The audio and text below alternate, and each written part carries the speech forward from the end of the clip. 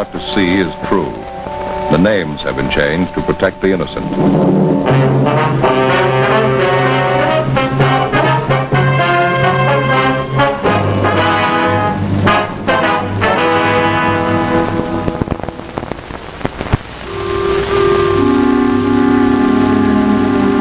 This is the city.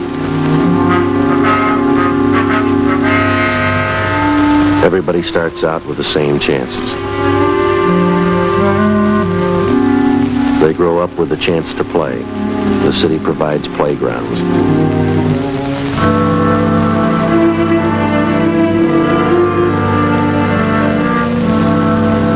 Public schools give them a chance to learn. High schools, colleges.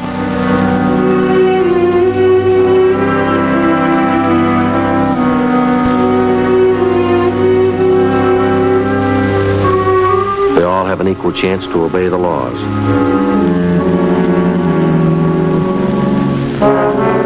Some of them don't take it. That's why I have a job. I'm a cop.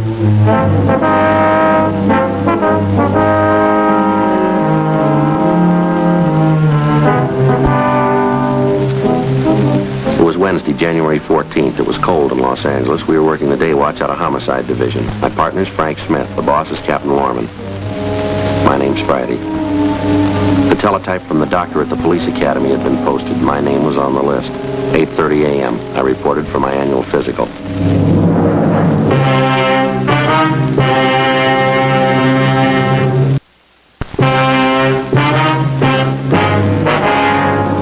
Looks fine, Joe. I'm going to have to pass you.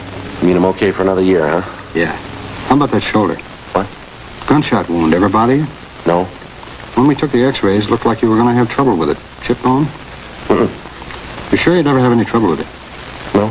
Well, once in a while in the wet weather, it kind of aches a little bit, you know. Yeah, that happens. How old are you, Joe? 33. Still Central Homicide? Mm-hmm. Serial number? 2288. 288. Yeah, well, guess that does it. You can get rest. Okay, thanks. Keep me pretty busy, are they, Doc? 4,200 men. Keep you hopping. Hi, Doc. Sorry to bother you. You through, Joe? Yeah, anything doing? Dead body call out near Westlake Park. We got it? Yeah, better get there. 9320 Laurel Lane. What's the story? Old man found dead in his living room, bullet hole in his chest. Yeah? Boys in the radio car that answered the call thought the old man killed himself. They're not so sure now. What do you mean? I think somebody helped him.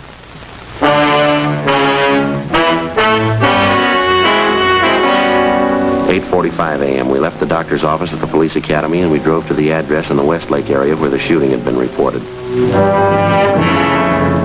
The dead man was identified as Martin Latimer, age 68, a retired owner of a couple of neighborhood grocery stores in the city.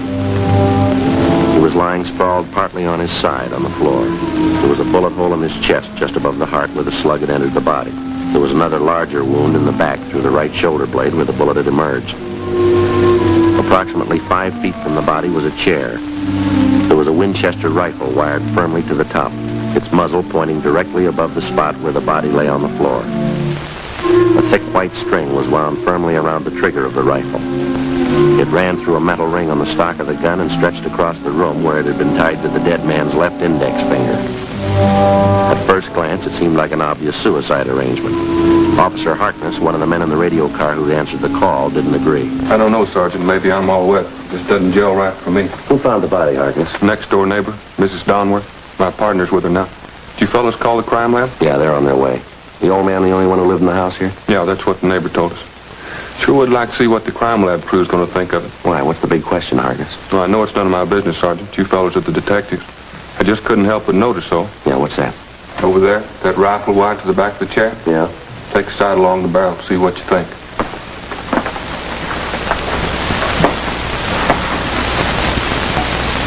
Yeah, pointed right in a straight line with the body. Well, that much fits. The old man pulled the string tied to his index finger. That set off the trigger and took the slug right through the chest. That's what I figured. Take a look at the wall directly behind the old man. The slug went clean through the body, we know that. Through the chest, above the heart, and then out through the shoulder blade. Yeah, I see what you mean. Take a look at that wall there. Not a mark on it. Well, one thing, Sheriff, the old man was shot in that position. The slug had to come this way. Went through his body at just about this height.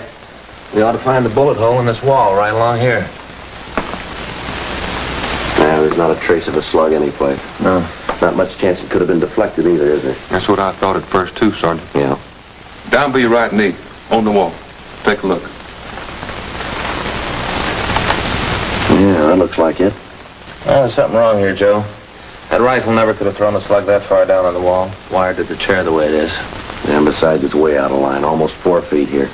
I know it's none of my business, Sergeant. Couldn't help but notice it, though. You want me to stand by outside? Yeah, okay. And would you mind checking with the neighbor lady? What's her name? Mrs. Donworth. Yeah, you said she lives right next door? Yeah, on this side. Would you mind telling her we'll be over to see her in a few minutes and ask her to wait? Right, we'll check with you before we leave. Thanks, Sergeant. Oh, look at that gun again. It's a 30-30, isn't it? Yeah, that's right. Sure doesn't add up too well, does it? Even if the old man jerked the gun when he pulled the trigger with that string arrangement there, the slug couldn't have passed through his chest, out his back, and then hit the wall where it did. Joe, stand right behind the body, will you? Let's see if we can line this thing up. No, a little more to the left. A little more. More like this?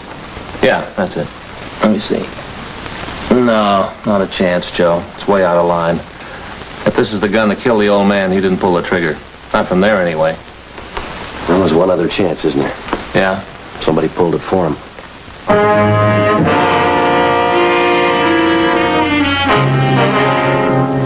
Sergeant J. Allen and a crew from the crime lab arrived and went to work. We put in a call to the coroner's office and asked them to remove the body.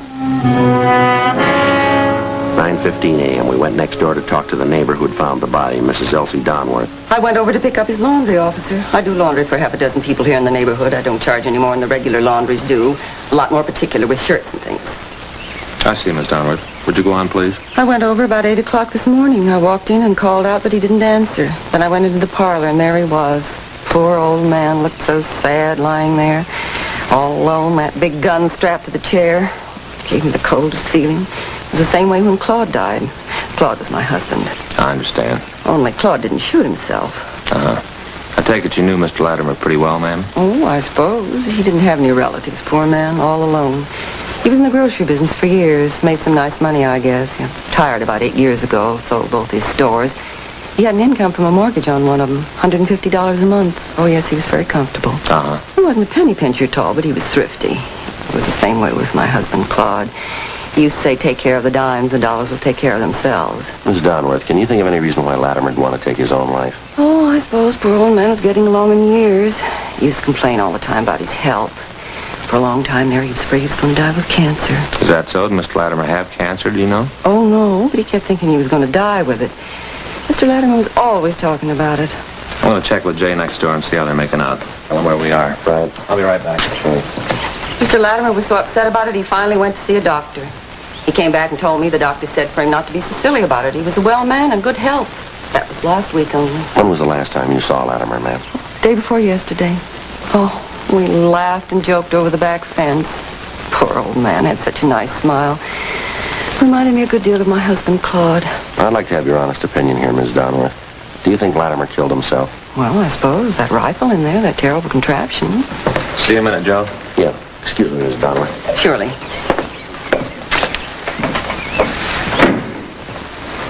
Anything? The crime lab's having a field day, Joe. They say it'd be absolutely impossible for the old man to kill himself with that rig. They find anything definite? Dusted the rifle for fingerprints, didn't find a one. Makes less sense than that slug buried in the corner of the wall. Another thing, they checked the desk in the living room. Found some correspondence the Latimer had with the Lonely Hearts Club. Judging from the letter, seems Latimer was getting set to marry the girl. Big picture of her attached to the letter. Yeah, did you find out why he'd want to die? Pretty good reason why he'd want to live. Yeah. Beautiful girl, looks to be about 24, 25. Yeah. She was going to marry him. The crime lab crew went on with their routine investigation of the Martin Latimer house while Frank and I continued to talk to the neighbor, Mrs. Donworth. There didn't seem to be any common ground at all between the evidence in the house and the information she had to offer. As we continued questioning her, Mrs. Donworth remembered that a month before, Latimer had told her that something might happen to him and that he wanted to make out a will. He asked her to witness the will. A few days later, Latimer's lawyer came to the house and Mrs. Donworth read it and witnessed the signing. At that time, she said Latimer made the remark, "I don't feel like going on much longer anyway. If death means arrest, I think I deserve one." Ma'am, did you hear anything out of the ordinary going on next door this morning or last night? No, there's nothing I heard from next door to remark about. Of course, it's so noisy around here that time of morning you can't even hear yourself think. How's that, ma'am? The trucks passing by, up and down every morning. Not small trucks either. They start in at 6 a.m. and they rattle past for 2 or 3 hours at least. Could you give us the names of some of the other people on the street who knew Mr. Latimer pretty well? Yes, I suppose. I don't think any of them knew the poor old man as well as I did. Most of them are younger folks, parties and things, you know. When you get up around 65 or past it, like Mr. Latimer, parties don't mean so much anymore. I understand. Yes, just a nice, quiet home with good heating system, good books on the shelf, and good man around the house. About all you can ask for. Well, thank you very much, ma'am. Here's our card. If you think of anything else, please call us. All right. Frank Smith. That's you, huh? That's right, homicide, extension 2521. Just one more thing, Miss Donworth. We understand Latimer was corresponding with several women through a Lonely Hearts Club. Did he ever mention that to you by any chance? No, he never did. I saw the circulars and stuff around his house, though. And Latimer never mentioned any of the women that he corresponded with, huh? Well, I pretended I didn't know about it. He never brought it up. I don't understand why he'd want to meet a lady that way. All most of them are looking for is a man with money so they can quit work and lay around the house. Well, thanks again, Miss Donworth. Yes, poor old man. Wonder what made him write letters after silly women. Little good they'd have done him. He wrote letters all over the country. Yes, ma'am. I'm getting tired of working myself. He could have saved the postage, too. Ma'am? I was right next door. I would have married him in a minute.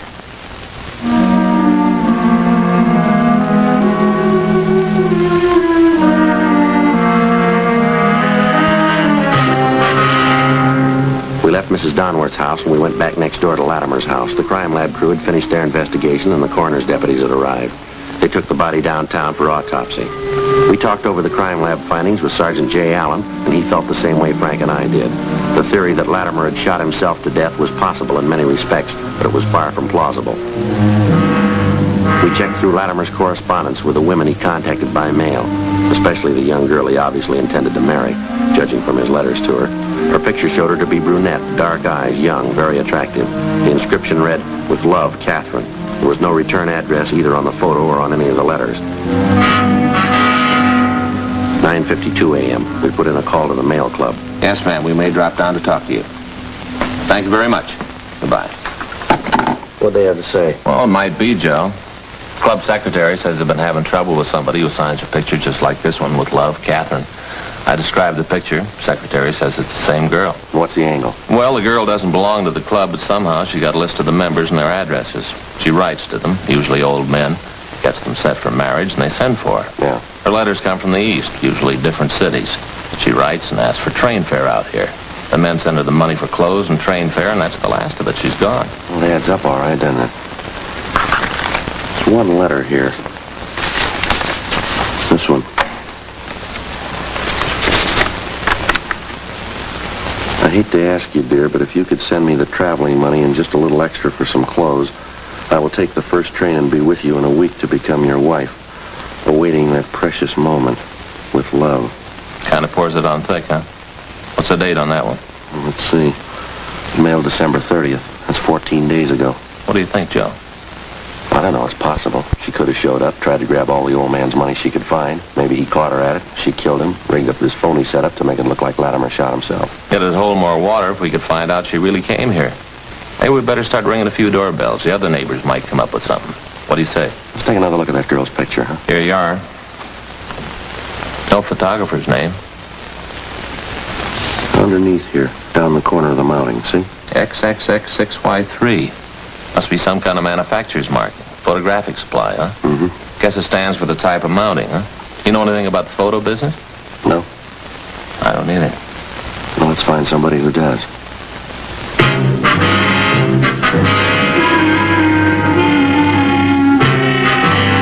Before we drove back to the office, Frank and I covered the rest of the neighborhood and talked to everybody who knew the dead man, Martin Latimer, even remotely.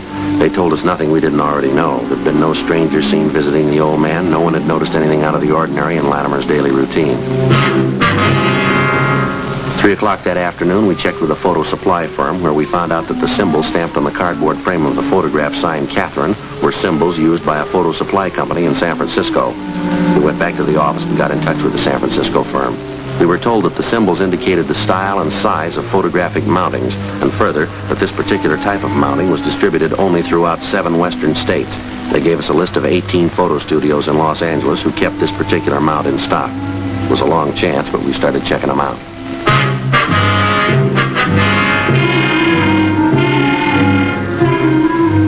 meantime, we'd run the girl through R&I and gotten out an APB seeking information on her. Monday, January 19th, I checked into the office. Homicide, Friday. Oh, hi, Faye. No, he's not right now. I expect him in almost any minute. Yeah, Sure, yeah. Wait till I get a pencil.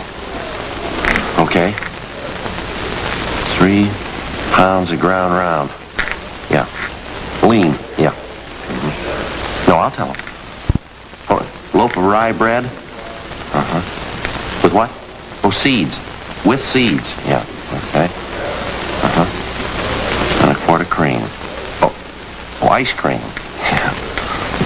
No, I don't know what anybody want with a quart of cream either. Yeah. What kind? Chocolate? Okay. That's it, huh? Right. Sure, I'll be happy to. Oh, pretty good, Faye. And the kids? Fine. Well, we've been pretty busy lately, you know. Sure, I'll try to make it next week. Right. Bye. Oh, Faye. She hung up. Oh. Your wife. Oh, what you want? Some stuff she wants you to bring home tonight. Yeah? Seeds? Yeah, for rye bread, you know. Well, why didn't you write it down, Joe? RB Seeds doesn't mean anything. How'd you do it? Well, I covered 7 photographic studios. On the 8th, I got lucky. Yeah. Doris Chambers, age 22.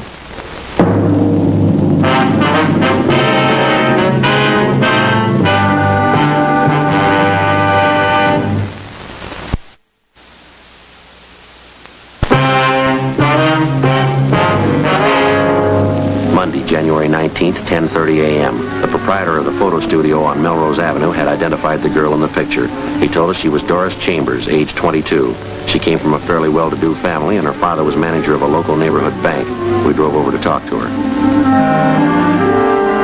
She couldn't recognize the handwriting on the photo, nor did she understand the inscription with Love, Catherine.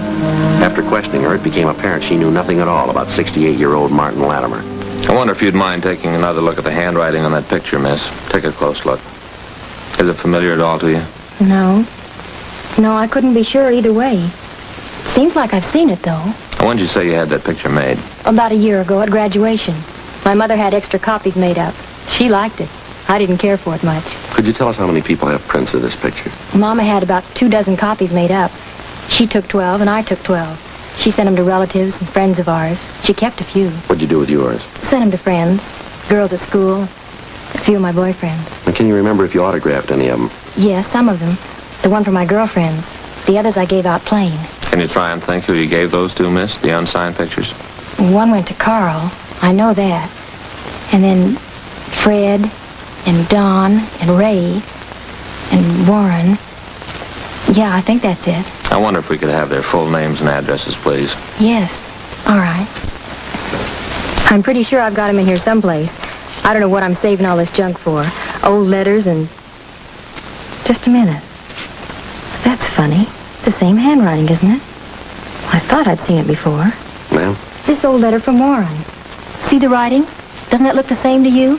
Looks close, Joe. Yeah, we'll have Don Meyer in handwriting check it over. Who is this Warren, Miss Chambers? Warren White. Here's his address right here. I got it, Joe. Warren and I went to college together. We were engaged to be married for a while. Then I broke it off. I see. Warren's a serious boy. He's very thorough. A perfectionist, you know, Sergeant. Never does things halfway. Is that so? I've never known Warren to do anything in his life halfway. Not once. Well, he's going to have a perfect record if that handwriting matches, isn't he? What can they do to him? I don't know, but they won't do it halfway.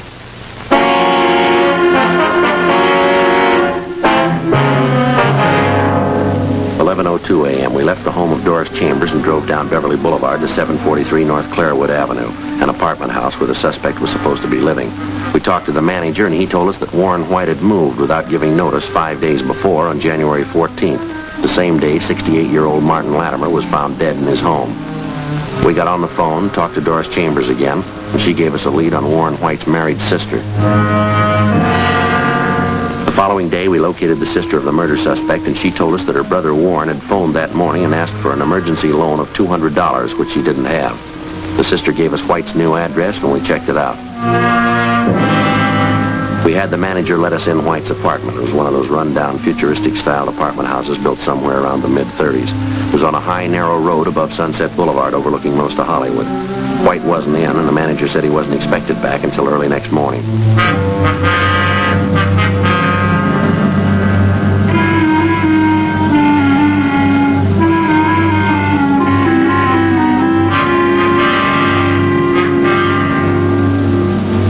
We waited. Midnight, 1 a.m. No sign of the suspect. You know, Joe, you can't beat it. The view from up here is beautiful. Yeah, it's nice, isn't it? You ought to look around and find a place like this for yourself. Be great. Well, the rent's too high up here. Well, it's the location, I guess. You know, people love hillsides, love to be high. The higher you are, the more it costs. First, the location is great. Public school right down there.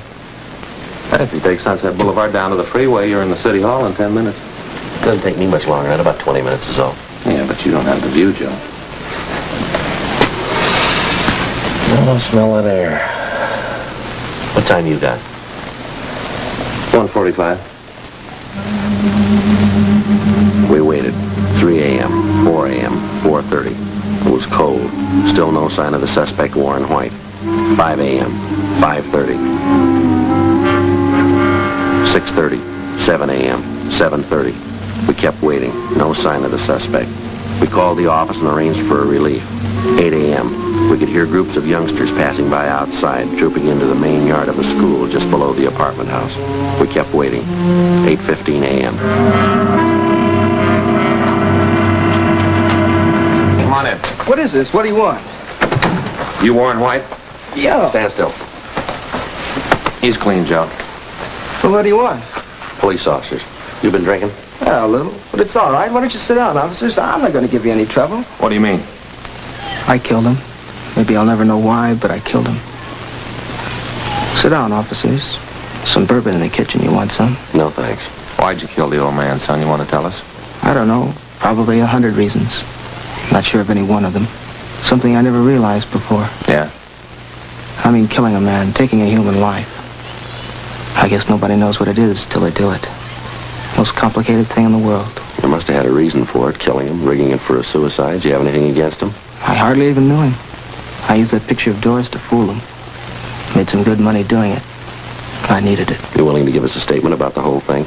I haven't anything to hide, officer. The minute I killed him, I knew it was over. Right there in that 1 minute. I knew you'd come and find me somehow. I didn't know when, but I knew you'd come and find me. All right. We better head downtown. Yeah. That's a great sound, isn't it? What's that? Schoolyard, the kids. Got a great sound to it. A good one. Yeah. Could I please go over there for a minute? All right.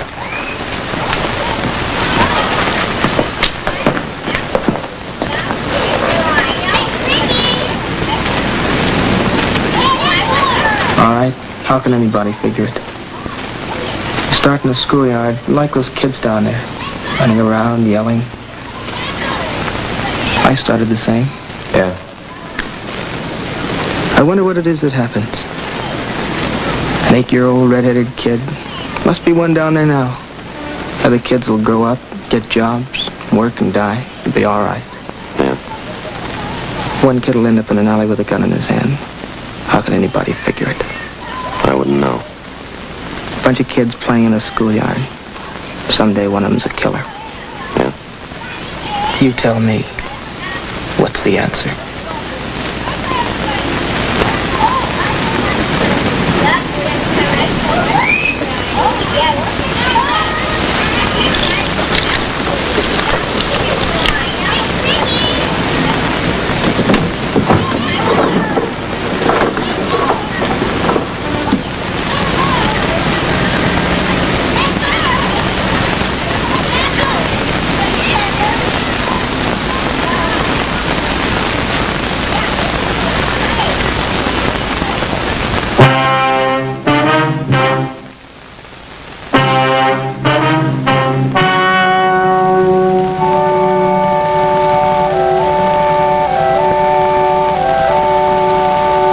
On April 8th, trial was held in Department 88, Superior Court of the State of California, in and for the County of Los Angeles. In a moment, the results of that trial.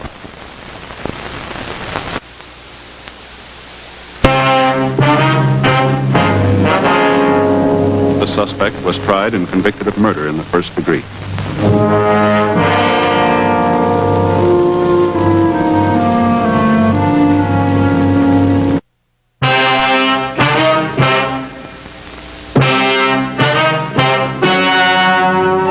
Ladies and gentlemen, the story you are about to see is true. The names have been changed to protect the innocent.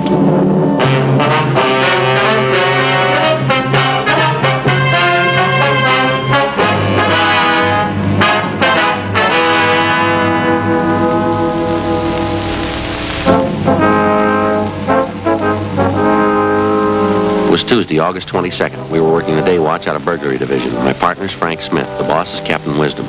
My name's Friday. A wave of thefts had broken out in the city. There was no pattern to the thieves' operations. There were no leads. The number of thefts kept growing. We had to stop them.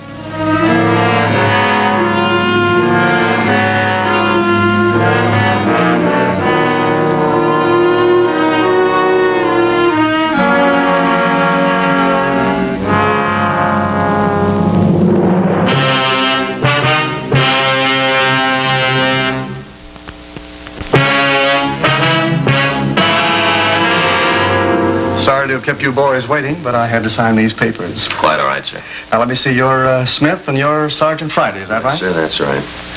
Well, I guess you know what the problem is. Well, I didn't get it quite clear on the phone, Mr. Elliott. When did this last thing come up? Well, the way we have it figured out, it must have happened around closing time yesterday. Between 5 and 5:30, we figure. The store was crowded at that time, was it? Yes, pretty busy. We had a special pre-winter showing in the fur department. No one noticed it was gone till after we closed up. Can you give us a description of the piece of merchandise, Mr. Elliott? Yes, I've got it right here. Silver blue mink stole, satin lining, 2 slash pockets, silver chain fastening. Complete description of it for you. And those are the code numbers and serial numbers on it, are they? That's right. The whole thing's getting way out of hand, Sergeant. We've had a lot of things lifted from the store the last few weeks, but nothing this big. If this keeps up, I don't see how we're going to get our insurance renewed. I guess your store detectives are working on this latest one, the missing fur, huh? Yes, but it's the same as all the other cases we've had. They haven't been able to find a thing. All the personnel have been checked, all the people who were around the department when the fur was stolen. I mean, those it was possible to check on. As far as we know, they're all clear. What were the circumstances of the thing, Mr. Elliott? I mean, was this mink stole on a display rack? Did one of the models have it on? Exactly how was it? Well, it was modeled, yes. After it was shown to several parties, it was put back in stock. We have a special rack for the stoles, regular enclosed cabinets, sliding doors on it. Cabinets usually open during store hours. I see. There was a store detective in the department at the time, all those salespeople standing around. Can't understand why one of them didn't see it happen. Well, Mr. Elliott, you say this is the first time an expensive item like this has been lifted from your store, huh? That's right. Like I said, we've had dozens of less expensive things disappear. Everything from a 50-cent handkerchief to a $100 handbag. I suppose we might have expected it. I understand some of the other stores in the area have been hit pretty hard. Yes, sir. It's been the last 8 weeks. Most of the stores for 8 or 10 blocks along Wilshire here, they seem to be getting the worst of it. We've got a special shoplifting detail working the area, staying as close to it as possible. I guess you know as well as I do we can't stay in business this way, Sergeant. There certainly must be some way to trap whoever's doing it. Well, we're doing everything possible, sir. We're trying to cover it as best we can for you. I think you'll agree just about the only way to reach the thieves is to grab them when they're actually stealing the things. Just isn't possible for our detail to cover every department and every store. Yes, you've got a point there. What about the known shoplifters in the city? You keep a file on them, don't you? Yes, sir, we do. There are half a dozen people we're keeping an eye on. We've got our stats office and our record bureau helping out. No definite lead so far, though. Certainly can't understand it. We've had one meeting of the store personnel already. Guess I'll have to call another one. We'll just have to be doubly careful, that's all. How about the personnel, Mr. Elliott? You say there's been a check made on each one of them since this thing started? Yes, sir, that's correct. And there's no reason to be suspicious of any of your people at all, huh? Well, as a matter of fact, there is one, Sergeant. Sales girl. She was up on 5 in the Sweet 16 shop. Then she was moved down to cosmetics on the street floor. What is it that makes you suspicious of her? Well, before I say anything, I want to make it perfectly clear to you, we've never had any real proof that there was something wrong there. Dorothy started with us 8 years ago. That's the girl's name, Dorothy Kirkman. Mm-hmm. She came to us right out of high school. She seemed to be doing all right. Got along with the customers, dressed neatly, always on time. Then all of a sudden, this shoplifting started. We didn't think there was any connection at first. Thought it was only a coincidence. Well, how do you mean, sir? Well, just for instance, wait a minute. I've got the file right here on the desk. Let's see. Yeah, here it is. Out of the first 14 items to disappear, 6 of them were out of Dorothy Kirkman's department, right out of her section. Cashmere sweaters, expensive blouses, scarves. As I say, at first we wrote it off to coincidence, but it kept recurring. Her section almost seemed to be the focal point of all the shoplifting. That was at the beginning, of course. Did you have the girl watched, Mr. Elliott, this Kirkman girl? Yes, we did. The department head kept an eye on her, and, well, I guess Dorothy noticed it. She resented it quite a bit. Had a little spat with the head of the department. We thought it best for everyone if she transferred. So we had her move downstairs to cosmetics. How'd that arrangement work out? Well, for the first few weeks, fine. Then we started missing things out of cosmetics. A lot of it didn't amount to too much, a lot of it did. Makeup kits, expensive perfumes. This time we called her in, tried to talk to her about it in a nice way. She got very resentful. She denied knowing anything about it? Yes, she got very upset. Of course, there is one thing I will say. The items in cosmetics are on display all over the counter. It's fairly easy for anybody to pick them up. But the fact still remains the stealing began in her department upstairs. She moves down to cosmetics, and all of a sudden the losses increase there. What would you figure? Yes, sir, I see what you mean. Wonder if you could have somebody point out this Dorothy Kirkman for us, Mr. Elliott. I think maybe we'd better have a talk with her. I'd like to help you, Sergeant. I'm afraid that's not possible. Oh, how do you mean? She quit last Saturday.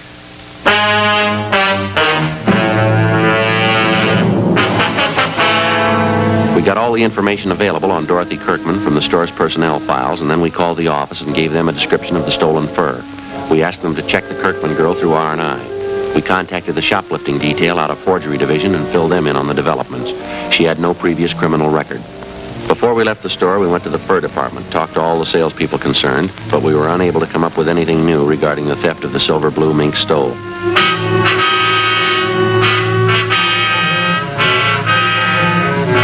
We drove out to Dorothy Kirkman's last known address. She wasn't home, but her mother was.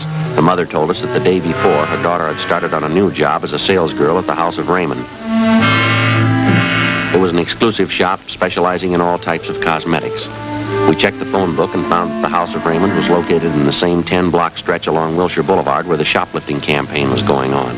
It was one of the few places along there that the thieves hadn't bothered. It was 3 blocks from Anthony's store for women, the Kirkman girl's former place of employment. No, I don't mind telling you. I got sick and tired of being called a thief. That's why I quit Anthony's. Little of that goes a long way. You started work here at Raymond's yesterday, Miss Kirkman, is that right? Yeah, that's right. I think I'm going to like it a lot better than Anthony's. While you were working there at Anthony's, ma'am, I suppose you'd heard that quite a bit of shoplifting was going on. Yes, I knew about it. I guess every girl in the store knew about it. They had a big personnel meeting about it. Do you have any suspicions of your own, Miss Kirkman? How do you mean that? Well, I mean, was there anyone in particular you might have been a little bit suspicious of? Maybe one of the customers? No, I've waited on some real weird ones, but I didn't see any of them try to walk out with anything. All I knew was what Mr. Elliott told us at that meeting. Well, this might be an embarrassing question for you, miss. We'd appreciate an honest answer. Yes? What about the sales girls you worked with? Any of them ever give you a cause to be suspicious? You mean, do I think any of them were doing the stealing? No. There were some of them I didn't like. I didn't trust them either, but I wouldn't accuse them of stealing. Wouldn't accuse anybody unless I had proof. It's more than I can say for some people I know. By any chance, did you happen to be in Anthony's this past Monday? Monday? No, why do you ask? When you were working on the 5th floor up the street there at Anthony's, we understand that when the merchandise first started disappearing, a pretty good percentage of it was out of your section. That's what they told me, yes. And then when you were transferred downstairs to the cosmetics counter, quite a few things started disappearing from there. Well, we'd like an honest answer, Miss Kirkman. Do you have any explanation at all for this? I'll tell you the same thing I told them at the store, Sergeant. I can't explain it, but I didn't have anything to do with it, believe me. Well, you'll have to admit, ma'am, it's pretty much of a coincidence, isn't it? You can call it whatever you want to. I didn't have anything to do with it. Yes, ma'am. The only thing I took home from that store was my paycheck.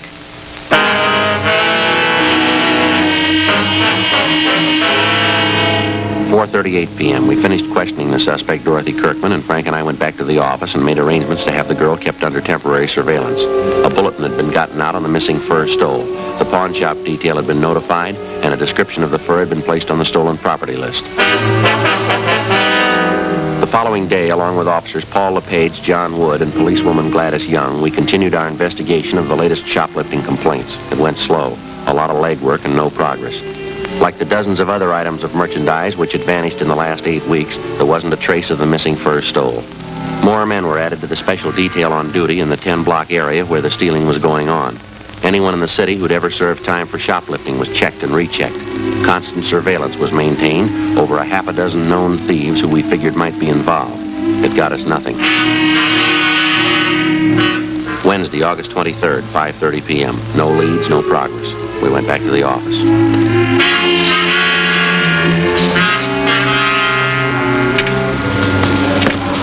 Hey, Joe, Skipper says it's going to rain before tomorrow. All right? Yeah. I hope I get home before 6 o'clock. I want to get out and see that shoe repair man in our neighborhood. Why, what's the matter? Boy, what a salesman. I went in there the other day and he says, Smith, you're an officer. You're on your feet all day. I said, yeah? He said, yep, you need some help with your feet. I said, Charlie, what do you mean I need help with my feet? He said, well, you're a cop. You're on your feet all the time. So I bought a pair of arch supports. Oh, that's nice. He doesn't call them arch supports, though. Got a new name for them. What's that? Metatarsal supports. Bone down here in your foot. Yeah, I know. Call them you know that? Yeah. Metatarsal? Well, he said, put one of them in your right shoe, you'll be all right.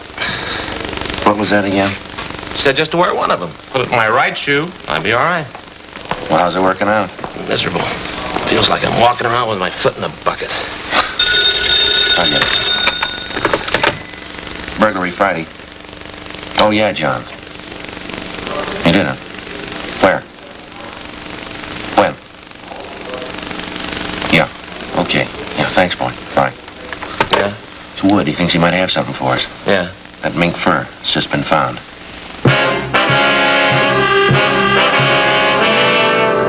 2 hours before, at approximately 3:30 p.m. in the main depot of the Santa Fe bus lines, a 38-year-old housewife, a Mrs. Harriet Briggs, noticed an unclaimed parcel lying on one of the benches in the depot waiting room. When it became apparent to Mrs. Briggs that the parcel was either lost or forgotten, she picked it up and took it to the clerk in charge of lost and found articles. In checking the package for some kind of identification, they discovered the silver blue mink stole inside. A car was dispatched to pick up the fur, and it was identified as the garment taken from Anthony's fur salon. Mrs. Briggs volunteered to come along to the office to give what information she could. Bus depot officials were instructed to notify us in case anyone called for the package. 5:50 p.m. We interviewed Mrs. Briggs in the squad room. That's right, officer. It was just a little before 3:30. I was in the bus depot there waiting for my husband. That's when I first noticed this package lying on the bench just across from me. I see. Would you go on, please, Mrs. Briggs? I didn't think anything of it at first, and I went on reading the afternoon paper.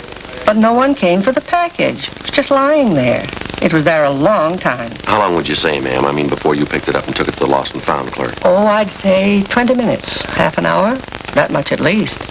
I left it with the young man at the counter there, and I told him I'd be back to see if anyone claimed it. Well, when I did get back, that's after I'd had dinner with my husband, Carl, we found out what was in the package. It's certainly strange. Don't you think, officer? Yes, ma'am. Did you happen to notice who it was that left the package there? Well, I'm not really sure, officer, but I think I know who it was. A short woman. She had a brown jacket, if I remember rightly. I think you'd say she was in her late 20s or early 30s. Have you ever seen this woman before, Mrs. Briggs? No, I never did. Very attractive. As I recall, she wore glasses. Anything else about her you might have noticed? Let me think. Oh, she had dark hair. Remember that much. Real pretty hair. And you're sure that this woman you describe is the one who left the package there? Well, if I remember rightly, she was the only one that sat across from me. Guess it must be her. If it wasn't her, I don't know who else it could have been. All right, Miss Briggs, thank you very much. We appreciate it. That beautiful fur. I know that woman must be just sick about losing it. I certainly hope you find her, officer. Yes, ma'am. So do we.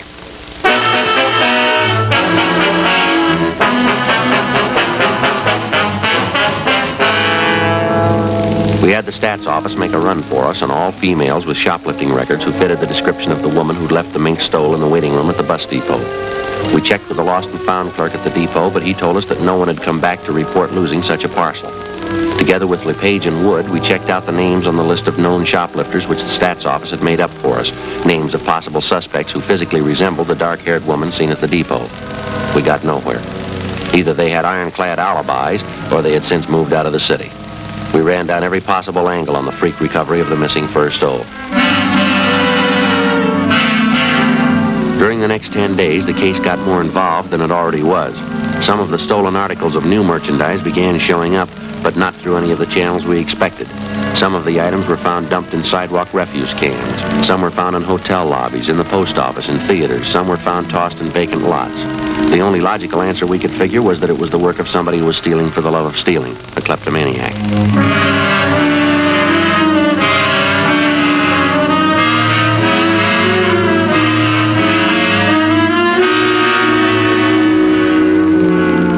Tuesday, September 4th. A 15-year-old girl in one of the exclusive residential neighborhoods reported finding 2 parcels containing women's clothing and expensive costume jewelry. They still had the price tags on them. Frank and I drove out to talk to the girl, a Patricia Denvers. Where'd you happen to find these things, Patricia? In the empty lot. It's right down the block. I can show you.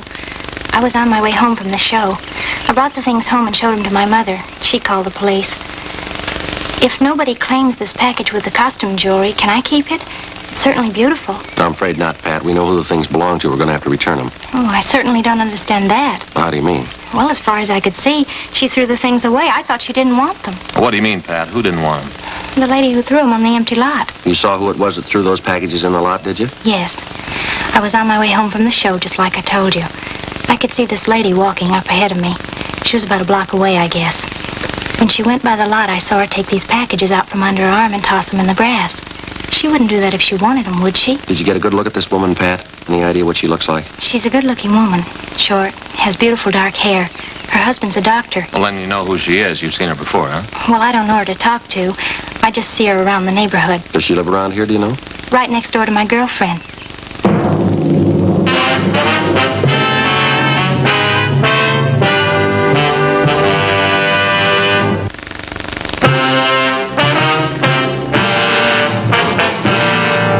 Tuesday, September 4th, 5:15 p.m. With the help of the 15-year-old girl, Patricia Denvers, we got the name and address of the woman who had been seen tossing the parcels of stolen merchandise into a vacant lot in the west end of the city. The woman was identified as a Mrs. Virginia Sterling, the wife of a Dr. Bruce Sterling, a fairly prominent young surgeon with offices in Beverly Hills. Mrs. Sterling and her husband had no children. They leased a richly furnished house in a residential section of the city that was considered better than upper middle class. We checked Virginia Sterling through R&I, but she had no previous criminal record. The next day, with officers LePage and Wood, we covered the various stores along Wilshire Boulevard that had been victimized in the recent shoplifting campaign. We found that Mrs. Sterling had charge accounts at almost every one of the stores. Generally speaking, we found her accounts in very good standing, and among the store people, she was regarded as what is referred to as a fine customer, a good spender, a good credit risk.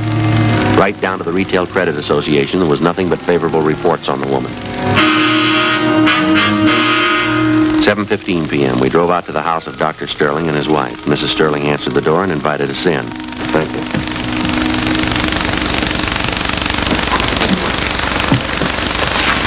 Would you like a drink? No, thank you. No, thanks, ma'am. I really don't know when the doctor will be back. He was called over to the hospital. Is it anything I could help you with? Well, as a matter of fact, Mrs. Sterling, we came out to talk to you, not your husband. Really? What is it you wanted to talk to me about, officer? Well, ma'am, we understand that you do quite a bit of your shopping along Wilshire Boulevard, in the downtown area, I mean. Yes, I shop downtown quite often. Except for the problem of parking, I find it a lot more convenient. Why do you ask? Miss Sterling, do you do much of your shopping at Anthony's? I believe that's in the Wilshire downtown area. Yes, I do, for my sports clothes. They have a very good selection. Uh-huh. Would you remember if you were in Anthony's on the 22nd of last month? I believe that was a Tuesday. On a Tuesday? I don't think I could remember one way or the other. I really don't have any special day for shopping. I just go when I feel like it or when I need something. Have you ever been in the fur salon at Anthony's, ma'am? Have you ever bought anything there? Well, I suppose so. I've been in almost every department at Anthony's at one time or another. I can tell you, though, I've never bought any furs there. As I said, the main reason I go there at all is because of their sportswear. Could you tell me what this is all about, please? It's a routine investigation, ma'am. I wonder if you could tell us this. Do you have occasion to travel in the area by bus? A bus? No, I don't think I've been on a bus since I've been married. That'll be 6 years this coming December. And you've never been in the main bus depot downtown? No, I think I know where it is. I've driven past it. I've never been inside, though. Why should you want to know that? Well, we'll be honest with you, ma'am. It has to do with an investigation we're on. We've had a couple of reports that you were seen at the bus depot on August 23rd. That was a Wednesday. Reports came from pretty reliable people. Well, I certainly consider myself reliable. I say I've never been there. If you don't mind, I'd like some kind of explanation for this questioning. You mean you have no idea why we drove out here to talk to you? Of course not. Number one, I don't understand your questions at all. And number two, I'd like to know what they have to do with me. It has this to do with you, ma'am. Last August 23rd, a woman in a brown sports jacket answering your description left a package in the bus depot. The package contained a mink stole taken from Anthony's. The woman who left the package in the depot fits your description perfectly. Is that so? Well, that's a coincidence. Yes, ma'am, maybe. I suppose you've read in the papers about the big increase in shoplifting. Most of it's taking place right in the area where you say you do most of your shopping. We've checked out every single one of the cases, Mrs. Sterling. Took a long time. We found a dozen salespeople in those stores. Every one of them tells us you were around the particular store when the shopliftings took place. Law of averages, Mrs. Sterling. You show up too often in the reports. Would you please leave my house? Both of you, please. I'm sorry, Mrs. Sterling. I'm afraid you'll have to come along with us. What do you mean by that? Don't you know you can get in trouble making false accusations? I'm going to call my husband right now. Yes, ma'am. If you like, go right ahead.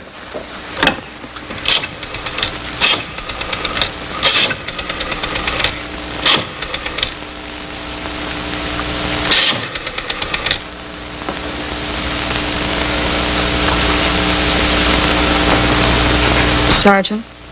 Yes, ma'am.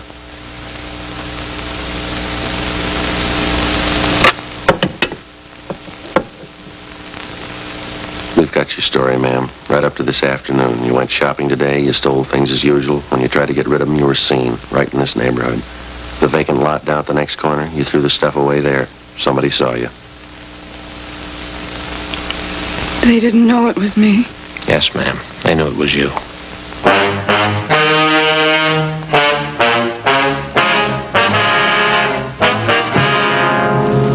9:35 p.m. We got in the car and drove Mrs. Sterling downtown to the city hall. We took her to the squad room, called a police stenographer, and we began to take her complete statement. One of the first things she did was to admit full responsibility for the series of shopliftings which had been going on for over 2 months. She told us that her kleptomania, the urge to steal things, had started with her as far back as her junior high school years. She admitted as a girl she stole books, tablets, pencils, pieces of chalk, and as she grew older, it seemed to get more serious with her. It carried over into her college years, and that's when her stealing first got her into trouble. It was when I joined this sorority. It was just like high school. I was all alone. Oh, we had a lot of clever girls in our house. Some of them were smart, some of them were pretty. All of them seemed to be doing something except me. I had to prove it to them, I guess. I had to prove it to myself that I was smart, too. I see. And you figured that taking things was the best way to prove that? Yes, I suppose so. Of course, it wasn't easy, you know. The awful part was I got caught one day. It was kind of a relief in a way. I mean, how could they know I was just as smart as they were if they didn't find out what I was doing? Did you stay on at college after that, Mrs. Sterling? No. I couldn't after that. They voted me out of the sorority, and there wasn't anything to do but leave. So I left. What happened after that? I went to New York and stayed with an aunt I have there. I got a job. I had several jobs. Same thing came up again. I lost 2 of the jobs. Same thing over again.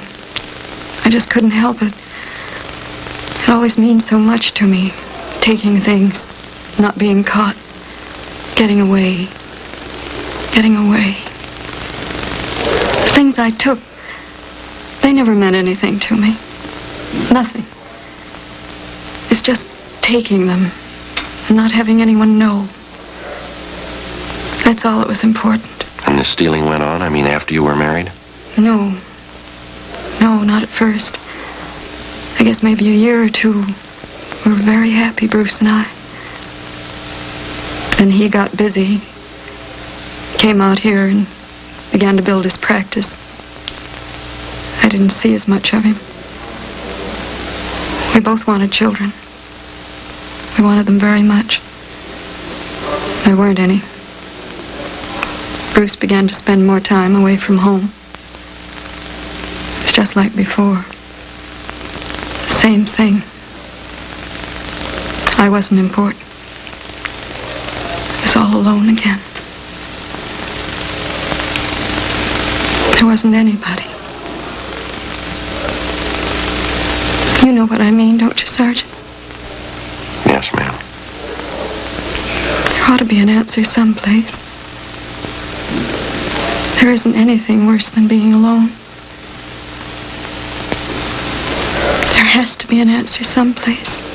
There is, but you won't find it in jail.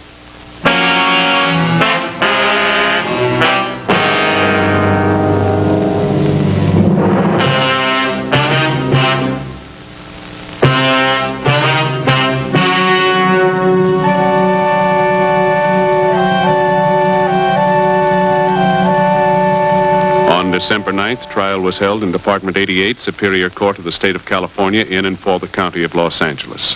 In a moment, the results of that trial.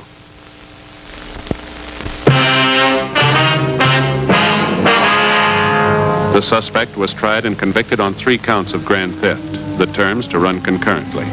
Grand theft is punishable by imprisonment in the state penitentiary for not less than 1, nor more than 10 years.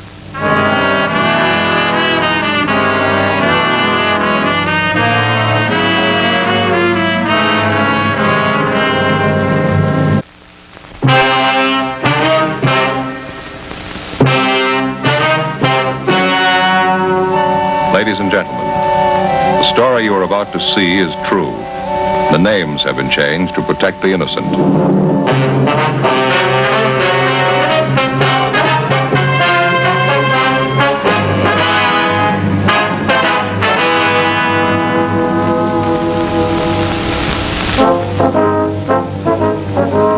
It was Tuesday, December 21st. We were working the night watch out of Traffic Division, hit-and-run felony detail. My partner's Frank Smith. The boss is Captain Calfee, Commander AID. My name's Friday. An elderly woman and her 9-year-old grandson had been struck down by a speeding truck. The woman was killed instantly. The hit-and-run driver escaped. We had to find him.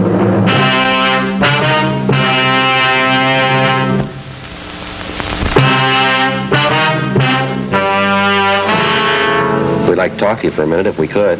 Well, fine. Would you like to step inside? Yes, ma'am. Thank you.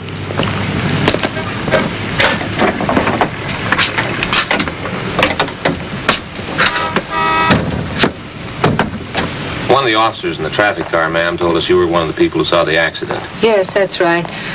Terrible thing. It was an old lady and her grandson, you know. Yes, ma'am. There's a few questions we'd like to ask you. It won't take us very long here. Did anybody get the license number, do you know, officer? I mean on that truck that ran them down? No, not that we know of. We understand the officers in the traffic car talked to you. You didn't see the number either, huh? No, I'm sorry I didn't. The whole thing happened so fast. It was all over before I knew what was going on. I saw the old lady and the little boy start to cross the street, then all of a sudden this truck seemed to come right out of nowhere. Ran them down, kept right on going. Were the woman and the little boy crossing with the lights, did you notice? Well, yes, they did. They were crossing with the green light. I remember because they stood on the curb a minute and waited for the light to turn green. Terrible thing. That truck deliberately went through that red light. Didn't even slow down. Uh-huh. Did you happen to get a look at the driver, ma'am? Well, I could see it was a man driving the truck, but it went by so fast I just got a flash. Couldn't tell you what the man looked like. Haven't any idea. About this truck that ran them down, do you think you'd know it if you ever saw it again? Well, I'm not sure. I think I might, yes. It was one of those delivery trucks, you know. I think you call it a panel truck. It was a light tan color all over, and there was black lettering on the side. Mm-hmm. Could you make out any of the lettering at all? Well, I think there were 3 or 4 words painted on the side, and I know one of them was bakery. I'm sure of that. Well, did you recognize what make of truck it was, ma'am, the year of the model? Well, it was a late model. I'm pretty sure of that. I think it was a Ford, one of those regular delivery trucks like some bakeries use. Anything else out of the ordinary you might have noticed about the truck, ma'am? Anything outstanding that might have caught your eye? No, I'm sorry, officer. That's about all I can tell you. How's the old lady, do you know, and the little boy? Could they tell anything? No, ma'am. The woman's dead. She was killed instantly. They've taken the youngster to Georgia Street Receiving Hospital. Afraid he's in pretty bad shape, too. How could anybody do such a thing? There just isn't any excuse for it. No excuse in the world. It was downright murder. Well, maybe that explains it. What? That's why he kept going.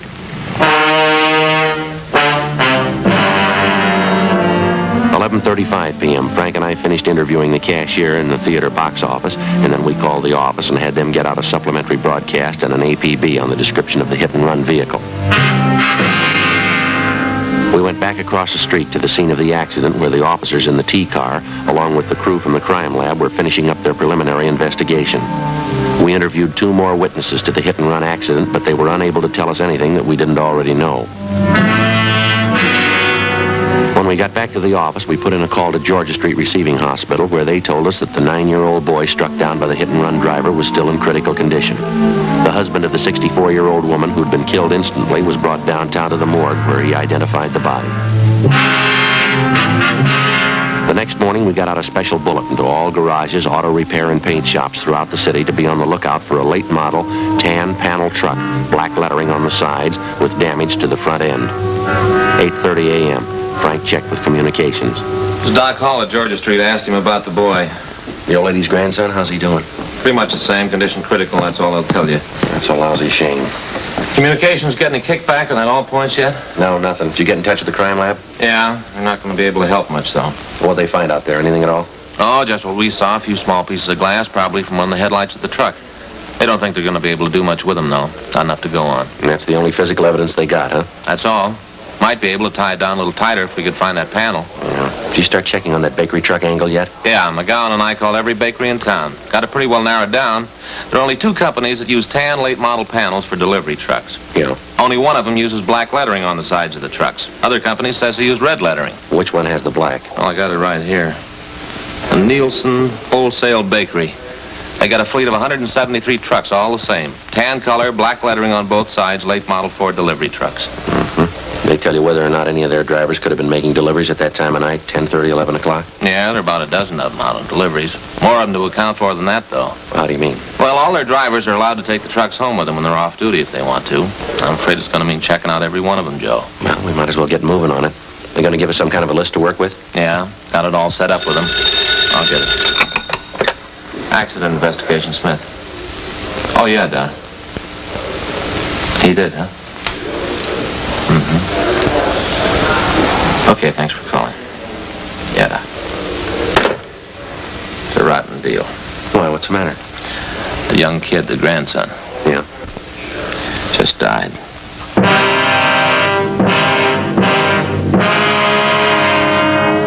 Many times and on many different occasions, the police officer has it proved to him that there can be very little difference between a crime of neglect and a crime that's been willfully premeditated. If you look at it closely enough, you can judge it for yourself. How much difference, for example, as far as moral guilt is concerned, is there between the following? Number 1, a man who plans a killing, takes up a gun, finds his victim, and shoots him to death. Or number 2, the man who thinks he has to look out for no one's welfare but his own, gets behind the wheel of a car, disregards the ordinary rules of safety, and proceeds to commit homicide with a motor vehicle. Oftentimes, the crime masquerades under the guise of an accident. Morally, no matter how you spell it, it adds up to murder just as surely as if the person had taken a gun and shot his victim down. The way it looked to us, the hit-and-run killing of the elderly woman and her grandson was a prime example. Wednesday, December 22nd, Frank and I began checking out the delivery trucks owned by Nielsen's Wholesale Bakery. Late that afternoon, we located one of the trucks with recent damage to the front end. We checked and found the driver's name was Arthur V. Singer.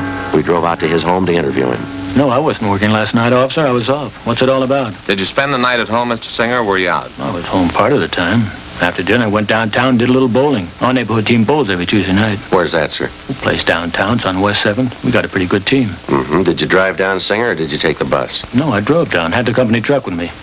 They let us use them when we're off duty. We pay for the gas. Did you drive down by yourself, or was there someone else with you? No, I was alone. The other boys had their cars. When'd you leave the bowling alley, you remember? Oh, about 10:15, I'd say. How'd you drive home, Singer? I mean, what route did you take? I drove straight out West 7. Got to Coronado.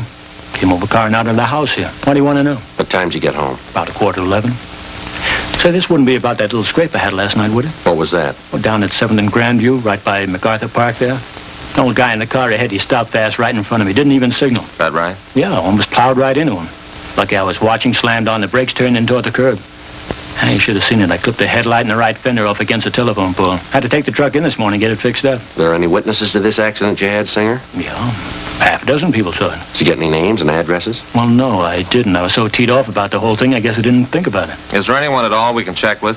Anybody to corroborate your story? Just the old guy in that car. Sure was a lousy driver. I really chewed him out. You get his name and address? Well, no, but I took down his license number. I wasn't going to pay for the damages. He admitted it was his fault. I see. Do you mind giving us that license number? Well, no, if I can find it. I wrote it down on the back of an old envelope, and I thought I put it in my jacket, but when I looked this morning, it wasn't there. It's around someplace, though. I'll check around again before I leave for work. It's bound to turn up. I'd like to have you look for it right away, Singer. It's pretty important. Look, I don't think I get it, officer. What's this all about, anyway? Preliminary investigation. You want to see if you can find that number for us? Well, why? What's it have to do with an investigation? I didn't do anything. That old man, it was his fault. A bakery truck was involved in a serious accident last night, same kind you were driving. Afraid you're going to need an alibi, Singer. An alibi? I don't know what you mean. Why do I have to have an alibi? Well, you just take my word for it. You need one. Well, why do I need one? 2 reasons, mister. Yeah? A 9-year-old boy and his grandmother.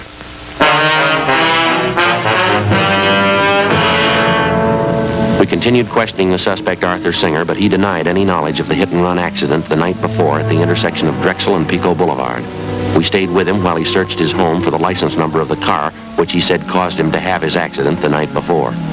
After half an hour of looking, he came up with a number scribbled on a scrap of paper which he'd found under the scarf on the dresser. We put in a call to RDMV, and they came back with the information that the license number was registered to a Mr. Thomas Foley on Lancashire Boulevard.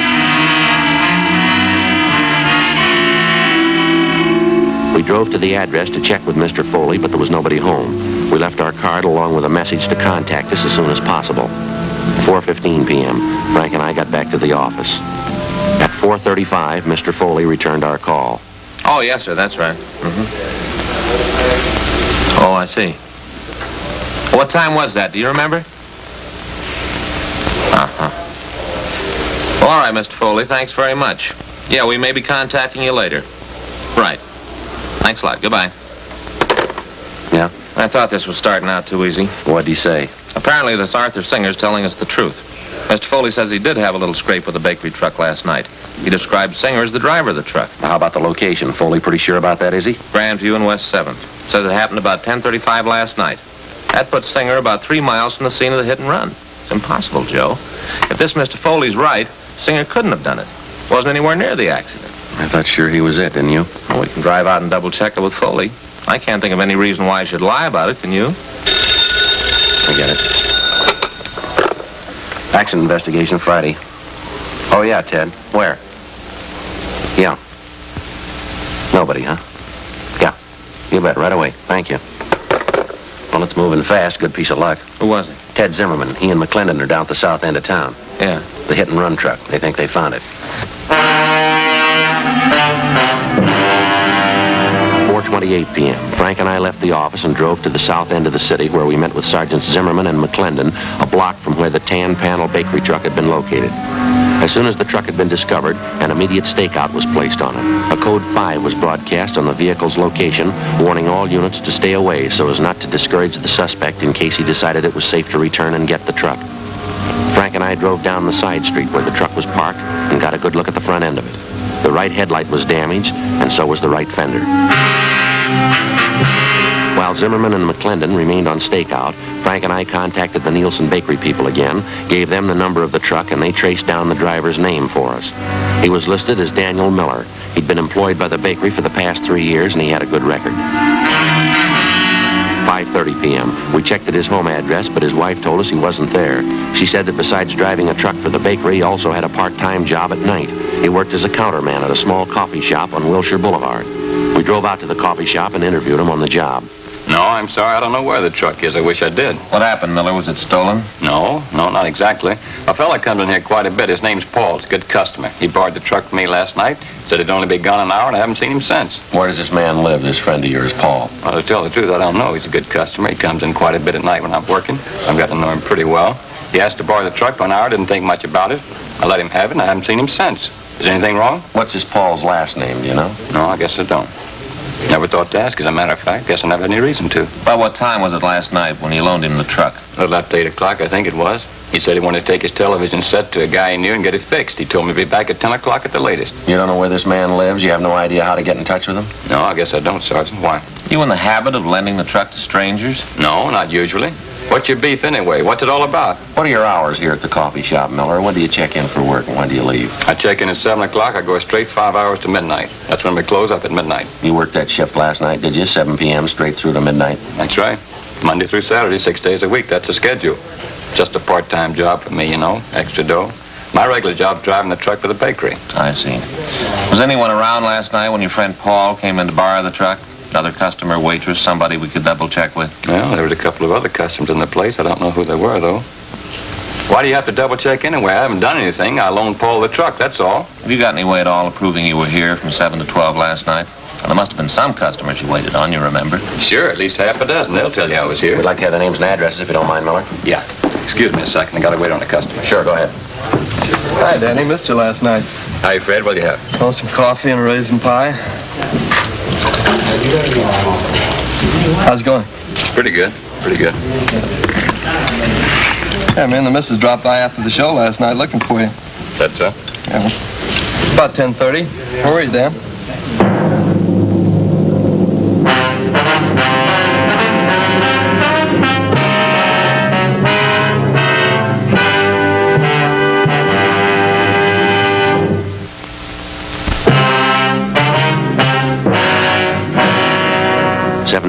p.m., Wednesday, December 22nd. We continued questioning the hit-and-run suspect, Daniel Miller, for a full hour, but he seemed to be unable to account for his time the previous night. His first story was that he'd been on duty behind the counter in the coffee shop without a break between the hours of 7 p.m. and midnight. Then, after the customer entered and disclosed that he was in the coffee shop at 10:30 the night before and that Miller was nowhere about, the suspect switched his story. He said he thought that he had left the coffee shop briefly for about 15 minutes between 10:30 and 10:45 p.m. to run down the street to a hotel to say goodbye to some friends of his who were leaving for New York. We checked the hotel, but they didn't know Miller, and they hadn't seen him the night before. They were sure of it. The questioning of the suspect continued, but he made little or no sense at all. Apparently, he was piling up lie after lie in an effort to cover his tracks before and after the hit-and-run murder the night before. 7:48 p.m., Frank and I pulled Miller off the job at the coffee shop and took him downtown to the office. I'm telling you it's the truth. I wasn't in that truck last night. I wasn't in an accident. I don't know what you're talking about. Then give us something to go on, Miller. You've handed us 3 different stories so far. Not one of them strong enough to hold water. I'm telling you the truth. What are you trying to hang this on me for? I didn't have a wreck and I didn't kill anybody.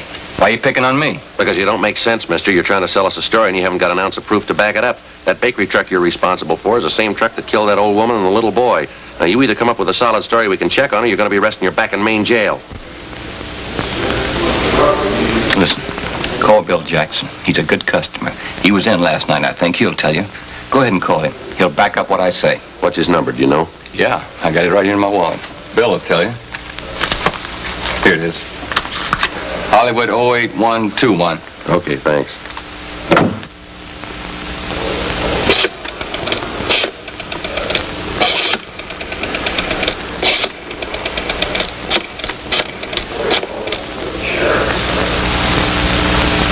William Jackson there, please? Yes, ma'am, it's important. All right. Yes, well, all right, then. Will you have him call Michigan 5211? Yes, ma'am, that's right. That's extension 2885. Right, thank you. He's busy. He'll call back in a minute. He'll tell you the truth. I was in the coffee shop all night. Just those couple of minutes, I ran down to the hotel to say goodbye to those friends of mine. That's the only time I left the place. How come you didn't tell us that to begin with, Miller? You say you got nothing to hide. Why do you have to hand us 3 different stories? Which one are we supposed to believe? I got nervous, that's all. When you first came in and started to ask questions, I didn't know what it was all about. I didn't know there was any trouble. I just loaned the truck to this guy Paul as a favor. How'd I know what he was going to do, getting himself in a jam like that? Try and look at it from where we stand, Miller. You loan out your truck to a man. You don't know his last name. You don't know where he lives. You say he must have been driving that truck when the old lady and the boy were killed. Sure, he must have been driving it. I wasn't. I was back at the coffee shop. I was there till midnight. All right, then you prove it to us. If you know the man well enough to loan him the truck, you ought to be able to find him. There you are. Must be Bill Jackson. He'll tell you. Go ahead. See what he says. Accident investigation Friday. Oh, yeah. Yeah, Mr. Jackson. This is Sergeant Friday. Yes, sir. Uh-huh. I wonder if you tell me if you know a Daniel Miller. Miller, yeah. Well, when's the last time you saw him? Would you remember?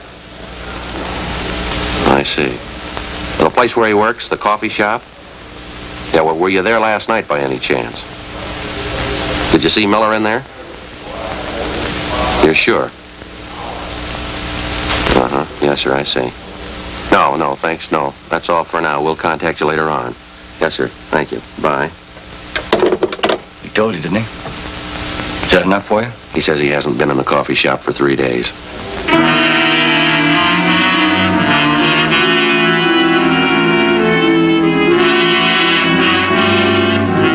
9:45 p.m. Our interrogation of the hit-and-run suspect Daniel Miller went on. At his suggestion, we called a half a dozen people who we figured might substantiate his alibi, but none of them were able to. Miller continued to deny any knowledge of the hit-and-run killing, but he still couldn't account for his whereabouts at the exact hour that the 9-year-old boy and his grandmother were run down. The time element especially didn't work in his favor. Nothing worked in his favor. 11:30 p.m. Frank and I took Daniel Miller over to the Maine jail where he was booked in on suspicion of 480 VC. The following afternoon, his lawyer obtained a writ and he was released from custody. The writ was returnable in 5 days. He came immediately to the office to plead with Frank and me to help him find Paul, the man who'd borrowed his truck, and thus clear himself. We took him up on it. Either way, we figured we'd get to the bottom of it. If Miller dreamed up the character Paul to escape blame for the hit-and-run killing, we were bound to find out sooner or later. If Miller was telling the truth, and we had little reason to believe he was, and a man named Paul had borrowed the truck the night of the hit-and-run killing, we were bound to find that out, too. In any event, we had to investigate. It's the job of the police officer to prove guilt or innocence, not guilt alone. 2 days passed, and then another 2. The Monday following the Christmas weekend, we were ready to call a halt. Well, I don't know what else we can do. I think we've given him enough time, don't you? Well, the deeper we get into it, the more it looks like Miller's our man. I still can't make up my mind. Why do you have to be stubborn about it, Joe? We checked every possible angle on his story. We still haven't got an ounce of proof this guy Paul he talks about even exists. We can't string along with Miller forever. Yeah, I suppose you're right. We've given him a square enough break on it, haven't we? I still got that queer hunch, though. It's possible he might be telling us the truth. Look, we've gone 4 straight days on it. We haven't come across one lead to back up his story. Too much for me. I can't buy it. Sergeant? Oh, hi, Miller. How are you? Okay, glad to see you. Well, we've been looking for your friend, Miller, and we still haven't found a trace of him. That's why I came down to see you. A friend of mine called me this morning. He knows this guy, Paul, I told you about. He said he saw him last night, going to a hotel down on South Flower. How come we haven't heard from this friend of yours before? We checked through twice on the list of everybody you know. This fellow's been out of town. Just got back yesterday. When he heard about the jam I was in, he called me about seeing Paul. Mm-hmm. This hotel Paul was supposed to have been seen going into. You got the address, have you? Yeah. It's over on South Flower, right near 12th. You want to go over there with me right now? This friend of mine wouldn't kid me. Paul must be there. You're sure about that, are you? He must be. I'll bet a month's pay on it. You might be low, mister. What? Stands to cost you a lot more than that.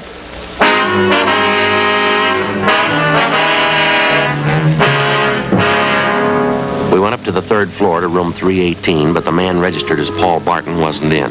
He'd left no word at the desk as to when he'd return. We sent Miller home and told him to wait for our call. Frank and I went on stakeout at the hotel. At 7:25 that night, Paul Barton returned to his room and we began questioning him. He showed no signs of being upset. His answers were quick, straightforward, and they seemed to make sense. The interview went on, a half hour, an hour, and Barton began to grow nervous. He contradicted himself. Big holes began to show up in his story as to how and where he'd spent his time the night of the hit-and-run killing.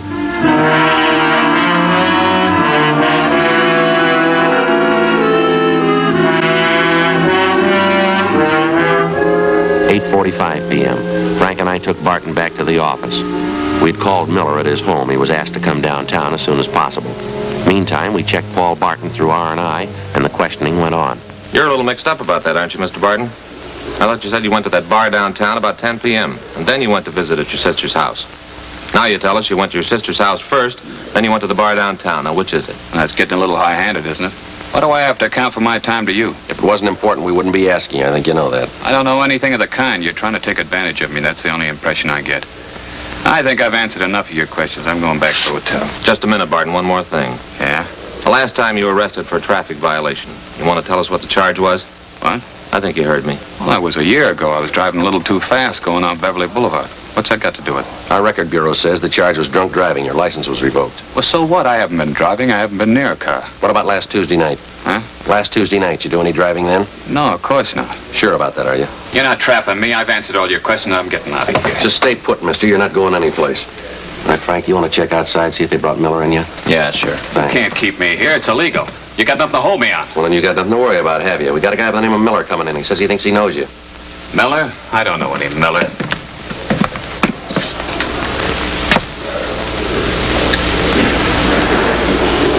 Nice going, Paul. Where you been?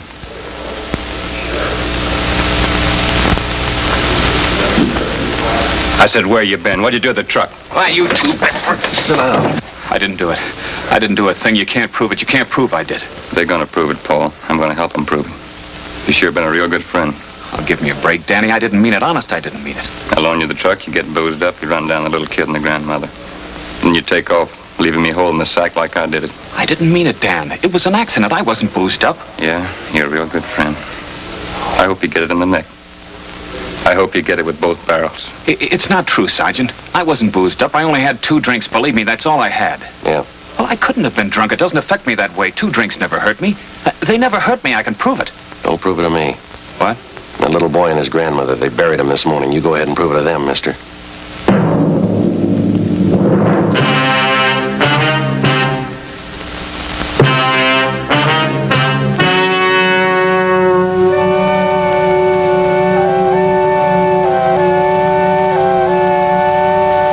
On February 28th, trial was held in Department 87, Superior Court of the State of California, in and for the County of Los Angeles.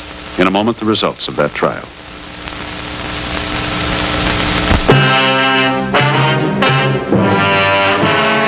The suspect was tried and convicted of violation of the State Vehicle Code, Section 480, a hit-and-run felony, which is punishable by imprisonment in the state penitentiary for not less than 1 nor more than 5 years.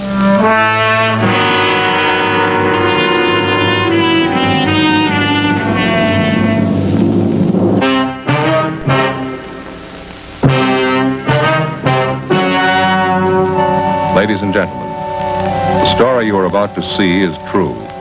The names have been changed to protect the innocent.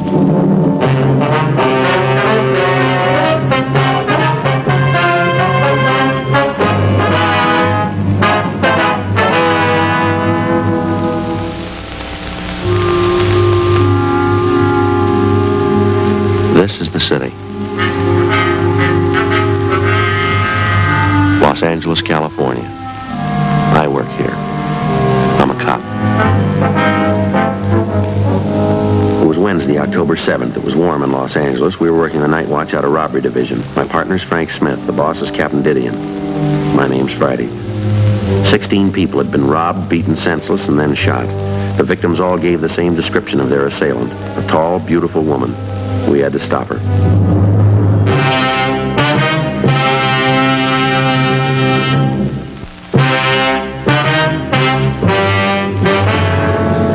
My partner, Joe Friday, Mr. Maloney. How are you, sir? Find out anything yet? Still checking, Mr. Maloney. We'd like to have you tell us exactly what happened the night before last. Well, she sure had me fooled. That's all I can say. Well, you're not the first one, sir. There's 15 others ahead of you. Would you mind telling us what happened? Well, I started to drive home out Central Avenue. I guess it must have been about 18th Street. Hey, will you give my pillow a shove there? Yes, sir.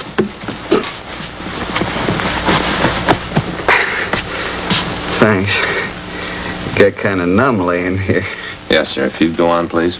Well, I pulled up for the arterial and I saw this gal standing on the corner. She was hitchhiking. You remember what she looked like, how she was dressed? You know, kind of flashy, but nice clothes.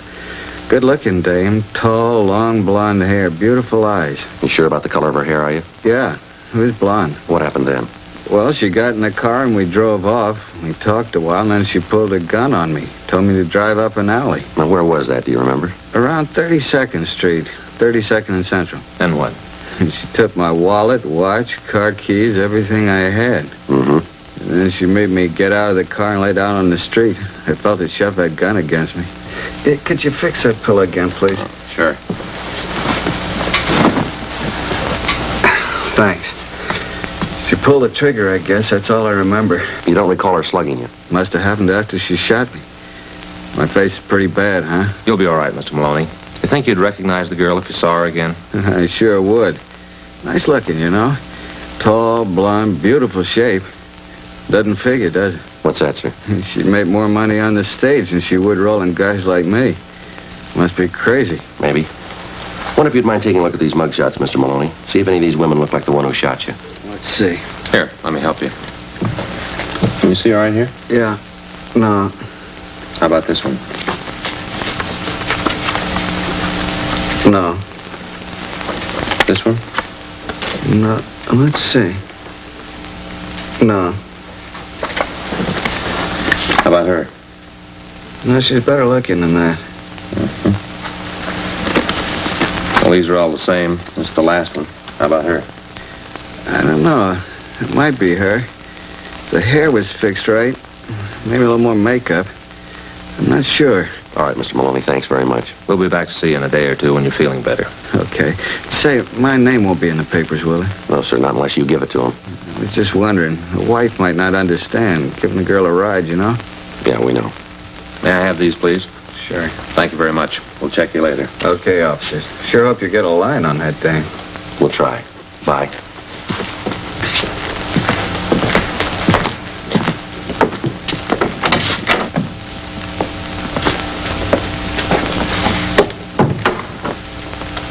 Sure messed up, isn't he? Yeah, that dame must have some other motive besides money.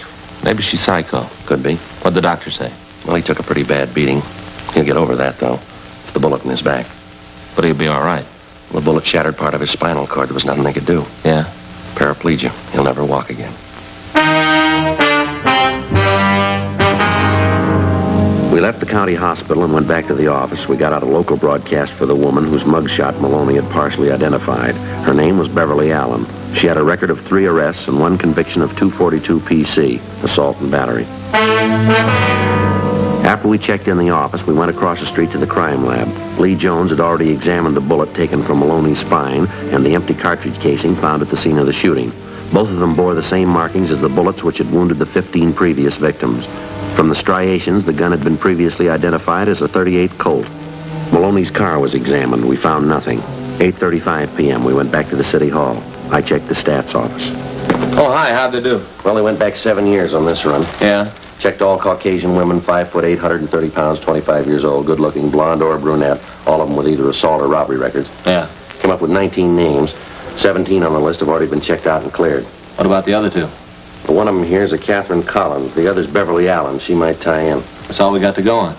You want to pull the packages on the 2? Give me the list. Okay, I'll check, see if we got any calls. Okay, I'll get right on it. All right. Riley out there? Yeah. See you with it? Right, Skipper.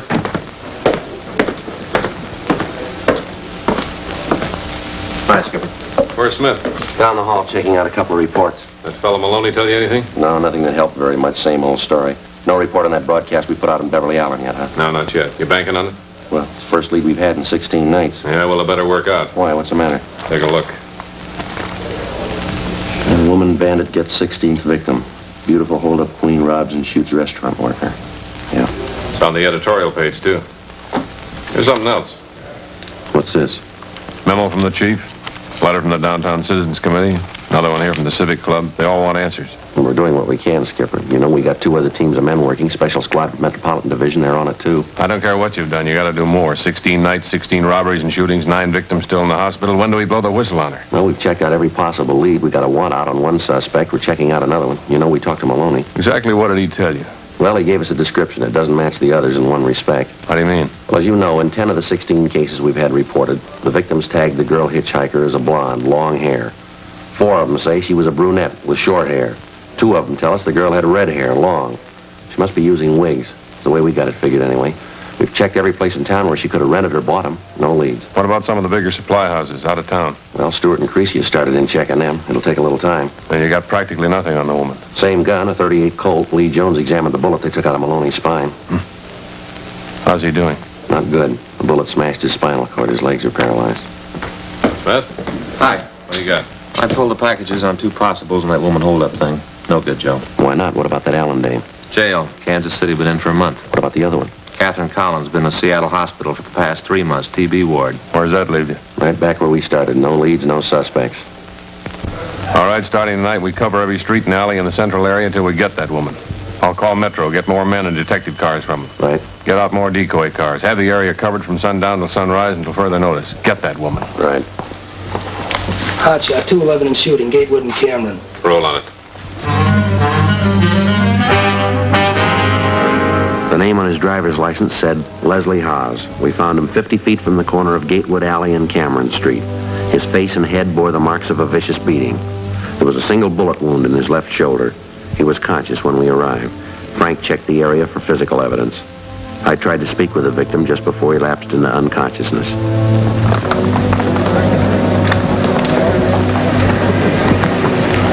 How's the victim? He's passed out.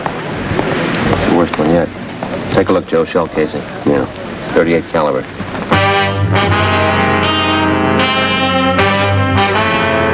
The latest victim was taken to Georgia Street Receiving Hospital. The shell casing, which we had found at the scene, was taken to the crime lab for examination. It was compared with the others. Sergeant J. Allen confirmed that the markings on the bullet which had wounded Haas matched those on the bullet which had been taken from Maloney's back. Both bullets had been fired from the same gun. The Dragnet operation for the woman bandit went on. The men in the special detail covered every street and alley in the central area during the hours of 8 p.m. to 6 a.m. During the next 5 days, 11 suspects were picked up, brought in for questioning, and then released after the victims failed to identify any of them. Saturday, October 10th, 10:16 p.m. It looked like we got our first break in the case. Like to sit down, miss? Yeah. The officers tell us they picked you up near First and Wall. Is that right? That's what they say. You mind telling us what you were doing down there? I went down to meet a friend. With a gun? What about it? Well, do you always go to visit your friends with a gun? It's the silliest question I ever heard. Yeah, well, then you shouldn't have too much trouble giving us an answer. You got a cigarette?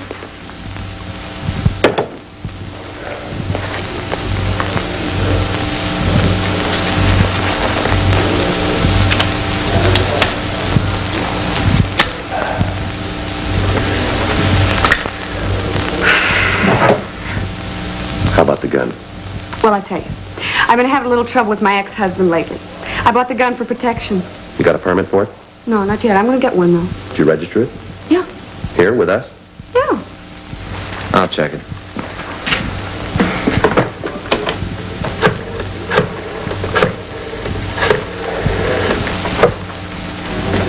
Hi, Reed. Frank Smith. Want to check the gun with you?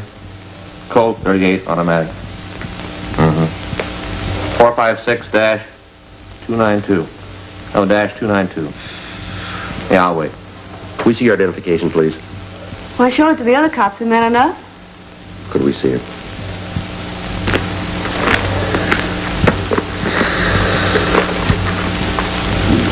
Is there any money in that wallet? Yeah, a few dollars. Would you take it out, please? No, you keep it. Just the wallet. Donald Lorraine Stewart. That's your true name? Yeah. This your present address? Yeah. Yeah, Reed? There isn't, huh? Okay, thanks. We got no record on this gun. Well, then you just better check your records again. I'm telling you, that gun's registered. I did it myself right after I bought it. You employed? Yes. Where? At a dress shop out on Wilshire Boulevard. Now, listen. I don't know what all these questions are about, but you better get in touch with the people who record things and have them check this gun again. I'm telling you, it's registered. I did it myself. I'm sorry, ma'am. There's no record of it. Why'd you buy the gun? I told you. I'm having trouble with my ex-husband. I bought it for protection. He's always coming around the house, causing trouble. I thought maybe I could scare him with it. That's why I bought it. I've got nothing to be ashamed about. I bought a gun. I brought it right down here and I told the police all about it. I haven't done anything to be ashamed of. Gee, I wish you'd tell me what this is all about. All right, miss. There have been a number of robberies lately, committed by a woman who answers your description. Woman armed with a .38 caliber automatic. And you think it's me? Is that what you mean? You think I'm the person who's been doing these robberies? When you match the description, you got the gun. Probably a lot of people who match the descriptions and have a gun, too. I'll get it. Robbery Friday. Yeah, he's here. I'll get... All right, I can take it. Yeah. There is, huh? Yeah. Well, don't worry about it. No, those things happen. Right. Thanks very much. I'm afraid we owe you an apology, Miss Stewart. Well, I imagine so. That was Reed down in gun records. Yeah. They found the registration. Been misfiled. Reed thought he remembered the number. The information checks out. There, you see, I told you. Yes, ma'am. Could I have my gun now? No, I'm afraid not. Why not? We're going to have to book you. Well, what for? I haven't done anything. It's a misdemeanor to carry a concealed weapon. But I registered it. I came right down here. I told him I had a gun. I'm very sorry, Miss Stewart. We have to file on you. Well, that's not fair. I didn't know it was wrong. Now, look, miss, they told you that when you registered the gun, the registration means you can keep the gun in your home. Doesn't give you the right to carry it around. You know that. What am I going to do? I don't know, ma'am. You can get a lawyer. He'll be able to tell you. This is a bum deal. My ex-husband can walk around and threaten me, and you don't do anything about that. But I carry a gun to protect myself, and you put me in jail. Well, I'm sorry, ma'am. If you want to file a complaint against your husband, there are laws for it. Seems to be a law for just about everything. All I know is I'm going to jail. There isn't anything worse than that. Maybe there is. What? Well, you might have run into your husband with that gun.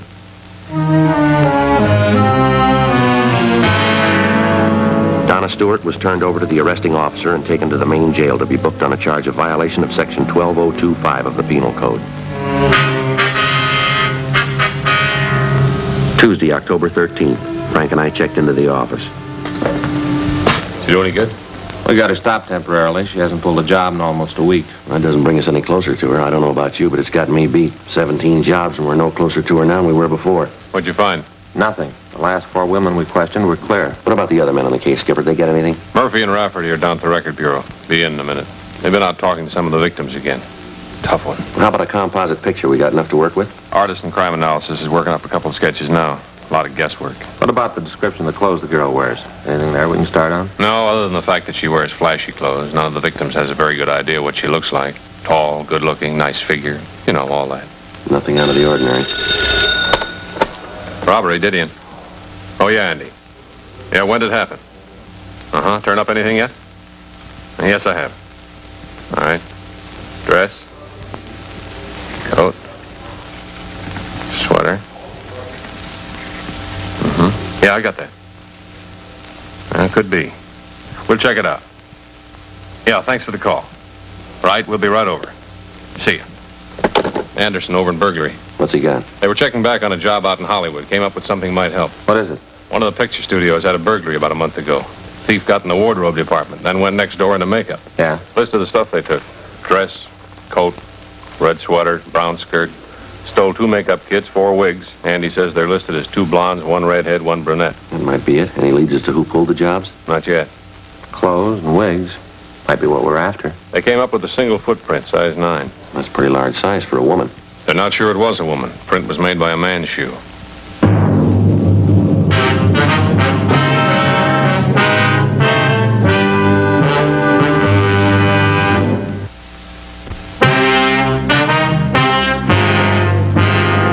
One of the most popular misconceptions of the working detective as offered by the fiction writers is the picture of a man with amazing talents for detecting evidence, analyzing human behavior and motives, and then, almost as if by magic, fitting all the pieces together to form the solution to the crime.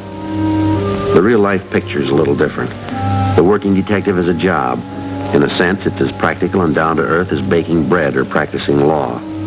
It's his job to protect citizens and apprehend criminals, and it's a job he doesn't do alone. To assist him in collecting and analyzing evidence, he has the aid of the crime laboratory. To help him identify oddities in suspects or possible suspects, he has the record bureau, latent fingerprints, the statistician's office, the ballistics department. A battery of men and machines to aid him in reaching conclusions based on fact. Thursday, October 15th, Frank and I re-questioned all of the 17 victims of the woman bandit. We asked them one question. Could their assailant possibly have been a man dressed as a woman? The majority didn't think so. Those that did weren't very sure. We followed the lead through. 9:25 p.m. We checked into the city hall and we went to the stats office. We asked them to make another run for us. Because of the information we'd gotten regarding the burglary at the motion picture studio, a new card was punched up as a master for the collator. Out of the thousands of cards that would be checked automatically, only those cards would be selected which carried the following information. A code punching indicating a male Caucasian about 5'8" or 5'9", 130 to 35 pounds. Feminine features, size 9 shoe impersonating woman with a robbery record. In addition, the master card was further punched to select the M.O. the thief had used, carrying a .38 caliber Colt automatic and hitchhiking rides. The clerk in the stats office told us the run would be finished by 11 o'clock that night. Captain Didion called and asked to see us right away. Call your wife after dinner? Yeah, I'm sorry I did. She's mad as a hornet. Why, what's the matter? Tomorrow's the kid's birthday, and I forgot to buy the cake. Too bad. What you gonna do? Bake one, I guess. Told me to stop the car. Well, I'm telling you, Captain, I just grabbed that gun and slapped that kid just as hard as I could. Hold it just a minute, will you please, Mr. Collins? Much obliged. This is Mr. Emil Collins, Sergeant Friday, and his partner, Frank Smith. How you do? Can give you a light, Mr. Collins? Not just yet. Mr. Collins, would you mind telling these men what you were just telling me? I was just telling the captain here. I'm down here on a vacation. I'm from Sacramento. That's so. South Sacramento. I was driving down your Figueroa Street, and I picked up this girl hitching a ride. She tried to rob me. Collins took the gun away from her, subdued the girl, and brought her in. Where's she now? Interrogation room. Murphy and Rafferty are with her. Description match? Not too close. Sounds like you didn't have too much trouble with her, Collins. Well, now that I come to think of it, maybe I didn't. When she pointed that gun at me, I just grabbed for it and slapped her as hard as I could. Sure took the starch out of her. You got anything on her? Yeah. You mind if I go now, Captain? No, we'd like a stenographer to take your statement. Anything to oblige. Fine. Here, let me light that for you. Oh, you never want to light one of these. Is that right? Licorice. Want to come with me, please? Don't forget your case. Full of licorice cigarettes. I really got the habit. Bye-bye. Just for now. They got anything on the girl, Skipper? Not much. What you got to say? Murphy got her to talk. Doesn't look like she's the one we're after. What's your story? Said she read about this woman bandit in the paper, decided to try her hand at it. Needed money. Yeah. Claims her husband left her. She's pregnant. Needs the dough for a hospital. She live here? Up the coast, Monterey. Got in town 4 days ago, staying at the YWCA. We checked there. She's not lying. Did you call Monterey? Yeah, they confirmed it. She left there last Wednesday night. She's not the one. Are they going to take care of having her booked? Yeah, as soon as they get a statement. Well, looks like another lead that didn't pan out. We got one. What is it? 4th and West, like 211 shooting. Anything on it? Tall blonde with a gun.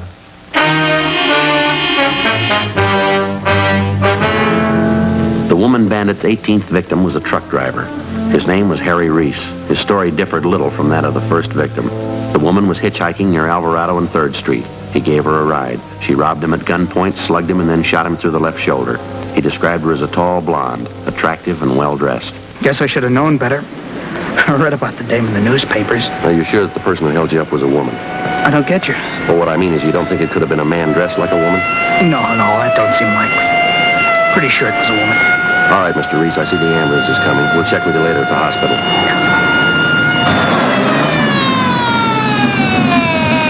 Joe, got a call on the radio.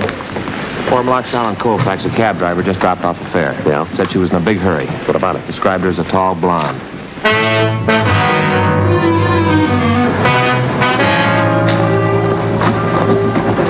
Officers? Yeah, what do you got? It just happened a couple of minutes ago, Yeah, it looks like bloodstains all over the sidewalk there. Yeah, that's what I want to tell you. Couldn't have happened more than a couple of minutes ago. I had this fare, see? I picked her up at 4th and Bixel and drove her over here. She paid the fare, got out of the cab. Yeah, go on. I just pulled away from the curb when I heard a shot. At least it sounded like one. When I looked back, I see this dame down on one knee near the door to the hotel here. That's this hotel for women. When I backed up, she was gone. And that's when you noticed the bloodstains? That's right, yeah. I figured I better call somebody. What'd the girl look like? Not bad at all. Tall, blonde, pretty girl. Nervous. Did you see where she went? No, I didn't. Did you get the number of the cab? Yeah, yeah. 3025. I got it. Yeah. Come on.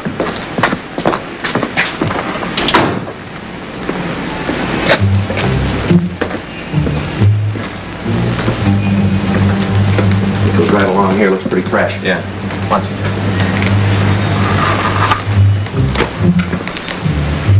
Got your flash? Yeah.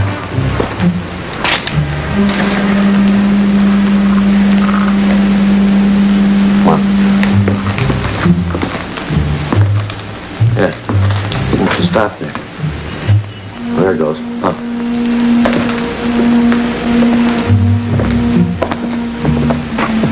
Back entrance to the hotel.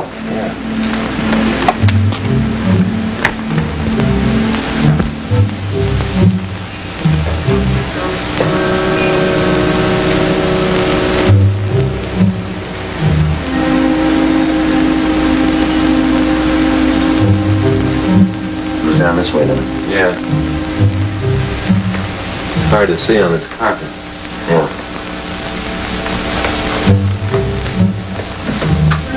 Wait a minute. Yeah. Where does it go from here? There it is. Yeah.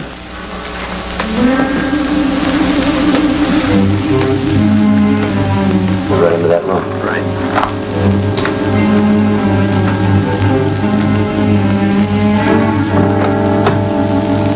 Wow.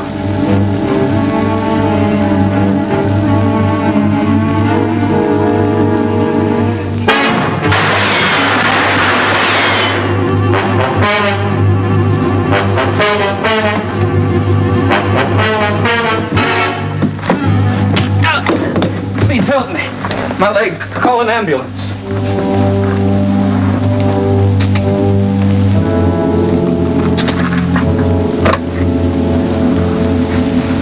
Hello, this is the police department. That's right, I'll explain when I come down. Right. Got me Georgia Street Receiving Hospital. It was an accident. I dropped the gun. Went off. Shot me in the leg. You never would have got me. Look at this, Joe. Yeah. Tall blonde. Sure had a lot of people fooled. Well, we weren't the only ones. Huh? Well, he was living here. Yeah. Hotel for women.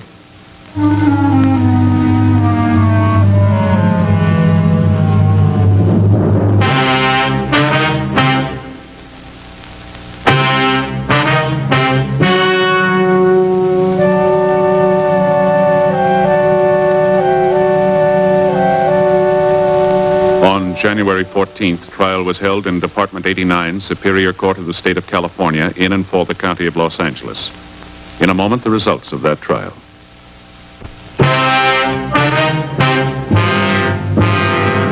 The suspect was tried and convicted of assault with attempt to commit murder, 9 counts, and robbery in the first degree, 9 counts. Assault with attempt to commit murder is punishable by imprisonment in the state penitentiary for a period of not less than 1, nor more than 14 years. Robbery in the first degree is punishable by imprisonment in the state penitentiary for a period of not less than 5 years.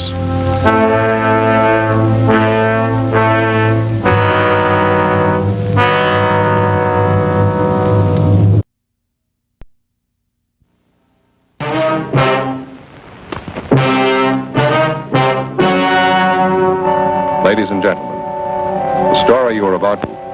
The names have been changed to protect the innocent.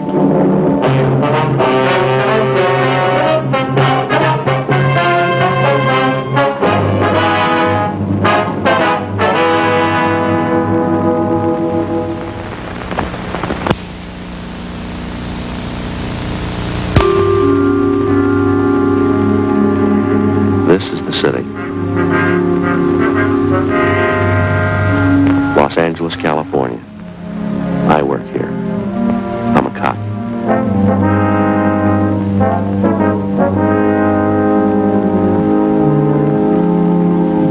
It was Monday, April 20th. It was windy in Los Angeles. We were working the day watch out of traffic division, hit and run felony detail.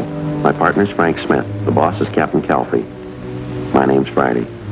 An aching wisdom tooth had kept me awake most of the night. I had an appointment with a dentist, and I was trying to stop the pain until then. I wasn't having much luck.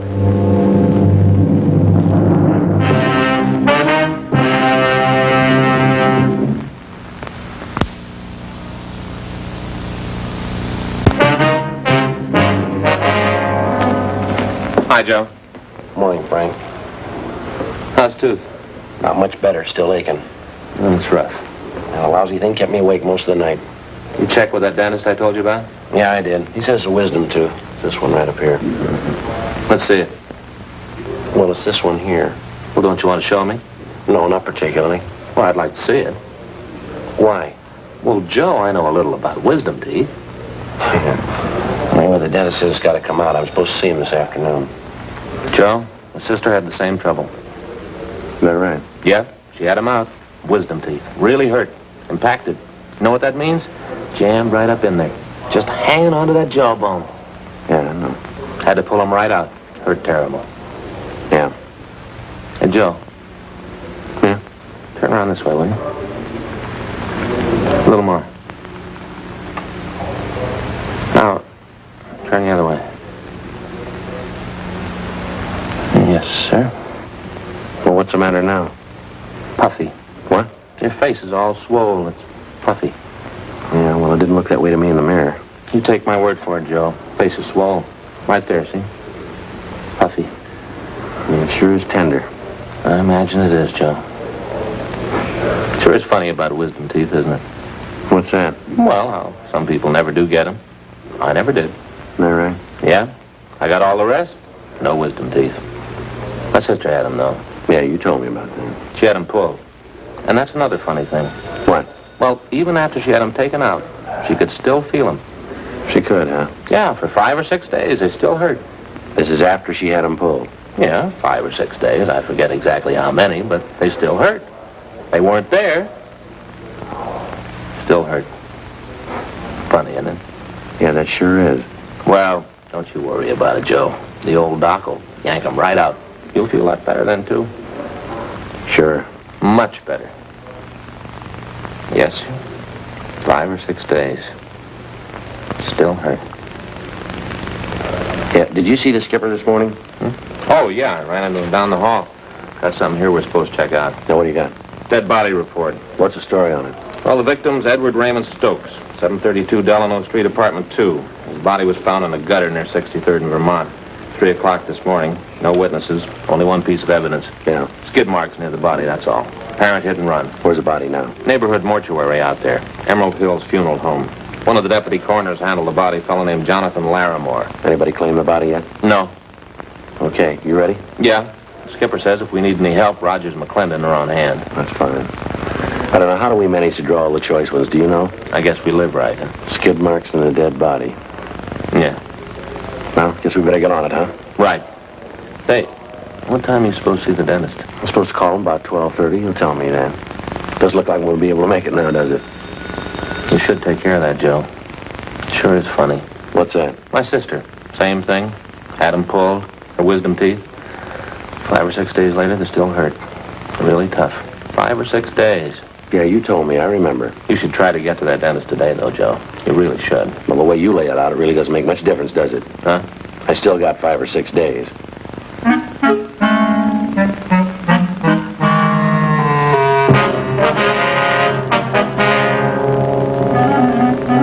"8:33 a.m. Frank and I drove out to 63rd in Vermont and rechecked the spot where the dead body of Edward Stokes had been found. According to the report, the body was found 2 feet west of the easterly curb and 32 feet north of 63rd Street on Vermont.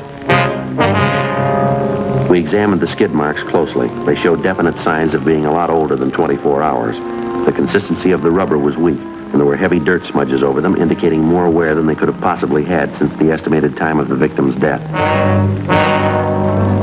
We got back in the car and drove to the Emerald Hills Funeral Home at Vernon and Denver Avenue.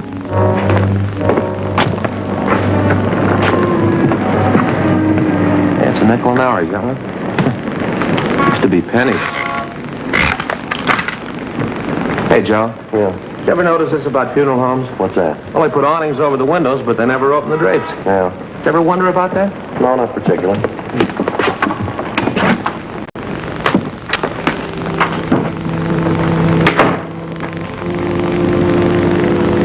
Sounds like a funeral going on, doesn't it? Yeah. Feel hurt? Yeah, a little bit. Feel swole, too.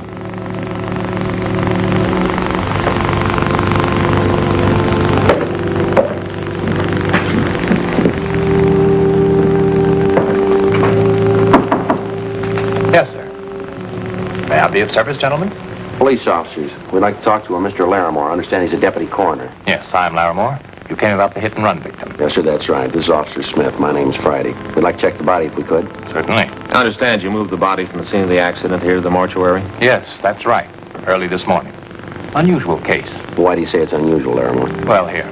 I've got it on the report. You can see for yourself later. Yes, sir. The victim's knee has a single clean cut. Also the wounds on the head. I've never seen any like them in hit-and-run cases I've been called on. You don't think the victim could have been killed by a hit-and-run car, is that it? No, I don't say that. It's possible that it might have been a car. Well, let's say it's not very probable. I see. Has anyone at all inquired about the body, Larimore? No one, no. Funny. Would you excuse me for a moment, please? I have to check down the hall. I'll be right back. Be right back. You can see the body then if you like. Thank you.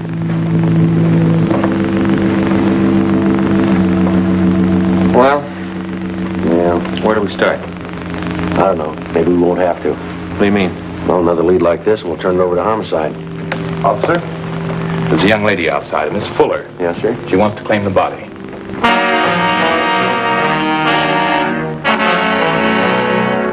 The girl was shown the body. She identified it as that of Edward Raymond Stokes. She gave her name as Marion Fuller, the victim's fiancée. After she recovered from her shock, she asked if she might sit down for a while and rest. How long did you know Edward Stokes, Miss Fuller? About 6 years, on and off. We've been together pretty much the last couple of years, though. Oh, my head. Terrible headache. Would you mind telling us exactly what happened while you were with Stokes last night? Everything you can remember. Oh, I can't think. This headache's killing me. Well, we should try, Miss Fuller. It's important. Well, Eddie and I had dinner at the Spanish Oven, place down on South Pig. That was about 7:45. Then we drove out to the Brown Barrel on Vermont. You know, the bar I told you about? Well, Eddie and I go there most of the time. We stayed there and drank and played a little shuffleboard. Yeah, go ahead. Well, we stayed a little too long. We drank a little too much. I started talking to this fellow next to me. Eddie got sore. He always got jealous when he was drunk. Poor Eddie. Did Eddie fight with this other man, Miss Fuller? No, I stopped him. That made Eddie mad. He never could drink right. Always wanted to pick a fight. Who was the other man? Do you remember? No, I don't. I guess I had a lot to drink, too. Just some guy at the bar. Oh, this headache. Well, this won't take much longer. Just a few more questions. Would you hand me the rest of that water, please? Sure. Thanks.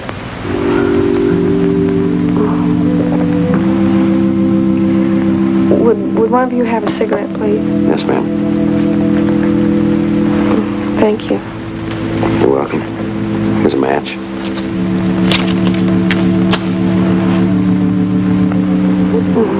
I don't believe you got that.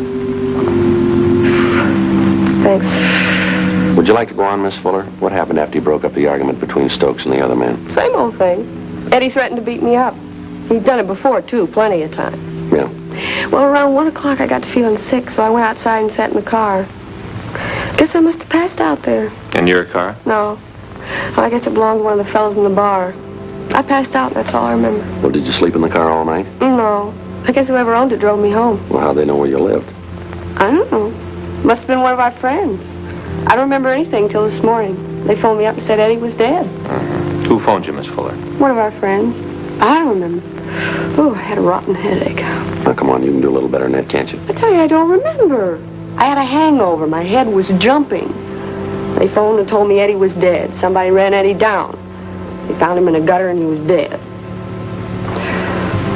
Poor Eddie. All right, Miss Fuller. Wonder if you'd mind coming with us. Where are we going? Downtown. We'll have a stenographer take your statement. We have a few more questions to ask you. Oh, look, can't you leave me alone? I got a terrible hangover. I never had one as bad as this before. Neither is Eddie. Come on, let's go.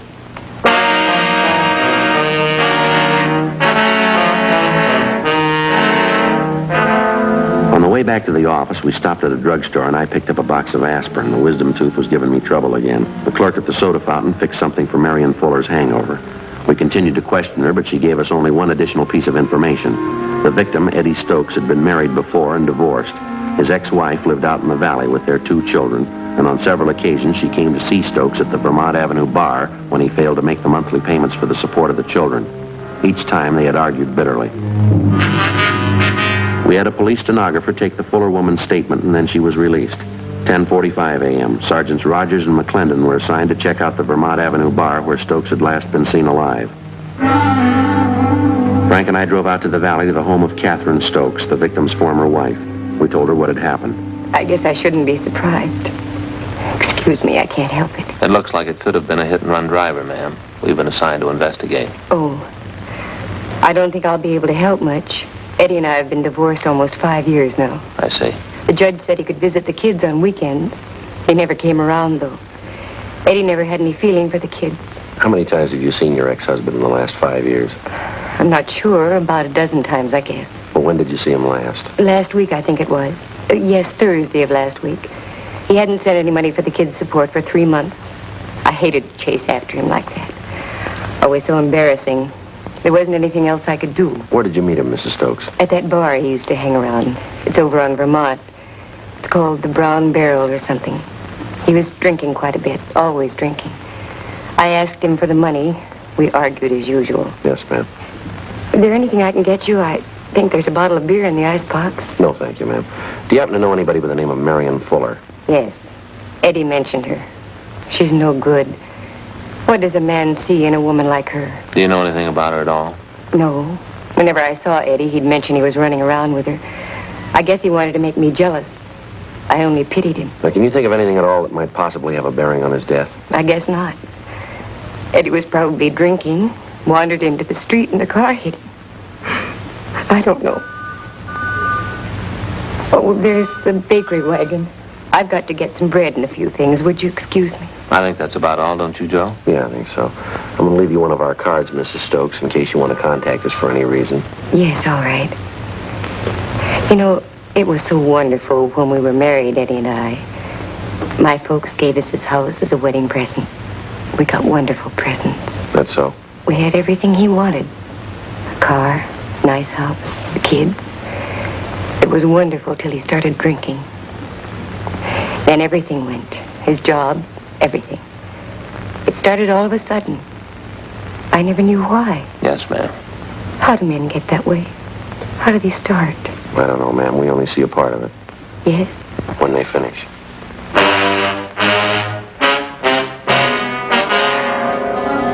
12 noon. Frank and I drove back into town to Vermont and 63rd Street for a meet with Sergeants Rogers and McClendon. They told us they'd checked out the bartender who'd been on duty the night before and also 7 of his customers.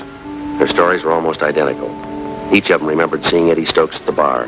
Each of them remembered he was playing shuffleboard, that he was drinking heavily, that he left the bar at about 1:45 a.m. All of us had the idea that for some reason the bartender and the customers were lying. In most cases, it's hard to find 2 witnesses who tell identical stories, let alone 7. For the rest of the afternoon, Rogers, McClendon, Frank, and I spent our time canvassing the neighborhood in the vicinity of the Brown Barrel Tavern. 4:45 p.m., we checked the proprietor of a small butcher shop 2 blocks down the street from the tavern. Yes, sir, gentlemen. Can I help you? Police officers. You Mr. Murray? Yes, sir. I'd like to ask you a few questions. Sure, glad to help if I can. You ever been in the Brown Barrel Tavern just down the street a couple of blocks? Brown Barrel? Yeah, I go there all the time. When was the last time you were there, Mr. Murray? Last night. Wife and I went to the movies. We dropped in at the Barrel on the way home for a beer. I see. About what time was that, would you know? Oh, pretty close to 2. What's the matter, some kind of trouble? Did you notice anything unusual while you were in there? Anybody fighting or arguing, something like that? No, we were only in there a couple of minutes. Well, now that you mention it, there was something funny happened. What was that, sir? Well, the bartender, Carl, and half a dozen of the neighborhood gang were back in one of the booths talking together. Seemed kind of nervous. None of them seemed to be having a good time. Yeah? The wife and I yelled hello at them, but they kind of gave us a go-by. Then this drunk came up to us. Never saw him before. Don't know who he is. I see. But say, excuse me, I've got an order to get out. Would you boys like to step back here? We can talk. Fine, thank you. Yeah, this drunk comes up to us and he whispers to me, say, you better get out of here. There's been a fight. Well, I don't pay much attention to him. He's pretty drunk. Could hardly understand him. I guess they have lots of fights in there anyway. Is that all he told you? There'd been a fight? Yeah, that time. He came back a couple minutes later and whispered the same thing. You better get out of here. There's been a fight, he said. Wife and I just laughed at him. I see. He said, I know all about it. The guy's been murdered.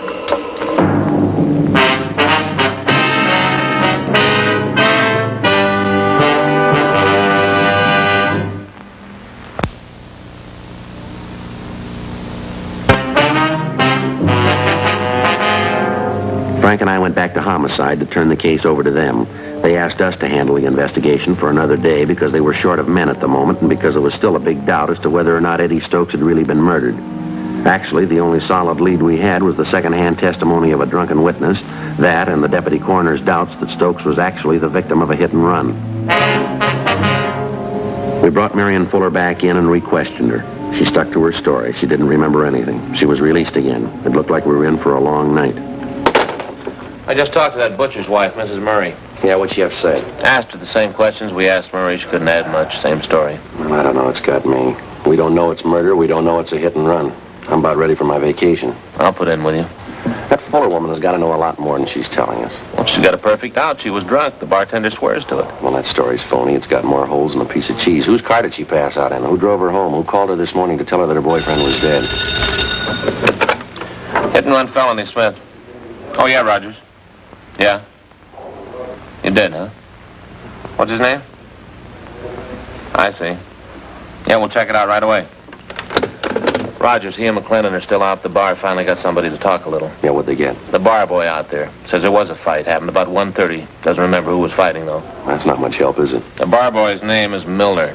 He told Rogers he went outside about 20 minutes to 2 to put out the garbage. He saw the Fuller woman asleep in a car parked outside. Did he know the car? Did he get the license number? No, but he spotted something on the windshield. Yeah. A traffic ticket.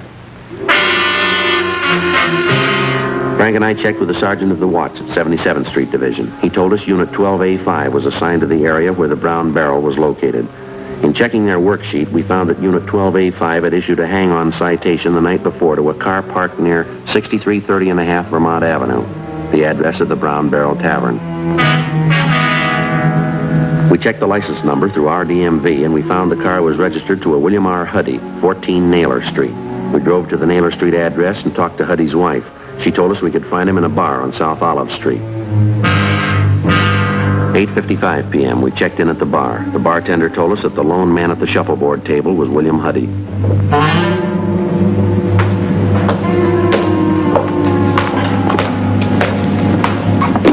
Your name William Huddy? Yeah, that's right. Police officers want to talk to you for a minute. Oh, what about? Like to ask you a few questions. What's the matter? Nothing. We just want to talk to you. Yeah, all right. Were you at the Brown Barrel Tavern out in Vermont last night, Huddy? Yeah, I was. Why? What's the matter? Do you know a Marion Fuller? Yeah, she hangs around the place. Goes with a guy named Eddie. Did you drive her home last night? Yeah, matter of fact, I did. She passed out in my car. Nice kid, but she drinks a lot. I drove her home. You mind telling us what happened at that bar last night while you were there? Well, it was a pretty funny setup there. I came in about 9 o'clock, started playing shuffleboard with a couple of guys. This Eddie Stokes was one of them. Yeah. Well, Eddie's not much of a player. He drinks too much, too. Hothead. Got in a beef with the guy at the bar over Marion. Nothing big, though. The guy left after a while. All right, go ahead. Well, that's about all. I left the place around 1:30. Eddie was beefing with some merchant seaman about that time. Real hot beef. Eddie was choosing him. He was giving the guy a bad time. Was the Fuller girl still in the bar at that time? No, but when I went outside, I saw her sleeping in my car. I drove her home, left her off, and then came back to the bar. That's when they told me. Told you what? They said Eddie had a fight with this merchant seaman. They said it'd be better if we kept it quiet. Who told you that? Carl, the bartender. But I got the real story from one of the fellows I was playing shuffleboard with, Leo McCarty. What'd he tell you? Oh, he said when Eddie Stokes left, the merchant seaman followed him out, said he chased Eddie. McCarty went out about 5 minutes later. Yeah. The merchant seaman was gone. Stokes was lying in the gutter down the street. Did McCarty look at him? Yeah, I said Stokes looked pretty bad. Said he looked like he was dead. But I wouldn't believe that if I were you. Why not? McCarty always exaggerates.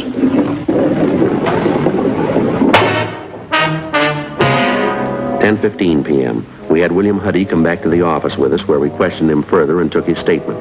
Then we had his friend, Leo McCarty, brought in, along with the bartender at the Brown Barrel Tavern and the customers that he'd framed his story with.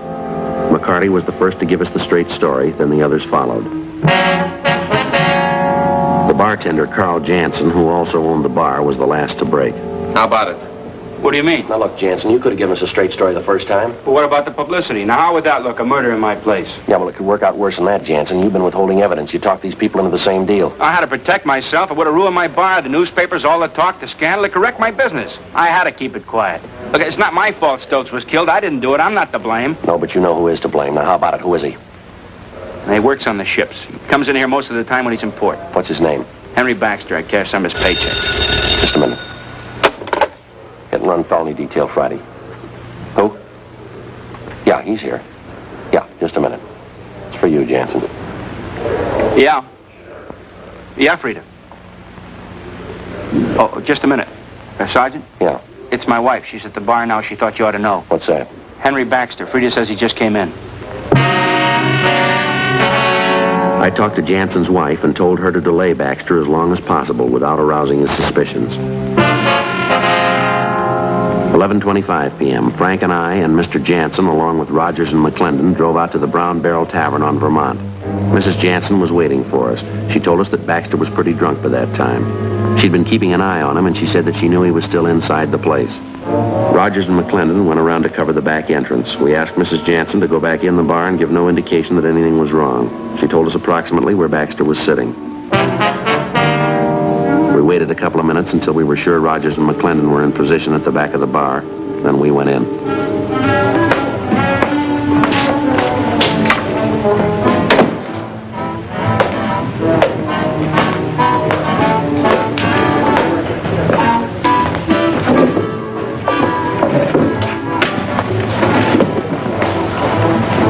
Where is he? That's him over there. Fellow in the gray suit? Yes, sir. Closest table. Waiter, give me another Coke High. Will you? I asked you twice. That's him. Stay here. You're the waiter. Give me another Coke High. Your name Henry Baxter? What do you want to know for? Police officer. Stand up. Come on, get up. Put your hands on the table. Flat. What am I doing with a cigarette? Put it down. Come on, flat. Jansen. Yes, sir. You go around back and tell those other two officers to meet us out front. Yes, sir. Hands are back. Come on, get the other one back there. All right. What's this all about, anyway? What's the beef? You know what the beef is. Yeah. Lousy punk Eddie Stokes, wasn't it? It was him. I showed him how it was done. Yeah. How'd you kill him, Baxter? It was easy. I slugged him, pounded his head on the curb. He was drunk. Never know what happened. All right, let's go. Trying to give me a bad time. Now he knows. He knows what a bad time really is. I show him. All right, come on, Baxter, outside. Come on, you can walk better than that. Lousy punk Eddie Stokes. I showed him how it was done, didn't I? I showed him. Yeah, you showed him. Come on. Thanks, Jansen. Yes, sir. You fellas want to take him downtown?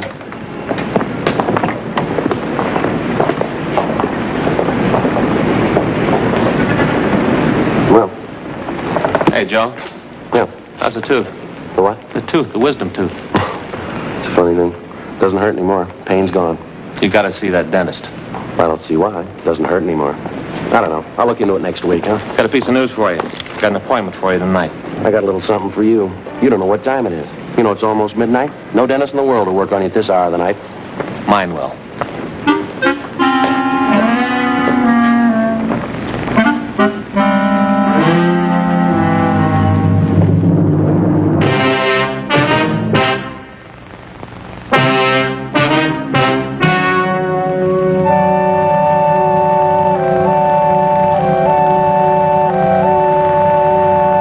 On July 30th, trial was held in Department 92, Superior Court of the State of California, in and for the County of Los Angeles.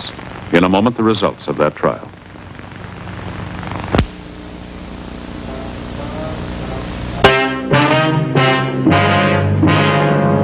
The suspect was tried and convicted of manslaughter, which is punishable by imprisonment in the state penitentiary for a period not to exceed 10 years.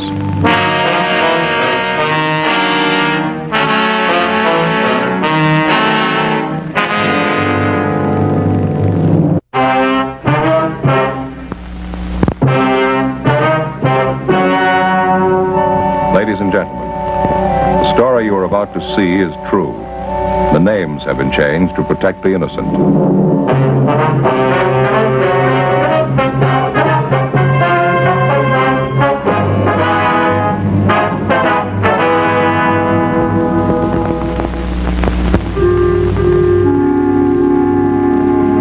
This is the city. Los Angeles, California. I work here. I'm a cop.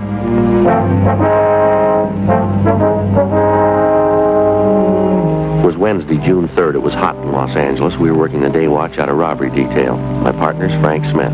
The boss is Captain Didion. My name's Friday. A suspect had been apprehended. We had a positive identification from the victim. We had to investigate.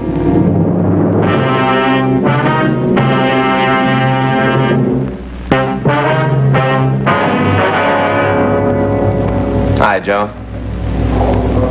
Joe. What? Hi. Glad you're in early. That stuff is floating all over the squad room. Yeah. Thought for a minute it was Ann's handwriting, but it isn't. Somebody you know? Yeah. You're early. Yeah.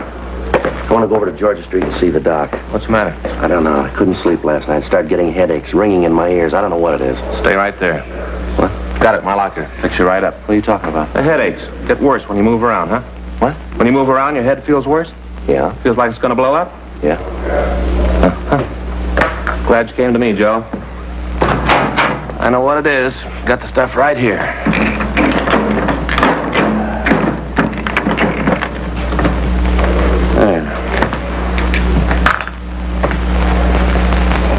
There we are. Take 2 of those. Fix you right up. Well, what is it? Salt. Salt. Salt. That's your trouble. You don't get enough salt. Same thing happened to me last summer. Ever since then, I keep a bottle of salt tablets right in my locker. Always ready. Take 2. Fix you right up. All right, you got a penny? What for, a cup? Yeah. That's something else, Joe. We're not going to drink that water anymore. No? Nope. Bought a whole case of this just for us. You can drink it right out of the bottle. Well, what is it? Poland water. Right from the spring. Real water. You can read right here on the bottle. Poland Spring, Maine. Fix you right up. Well, maybe I ought to wait until I see the doctor, huh? Joe, believe me, I know it's wrong. Happened to me, same thing. Salt. That's what you need. Your body's screaming for salt. There you are. Poland water and the pills. Go ahead. Well, now, look, Frank, I really appreciate it. Really, I do. But I think I ought to see the doctor, huh? Joe, don't you trust me? Well, yeah. Take the pills. Salt. Salt. Here, take them. One at a time, all right? You know better than that, Joe. I just thought I'd ask. You're the doctor. One at a time. Doesn't make any difference with pills, Joe. Doesn't there? Lots of water. Now, that wasn't bad, was it? No, that's good water. Now, if the headaches don't go away, we can drop by Georgia Street and see the doc. Well, let me have that bottle, Joe. Cap it up. Keep it fresh for us. Wait a minute. Yeah? Want those? Always ready.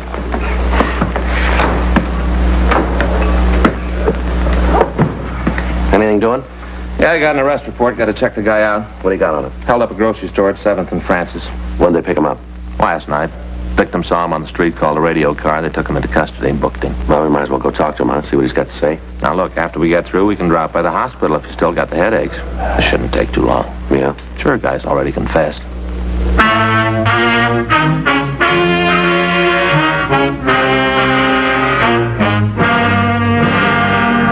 We ran the name of the suspect, Thomas Stanford, through R&I, but we found no previous criminal record for anyone of his description. 8:20 a.m. We drove over to the main jail. We went up to the second floor and signed in. Stanford was brought from his cell, and Frank and I took him to one of the interview rooms. We gave him a cigarette, and he started to talk. Yeah, I did the robbery a week ago yesterday. Mm-hmm. A few things we'd like to check here on the arrest report. Sure, when I get this over with. Told you how I did it. Nothing special. Mm-hmm. Just held up the store. Your full name is Thomas Arthur Stanford, is that right? Yeah, Thomas Arthur. My friends call me Tom. Yeah. Your home address is 1824 1/4 South Mariposa Avenue? Yeah, I live with my father. 1824 4th South Mariposa Avenue, LA 7. What's your father's name? Arthur. Same as my middle name. I was named after him. You employed? Not regular. What do you mean? Well, I don't have a regular job like in a factory or in a store. You see, I'm a gardener, and I work for different people. Can you give us a list of the people you work for? Sure, if you gotta have them. Just routine. Oh, yeah. I'll give them to you. You want to tell us how you committed the robbery? Yeah, I'll tell you. There isn't much to tell, though. Pretty simple. I went in and held the place up. Took the money. That's about all there is to it. Were you armed when you went into that grocery store? Yeah, I had a gun. What kind of a gun? .32 automatic. Had 8 bullets in it. Where's the gun now? Threw it away. Where? One of the ponds up in Ferndale. You mean Griffith Park, huh? Yeah, just a little up the canyon there. You want to show us where it is? Sure. All right. Now start right at the beginning. Tell us all about the robbery, exactly what you did. Why do you have to know all that? I told you I did it. We got to have it for the record. It's just routine. You guys do a lot of things just routine, don't you? Yeah, that's right. Quite a bit. Was there anybody in the store when you went in? Just the woman that owned the place. I guess she owned it. The way she carried on, you thought it was her own money I was taking. Yeah. I took out the gun and told her it was a stick-up. Said for her not to cause any trouble. What'd she say to that? That's when she got all hacked at me. Started to yell. What'd you do? I guess she figured I meant what I said when I told her to shut up. Anyway, she quieted down. Then I told her to get into the back room. They got this little back room where they keep the empty Coke and beer bottles. I told her to get in there. Did she? Yeah. She went in the room, and I locked the door from the outside. Then I went to the cash register, pushed down the no-sale button, and took the money. After that, I left the store. You didn't have the money on you when they picked you up last night. Where is it? It's gone. I spent it. Spent it all? Every last nickel of it. Had myself a ball. You remember where you spent it? Around different places. Bought myself some clothes, spent some of it in clubs. The rest of it just went, every last penny. You drive a car, Stanford? Yeah, it isn't mine, though. It belongs to my father. Big Chrysler sedan. You drive that when you held up the grocery store, did you? Yeah, I had it parked down the street on 7th.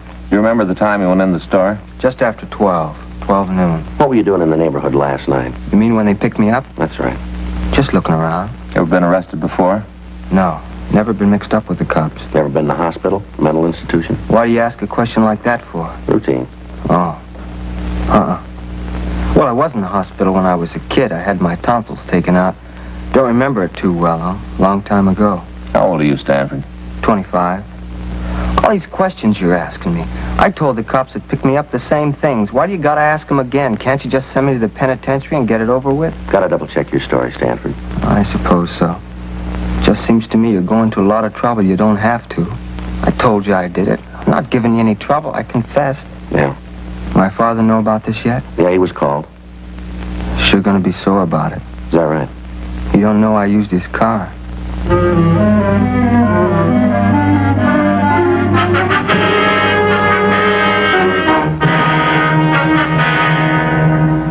9:15 a.m. We checked the suspect out of the main jail, and we took him over to the store that had been robbed. While Frank waited in the car, I went in and talked to the victim, a Mrs. Alice Kenwood. I told her we would bring the suspect into the store and ask him several questions about the robbery.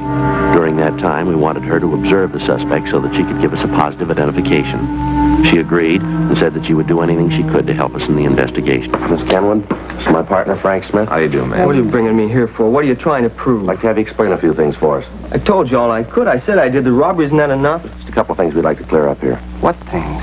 I told you how I did it. She'll tell you. That's the woman I held up. She'll tell you it was me. She should know. She's the one who turned me in. How about it, Miss Kenwood? He's the one, all right. I'd know him any place. Isn't that enough? What more do you want? I'd like to have you show us how you came into the store, what you did while you were in here. You mean the whole thing? Yeah, from the time you came in the door. All right, if you take these handcuffs off, I'll show you. You can show us with them on. Okay, if it's got to be that way, but it's going to make it tougher. Go ahead. Well, I came in that door there, and I walked over to this counter. She was standing behind it. You mean Miss Kenwood here? Yes, sir. She was standing behind that counter. I walked over to her, showed her the gun, told her it was a stick-up that I wanted the money. That's right. He pointed the gun at me. Thought he was going to shoot. Go ahead, Stanford. Well, she started to yell. Told me to get out of the store. Certainly I yelled at him. Think I want anybody coming in here waving a gun around? If my husband was here, he'd show you good. See what I mean? Never saw a woman that can yell so much. Go ahead, Stanford. What'd you do then? When I told her if she didn't keep quiet, I'd have to shoot her. Then I told her to get in the back room. Now, just hold on a minute. He's not only a thief, he's a liar, too. Ma'am? That's not what he did at all. What do you mean, Mrs. Kenwood? He didn't tell me to get into the back room. There ain't any back room. How about that, Stanford? You gonna listen to her? I'm the one who did the robbery, not her. I guess I ought to know what I did. What's this back here, Miss Kenwood? This is space where I keep empty bottles. It goes right out onto the alley. Uh-huh. You see? That's where I put her. That's where I told her to stay. Now, you said you locked the door, too, didn't you? There's no door there. Well, I got confused. Don't make any difference. I put her back there and told her to stay there until I got out of the store. That's a lie. You did no such thing. You told me to get down on the floor and cover my face. Then you went over to the cash register and you took the money. I didn't move. I didn't want to give you any trouble the way you was waving that gun around. It's wonder you didn't try to kill me. The way you're yakking it up, I should have All right, done. that's enough, Frank. You want to take him out the car? Yeah, come on. I don't see what you got to go through all this for. I told you I did it. Nobody believed you. Miss Kenwood. Yes, Are you sure that's the man that held you up? I said it before. I'm positive. There isn't any doubt in my mind. Now, you heard what he said, how he said he robbed you. Is that the way it happened? Well, everything was the same, except for he said that he put me in back there. That wasn't true. He made me lie down on the floor right there. Told me to stay still for 5 minutes, not to move. He said that if I caused any trouble, he'd come back and shoot me. Yes, ma'am. I think he's crazy. Anybody who'd have a gun and wave it around like that, it's terrible. Wish my husband was here. He'd show that sniff. He's in the army, you know, my husband. Mm-hmm. Awful thing, him overseas getting shot at and young punks like that roaming around the streets with guns threatening people. It's a terrible thing. Now, this is pretty important, ma'am. You're sure that's the man who held you up? How many times do I have to say it? I told you it was. He admits it himself. What more do you need? I don't know, ma'am. There's just something that isn't right about the whole thing. Doesn't make any difference. He's the man. There's no mistake about it. You just let me know when you want me in court. I'll be there. I want to see him get what's coming to him, every bit of it. Yes, ma'am, so do we, if he's the right man.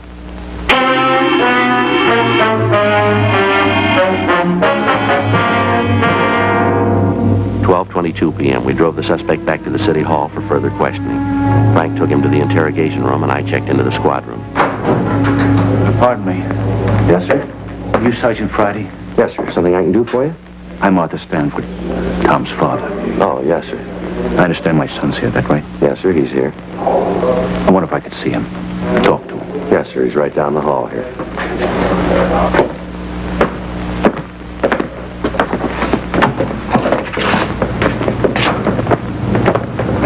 Right down this way, sir. In here. I wonder if I could have a cigarette. Yes, sir, sure.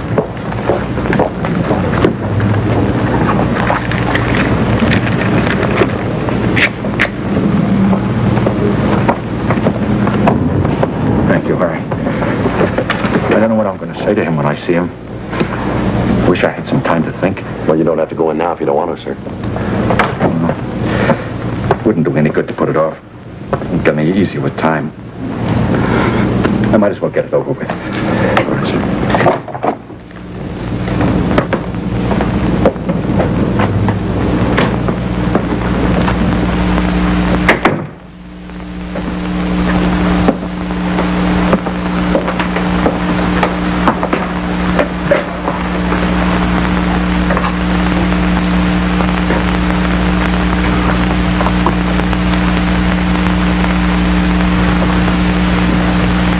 Hi, Pop. Why'd you do it, son? I did it because I wanted to. I wanted the money. I don't know any other reason you robbed somebody. I wanted the money, so I did it. You could have come to me. I'd have tried to get the money for you. You know I'd have tried. Where'd you get it? Where'd you get that kind of money? All your life you've been grubbing for pennies. I don't want small money. I want to be rich, and I will be. All right, take it easy, Stanford. It's all right, Mr. Friday. I understand. You've been saying you understand all my life. I'm getting sick of it. As long as I can remember, you've been telling me to get out and do something on my own. Well, I finally did it, and now you aren't happy with it. You expect me to throw my hat up in the air because you're a thief? Ah, knock it off. I'm tired of you giving me lectures all the time. Talk never stop. All right, that's enough of that, Stanford. You keep out of this, cop. This is a family matter. Don't concern you. Between my father and me. Tell me why. That's all I want. Why? Tell me so I can face the neighbors. So I can tell them you had a reason. Tell them your son's a bum. They know that already, but that's not a reason to steal. It's good enough for me. They're not going to listen to you anyway. They've already made up their minds about me. They did that a long time ago. All right. Come on, Stanford. Let's go. Back to jail? That's right. Sure. Nothing else left to do here. Don't understand, never did. Let's go. One thing I'd like to ask first. What's that? I'm going to be in jail a long time. I have to live while you're gone. That's your worry. It always has been. I want to know what you did with those gardening tools. I'll have to have them to get along. I don't know. I left them someplace. You remember where? I need those tools. Well, I'm not sure. Maybe Mrs. Howard's. Maybe that's where I left them. Oh, over on 12th? Yeah. I did a place last Wednesday. Guess I forgot to pick the stuff up when I left. Must still be there. I'll go over and get them. Just a minute. You said you did some gardening work for this Mrs. Howard last Wednesday. That'd be a week ago yesterday, is that right? That's what I said. Any idea what time you were there? Most of the day. Got there about 10 in the morning, left about 4 in the afternoon. I was in a hurry to get away. That's why I forgot the tools, I guess. You leave the place at all during the day? No, not until I finished. What are you trying to prove with all these questions? About the robbery, Stanford. Yeah. If you were at the Howard woman's house, how could you have held up that grocery store? Well, it don't make no difference. I don't have to explain it to you. You're wrong there, Stanford. Is that right? Too many things don't add up here. The way you confessed, the differences in your story about the robbery. Now, this thing about you being at the Howard house. I don't know why you're lying about this, Stanford. Yeah? But we're going to find out.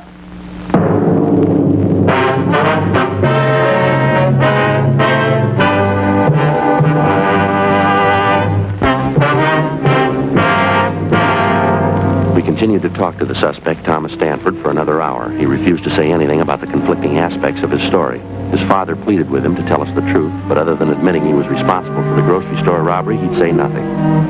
We got the address of the house where Stanford said he had left the gardening tools. Yes? Miss Howard? That's right. Did you want something? Police officers, ma'am. We'd like to talk to you. Police?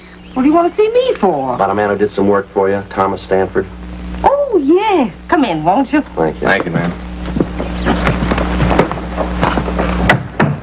This is my partner, Frank Smith, Miss Howard. My name's Friday. How do you do? ma'am? Just sit down there. I'm having a late lunch.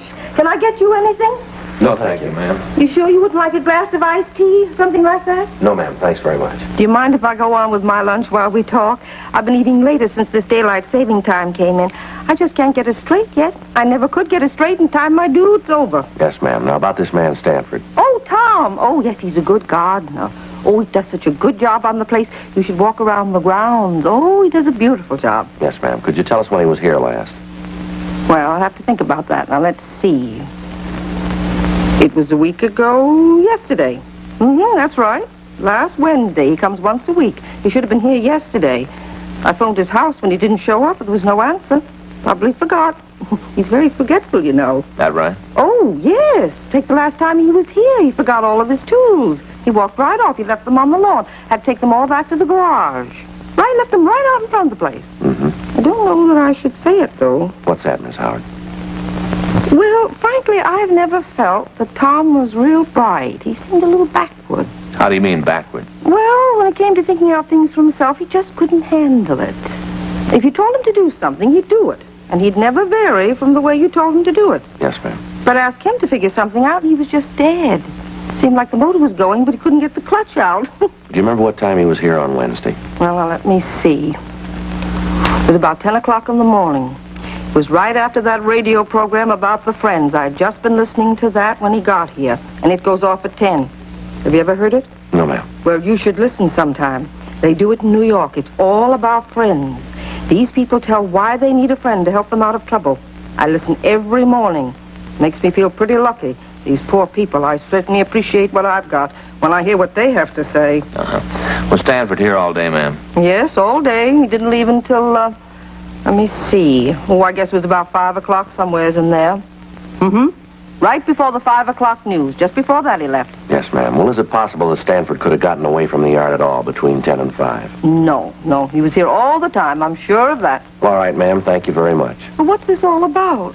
Is Tom in some sort of trouble? It's just a routine investigation, ma'am. I'm going to give you one of our cards, Mrs. Howard, in case you should think of anything else. Thank you. Yes, ma'am. Michigan 5211, is that right? Yes, ma'am. Just ask for Robbery Division. That's extension 2511. It's right on the card there. I see. Poor Tom, all this trouble. It's too bad. Yes, ma'am. Wish this were New York. Ma'am? Well, if it were New York, we could do something for him. Well, how's that? That program about the friends. Yeah. Tom could sure use one.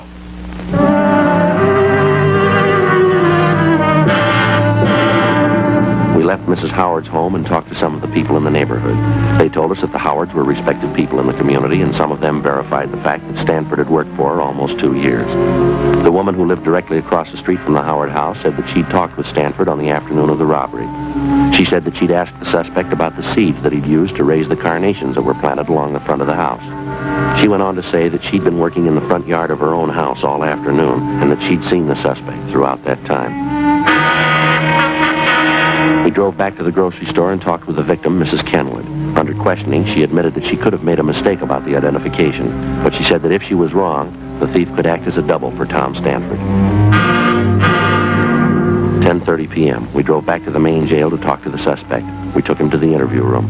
He was sullen and refused to answer our questions. Stanford? Yeah? I'd like to have you tell us the truth this time. I told you. It isn't my fault if you don't believe me.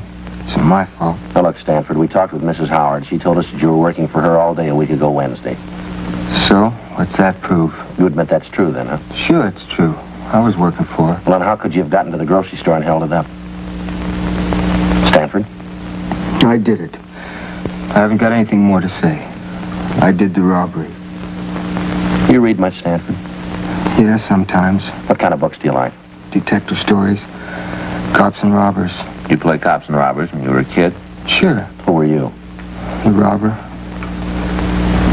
Did you pick up tonight's papers? Yeah, I got it. Anything in them about me? I didn't see anything. Must have been something. Some story about me with my name. No, if it was, I didn't see it. Well, maybe it didn't look good. Maybe. There's got to be something. A picture, something? No. Well, let me look. Where'd you leave the papers, Frank? Left them out the desk. Well, get them, will you? Let me look. Sure. Pretty important to you that you're in the papers, isn't it? I just want to see them, that's all. Well, my partner will bring them back. He must have made a mistake. There's something about me. Gotta be. Isn't every day there's a robbery like this? Papers write it up big, wouldn't they? I don't know. Sure they would. There was a story when the place was robbed. Told all about how it was done. Just a little story. But now you've got me, seems like they should have a picture. Here it is. Let's see. Nothing on the first page. The robbery happened a week ago. It's old news. Yeah, but you guys just caught me last night. Isn't there?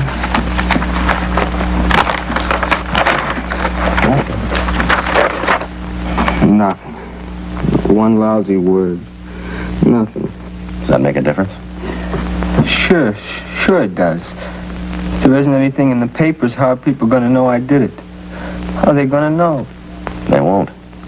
But they got it, don't you see that? If they don't know that I did the robbery, there ain't no reason for it. No reason at all. What do you mean, Stanford? No pictures, no nothing. No one's going to know I did it. The way it looks to us, you didn't do it. But there should be a story about it. About how I confessed. Maybe not a picture, but at least a story. Something. You didn't do it, did you? Stanford? Come on, you didn't hold up that store, did you? No. No, I didn't. I thought that I could get away with it. I thought that if I confessed, he'd put me in jail. People would look at me different. Yeah. I get tired of people saying you're dumb. They don't think you know. They don't think you know. Yeah. Dumb Tom. Poor dumb Tom. I think I'm slow. It just takes me a little while longer, that's all. Just once, I wanted to show him. You ready to go? Back to the jail? That's right. Okay. Think we could stop on the way over? What for? Other papers. Might be something in them.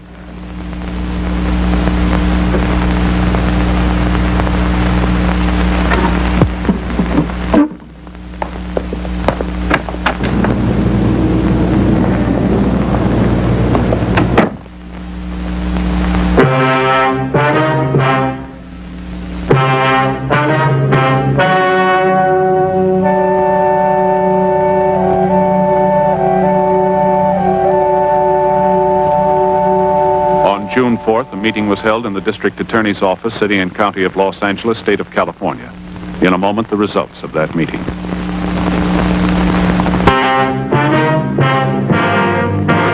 The suspect was examined by 4 psychiatrists appointed by the court and found to be mentally incompetent.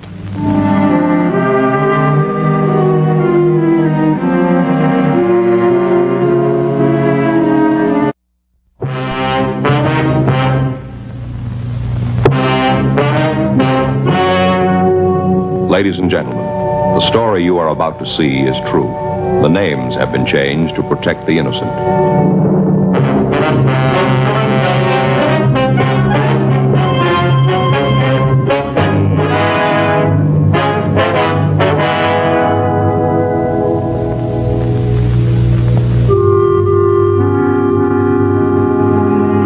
This is the city. Los Angeles, California. I work here. I'm a cop. It was Tuesday, April 7th. It was cold in Los Angeles.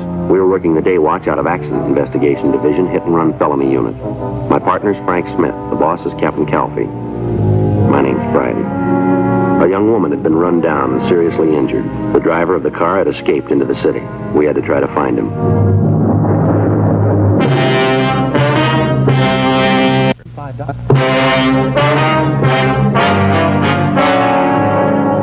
It's about that thing last night, huh? That's right, Miss Hunter. Well, look, I'm in an awful hurry. I gotta get going to work. All right, this is my partner, Frank Smith. My name's Friday. Hi. Oh, I'm sorry. Just sit over there. Thank you. Hi, Frank. There's some coffee there on the table if you want some. No, thank you. Well, would you mind pouring me a cup? You'll find everything you need right there. 2 sugars. Yes, ma'am. What do you want to know about last night? I told the officers who were there all I know. Yes, ma'am. We read their report. We'd like to go over with you if it's all right. Seems like a waste of time to me. You'd spend a little more of it out trying to catch the kid that hit that girl. It'd be better all the way around. Yes, ma'am. According to what you told the officers last night, you saw the accident. Is that right? I saw it, yeah. But I don't think it was an accident. Beg your pardon? I said I don't think it was an accident. Yes, ma'am.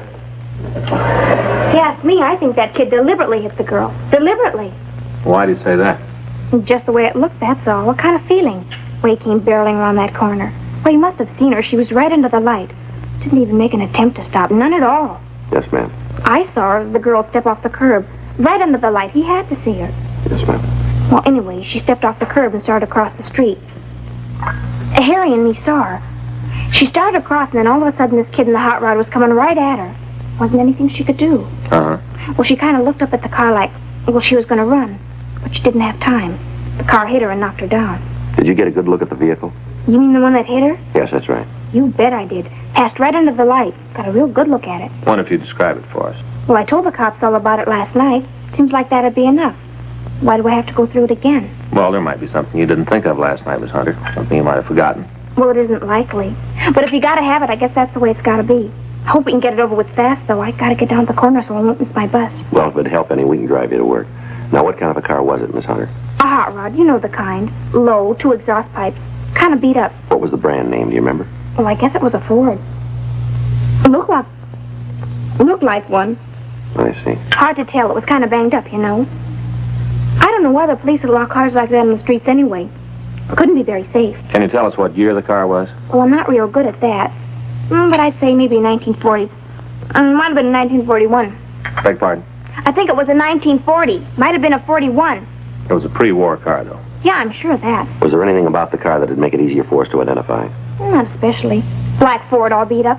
I'd sure know it if I saw it again, any place. Did you get a good look at the driver of the car? No, not too good. All I could see was that he was a kid. You know, maybe 19, 20 years old. Mm-hmm. Sure like to see you get that kid. Is the girl all right? She looked pretty bad last night. Well, she's still in a critical condition. The doctors aren't sure yet whether she'll make it. Sure hope she does. Have you talked to her? No, not yet. Just a terrible thing. Kids like that running around in hot rods, barreling around the city. Person's not safe on the streets anymore. Well, just because a car's got twin tailpipes, Miss Hunter, doesn't have to be a hot rod. Well, this one was. Even had that little sort of license plate hanging down the back bumper. What was that, ma'am? Something wrong with your ears? No, ma'am. Just kind of hard to hear you. Well, I don't know why. I'm talking loud enough. I think you ought to have them checked. Yes, ma'am. What was that you said about the plate on the car? You mean a state license plate? No, one of those with the club name on it. You know the kind. Well, now, there wasn't a notation of that on the report that we remembered. Well, I guess I forgot. All the excitement and all. I must have forgot. I understand. Did you see the name on the plate? Yeah, not real good, but I saw it. I wonder if you can remember it. Not all of it. The last part was wheels. Something wheels. 2 words. You're pretty sure of that, are you? Yeah. Wheels! That's the word I saw. Didn't remember it last night. Guess it didn't seem important then. Must be a lot of cars that have those plates on them all over town. Yes, we know. Gee, I'm never gonna make it. Cold. Don't seem like it's gonna help much. A lot of cars with those little plates. A lot of them. Yes, ma'am. And even if you do find a kid with one of them, how are you gonna know he's the right one? Well, I won't be too tough. Huh? His car will tell us.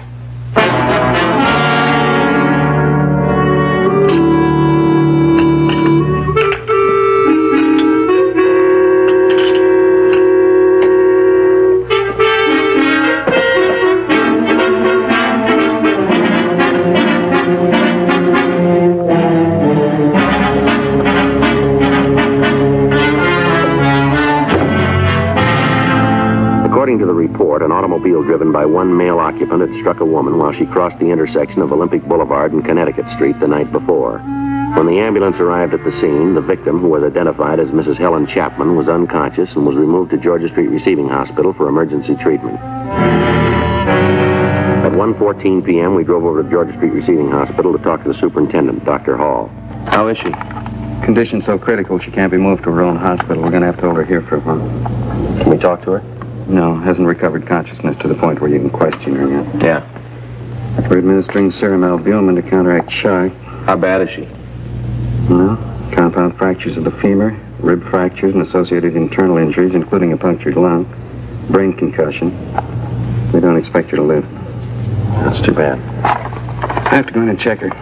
Victim's husband is in the waiting room. His name's Carl Chapman. Thanks, Doc.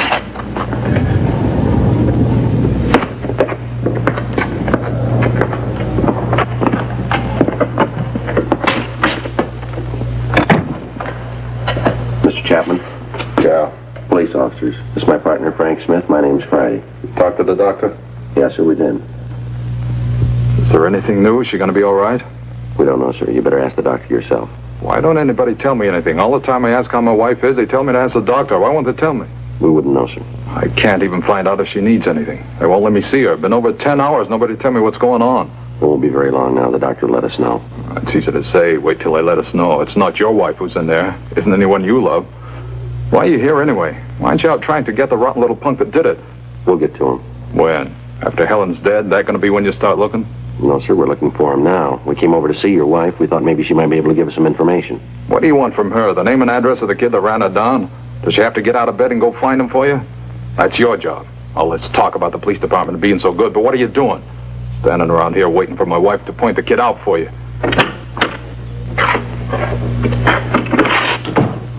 Would you excuse us a minute, Joe? Yeah, sure. We'll wait out in the hall, Doc.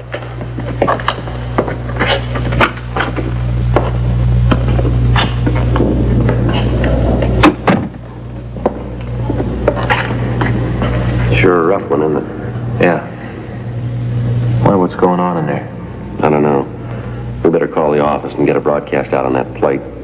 Call the National Hot Rod Association. Maybe they can give us something on that club. Yeah.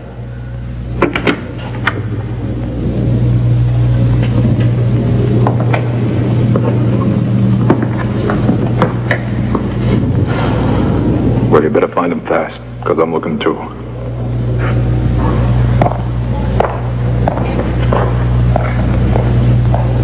How is she? She was 7 months along, baby on the way. Yeah. Dead, both of them.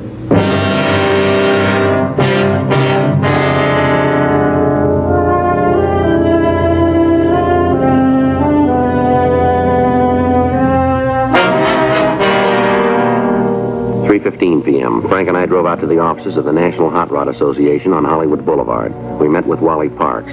He checked their records for clubs with the last name Wheels. There were 3 in their files. 2 were in the eastern part of the United States, and 1 was listed as having headquarters in Alhambra, California. We obtained the name and address of the president of the club, and we drove out to see him. We found him in the garage behind the house working on his car. We introduced ourselves. What do you want to see me about? Understand you're the president of the Square Wheels Club. Yeah, that's right. Why? How many members do you have in the club? 18 actives. A couple of guys in the service. What's this all about anyway? How come the questions? All your members have the metal plates with the club name on their cars? Yeah, get them when they pay the initiation fee. Why? Anybody else have them? Not legally. How do you mean that? A couple of them out. Been stolen from members. Any of the fellows in the club drive a black pre-war Ford? Yeah, I guess we got about 5 of them. Can't you tell me what this is all about? All right. A woman was run down by a hot rod last night. One of the witnesses saw a plate on the car that might have been from your club. No kidding. That's the way we got it. Well, what'd the car look like? Twin pipes, pretty well beat up, white sidewalls. It's not one of ours, then. You sound pretty sure. What about the plate? Like I told you, we had a couple of them stolen. How come you're so sure it wasn't one of your members? Well, I know the cars in the club. They're in a yo-yo in the bunch. Yo-yo? Yeah, you know, the junk heap. Oh, I see. Well, I don't know. Seems like every time there's any trouble with a car over 5 years old, it's a hot rod. Take a look. I want to show you something. I've been working on it for 3 years. Got over $1,200 in it. Take a look. A lot of motor. It's a Newmark engine. Multiple carburation. All the parts have been balanced. Motor's been bored out, stroked. Got 8.5 to 1 compression. Special camshaft. 1 3/4-inch Olds valves. Converted ignition. Lincoln self-energizing brakes. Heavy-duty shocks. And I've reworked the steering. That's a hot rod. Well, it's a good car, son, but what's it prove? Well, the car that ran the woman down wasn't one. How do you figure that? You said it was a wreck, didn't you? That's right. We haven't got a wreck that's allowed on the streets in this club. We got a safety check every month. Any car that isn't safe has to be fixed or the guy's out. A lot of clubs operate that way. Yeah. I'll tell you. Kids build rods for 2 reasons.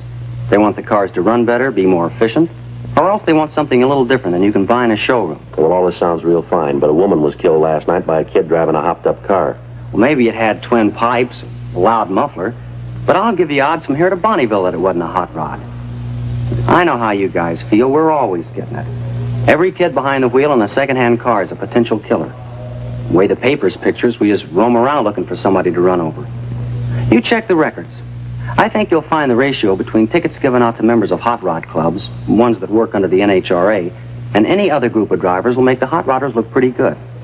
Hadn't been a ticket in our club for the last 1.5 years. One before that was for overtime parking. I'm sorry, fellas. That car last night wasn't one of our guys. You can bet he wasn't a hot rodder either. Well, now, have you got any way of knowing who could have gotten that plate? Not right off, but we'll find him. How? There's only so many streets in Los Angeles. We'll find him. Guys like that make things tough on the clean drivers in this town. We'll find him for you. All right, we'll appreciate any help you can give us. But this is police business. If you find him, you call us right away. Oh, don't worry, we will. How do I get in touch with you? I'll leave you one of our cards. Anytime you call. Right. Well, I'll get on the phone and get the fellas rounded up. Now, if you turn anything, you call us right away. Don't try to take care of it yourselves. There's only one thing we're interested in.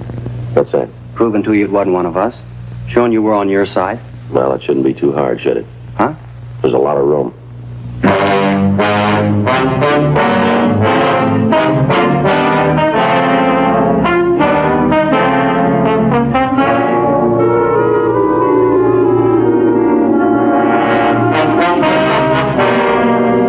We got the names and addresses of the Square Wheels Club, and we talked to them. We checked their cars, and each of them volunteered to assist us in attempting to locate the hit-and-run vehicle. Frank put in a call to Georgia Street Receiving Hospital and talked again to Dr. Hall. He told us that the victim's husband, Carl Chapman, had been placed under the care of his family doctor and had been given sedatives to make him sleep. 7:15 p.m. I called Lieutenant Don Mann and filled him in on the developments. 8:47 p.m. Frank got back from the crime lab. Hi. Any word yet? No. Got a call from Al Doolin a little while ago. It's a hot rod club. Yeah, he says all the clubs in the area are looking for the car. They've divided the city up into sections. The members are all checking the streets. No luck, though, huh? No, not yet. They've turned a couple of cars, but they don't check out yet. Anything on the wire? No replies. How'd you do? Oh, pretty good. Got the report here. Had a couple of sandwiches sent in. Got you a Swiss on rye. It's in the bag there. Any coffee? Yeah, there's a carton there. Here. Oh, good. The lab sure did a good job on this stuff. All right. Yeah. Here's the scene. Here's the dope. The body was found 10 feet 4 inches from the northeast corner. And, I'd put it about here, wouldn't it? Yeah. 4 feet 8 inches from the north pedestrian crosswalk. Right there. Yeah. They found particles of broken glass. Here's the shot of that. Checked them at the lighthouse. They're lenses from a Ford, 1940. That's the picture on them. And here's the gutter of the northwest corner. They found that bumper guard. And I checked it. It's new. Any brand name on it? No, and they're sold all over the country. There's nothing there. How about skid marks? Any sign of them? Well, none that they could find. Either the kid didn't have time to use his brakes or he didn't want to. That's what they got there. There's some rubber from a tire. And Lee says he thinks they were made when the kid dug out to get away. Spun the back wheel. Yeah, looks that way. Sure indicates that he didn't mean to stop at any time. Well, that's the way Lee's got it figured, too. Well, it's not much to go on, is it? No, they've come easier. Well, we can go out and check the neighborhood again. They might be able to turn up a decent description. You start checking the garages in the morning. Try to turn a car with a broken headlight and a missing bumper guard, huh? You got it. Hit and run felony, Friday. Yeah. Is there anybody there? Uh-huh. No. No, keep it under surveillance. Yeah. No, we'll be right out. Be careful. Don't burn it. Right. Bye. That looks like it's beginning to go our way. What do you got? They found the car.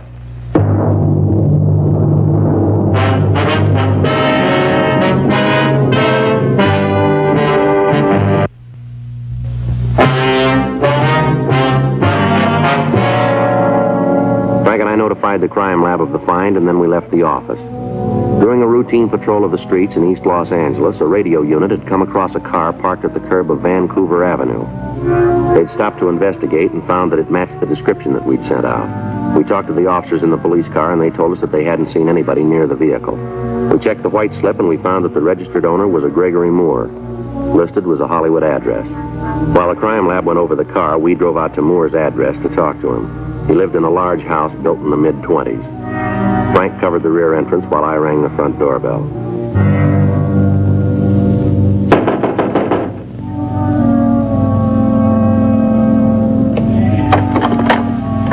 Yeah, what do you want waking me up this hour of the night? Police officer. You have a tenant here by the name of Gregory Moore? What about it? I'd like to talk to him. You're too late, Mac. He ain't here. Where is he, do you know? I don't know. Moved out this afternoon. Didn't say where he was going.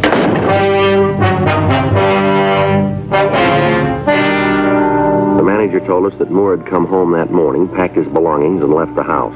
We called the crime lab, and Lieutenant Lee Jones told us that they'd established that Moore's car was the one that had run down the Chapman girl. We talked to the other people in the rooming house. None of them could tell us where Moore might have gone. We put in a call to auto records, but the car was not listed as being stolen. Frank called the name into R&I, but he found he had no record. From the occupants of the rooming house, we found that the suspect had no relatives in this state and no close friends that they could recall. In going over Moore's room, we found a wastebasket that he'd used to dispose of articles he didn't want. In the basket, we found several match folders from a bar over on West 7th Street. We put in a call to the bar, but we found that it was closed for the night. From the manager of the rooming house, we got a good description of the suspect, along with the information that he received no mail and that he was apparently unemployed. We asked that we be contacted immediately if the suspect returned. 3:36 a.m. Frank and I checked out of the office and went home for the night. Wednesday, April 8th. After we contacted DMV and asked that they give us all information on the car, we drove over to the bar on West 7th Street. It's not open yet. Don't open till 10. Police officers would like some information. License is back there in plain sight. Nothing going on in here. You have a regular customer named Gregory Moore? We just open the doors. We got no say about who comes in. As long as they don't cause trouble, we don't. Guy about 21, 5'8" to 5'10", 165 pounds, blonde. Name's Moore, Gregory Moore. What's he done? We want to talk to him. About what? Police business. You seen him? Nothing that's going to get the bar in trouble. Now, look, that's a very simple question, mister. Have you seen him? Maybe, yeah. Tell me what this is all about, and I might be able to help out. Now, look, you're running out of time here. Have you seen Gregory Moore?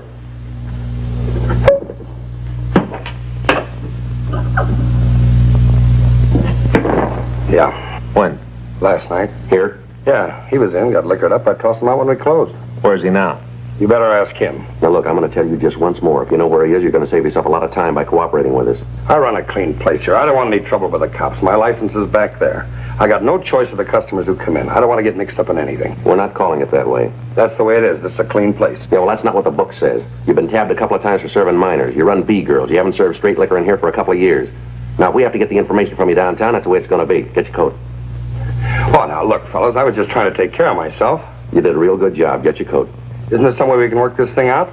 I don't want no trouble. All right, where's Gregory Moore? I tried to run a fine place. A couple times I've been fooled. Now, once more, where is he? I got him up at my place. Is he there now? I guess. He got pretty loaded last night. He told me he didn't have any place to pad down. I took him home. What's the address? 1862 and a half Woodworth Court, room 14. All right. Let's go. Yeah. And don't try to call him. I got no phone in the room. If he's done anything, I had no part in it. I was just trying to help a friend out, that's all. Yeah, sure. You tell him that, how he got me in trouble all because I tried to help him out. Yeah, we'll do that. And tell him not to come around here no more. Tell him to keep out. Tell him that, will you, for me? Tell him not to come back. Don't you worry about it. Huh? He won't be back.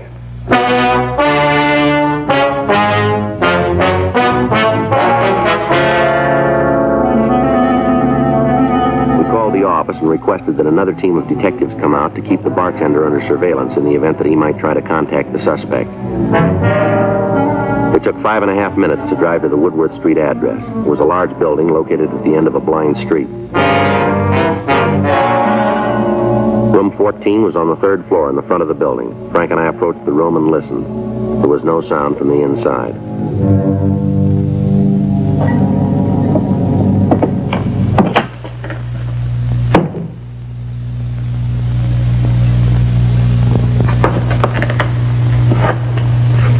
Any matches the description? Yeah. Let's wake him up.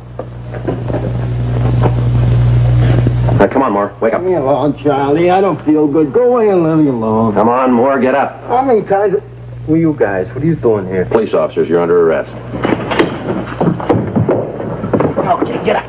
All right. Let me Stand alone. still. I'll do like you say. Just let me alone. I ain't done nothing. He's clean. Is that no reason to push me around?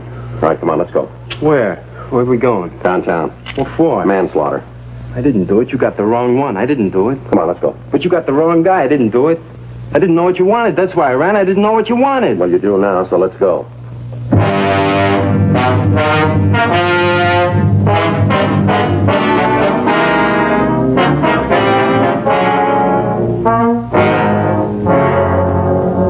The suspect was taken to the squad room where he was questioned. He refused to admit any part in the crime. He was confronted with the physical evidence and with the ownership of the hit-and-run vehicle. The witness to the crime came into the office and said that Gregory Moore was the man she'd seen at the wheel of the car when Helen Chapman had been run down. Throughout the interrogation, the suspect refused to say anything. Where is he? I know he's here. I want to see him. Take it easy, Chapman. I heard you call him. I want to see him. I want to tell him. Is that the kid? We think so. Are you the one? Are you the one who killed Helen? Well, answer me. Take it easy, Chapman. Is he the one? The evidence points that way, yeah. Please. I want you to do something for me. What's that? Please, get out of here. Go away, please. You know we can't do that, Chapman. This man's in custody. Please, leave me alone with him. Come on, Chapman. Let's go outside. Just a minute. Listen to me, kid. When they put you in that cell, you get down on your knees and thank God they found you before I did. You understand? You thank him, and every day you live, you thank him. You do that because I would have killed you. All right, Chapman. My wife's dead because of him. You hear that? You killed her. They got laws to save people like you, but none for her. None for her and my baby. They didn't have any laws. None for them. Come on.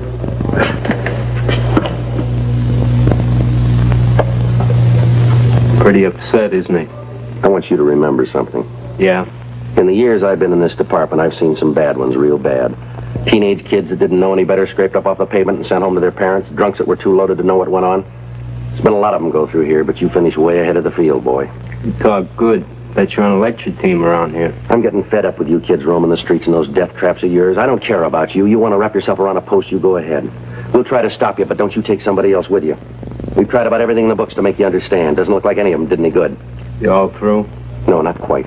You killed a human being, a woman who didn't even know you. She never saw you until it was too late. You threw 1.5 tons of metal at a 120-pound woman, and then you ran away and left her in the gutter to die. You wrecked a family. You tore it right down the middle and rolled over it. You've ruined the lives of all the people around that woman. You gave a group of decent kids a bad time because you stole their name. Now you get up on your feet and keep that smart mouth of yours closed, you understand? Can I ask you something? Make it quick. Running that woman down, how much will I get? I don't know, but it won't be enough.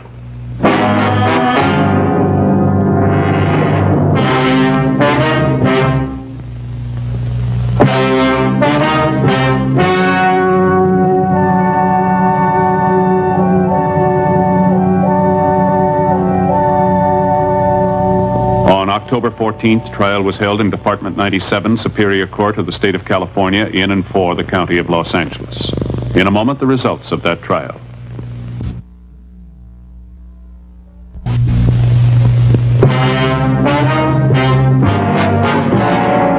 The suspect was tried and found guilty of manslaughter, 1 count, and received sentence as prescribed by law. Manslaughter is punishable by imprisonment in the state penitentiary for a period not to exceed 5 years.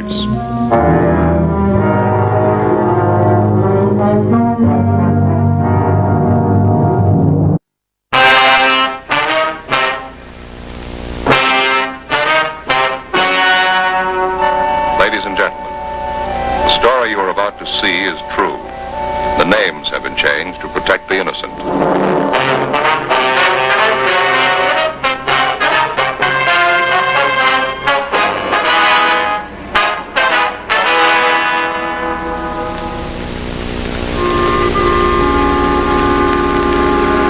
This is the city. Los Angeles, California. I work here. I'm a cop. It was Tuesday, August 10th. It was warm in Los Angeles. We were working the day watch out of Bunko Fugitive Detail. My partner's Frank Smith. The boss is Chief of Detectives Thad Brown. My name's Friday. I'd spent the morning in court testifying in a fraud case. It was 11:45 a.m. and I had to get back to work.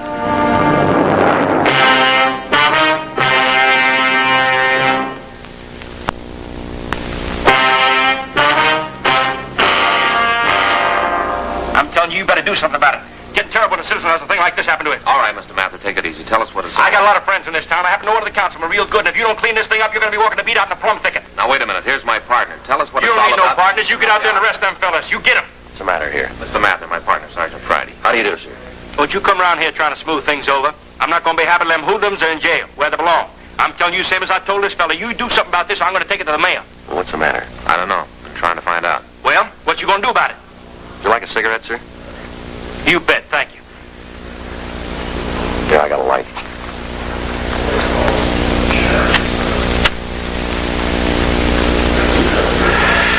What you going to do about it? Sir? Well, how about it? What you going to do? Well, if you'd start right at the beginning and tell us what this is all about, maybe we can give you a hand here. Well, there ain't a shoe shine in the world that's worth $5. I don't care what kind of wax they use. Not for $5, no, sir. Shoe shine? Yeah. They call it imported wax. Where they charge for it must be brought in from Timbuktu. Ridiculous. I got the report, Joe. Yeah. They take that match and they light it and they burn the edges of your shoe soles. Don't do nothing but smoke up your shoes, that's all. Just smoke up your shoes a $5 hot foot. What's your full name, sir? Keith Jefferson Mather. Right there on the street to threaten me. Now, if you'll just tell us in your own words what happened. Well, sir, I was on my way to work. Had a very busy day, a lot of important appointments. I just parked my car and I was walking along and went by this place. A fella standing there asked me if I wanted to shine. Just so happened I did, so I climbed in the chair. Climbed up, read the paper. Say, this isn't catching them fellas. Let's have a little action here, set all them questions. We have to get the information, Mr. Mather. We'll pick up the men. Would you like to go on with your story, please? Well, I was sitting there reading the paper, and the man asked me if I wanted imported wax. I wasn't paying a lot of attention. I guess I said yes. Next thing I know, I think he's trying to give me a hot foot. Look down, you know, and he got this here big kitchen match out. Like this here. And he's smoke coming up, you know, and he's burning the edges of my soles. I told him to stop it. I got down from the chair. I was plenty sore. You can just bet I was. Plenty. Yes, sir. We can understand. Well, I handed him a $50. Figured that'd take care of the tip, too. Wasn't a very good shine. Come right down to it, a $50 was too much. All that smoke. Next thing I know, he said the shine was $5. $5 almost climbed right down top of the place. I couldn't believe my ears. Can you imagine $5 for a shine? Now, are you sure that they didn't have a card showing the prices of the shines? But I don't think they did. Leastways, I didn't notice it. Does that make a difference? Well, yes, sir, it would. Now, I told you that this has happened before. The The city council passed an ordinance that all shoe shine parlors have to have a sign showing their prices. Now, if this place doesn't have the sign, we can file on them. If they list the price of an imported wax shine as being $5, then there's nothing we can do about it. We'll finish up this report, and then if you'll point out the place, we'll have a look. Well, then you could just start writing. I got a lot of important appointments. I can't spend all day in here. I'm tired. Excuse me, please. Yes, sir. Frank, you want to go ahead with this? Sure. All right, sir. Just a minute. Yes, sir. Can I help you? I want to give myself up. Sir? This is Bunko Fugitive, isn't it? That's what it says on the door. Yes, sir. That's right. And I want to give myself up. I'm tired of running. I haven't got any place to go. Do you want to tell me what this is all about? I gave him every nickel I had. I haven't even got enough money to go home. All I want is enough to eat on and get back home. I gave him everything. Yes, sir. I don't think I understand. I gave him all the money I had. He said it'd be all right. Now I'm broke, and I want to borrow enough to get home. But what are you talking about? Who'd you give the money to? The policeman. The man who'd walked into our office identified himself as Martin Dietrich. He told us he was broke and that he was hungry. We turned the shoe shine parlor complaint over to other officers for investigation, and then we took Dietrich across the street to a cafe. I'm from Chicago. I work for a wholesale drug company back there. I had to come out here on business. Got in last Saturday. That'd be August 7th.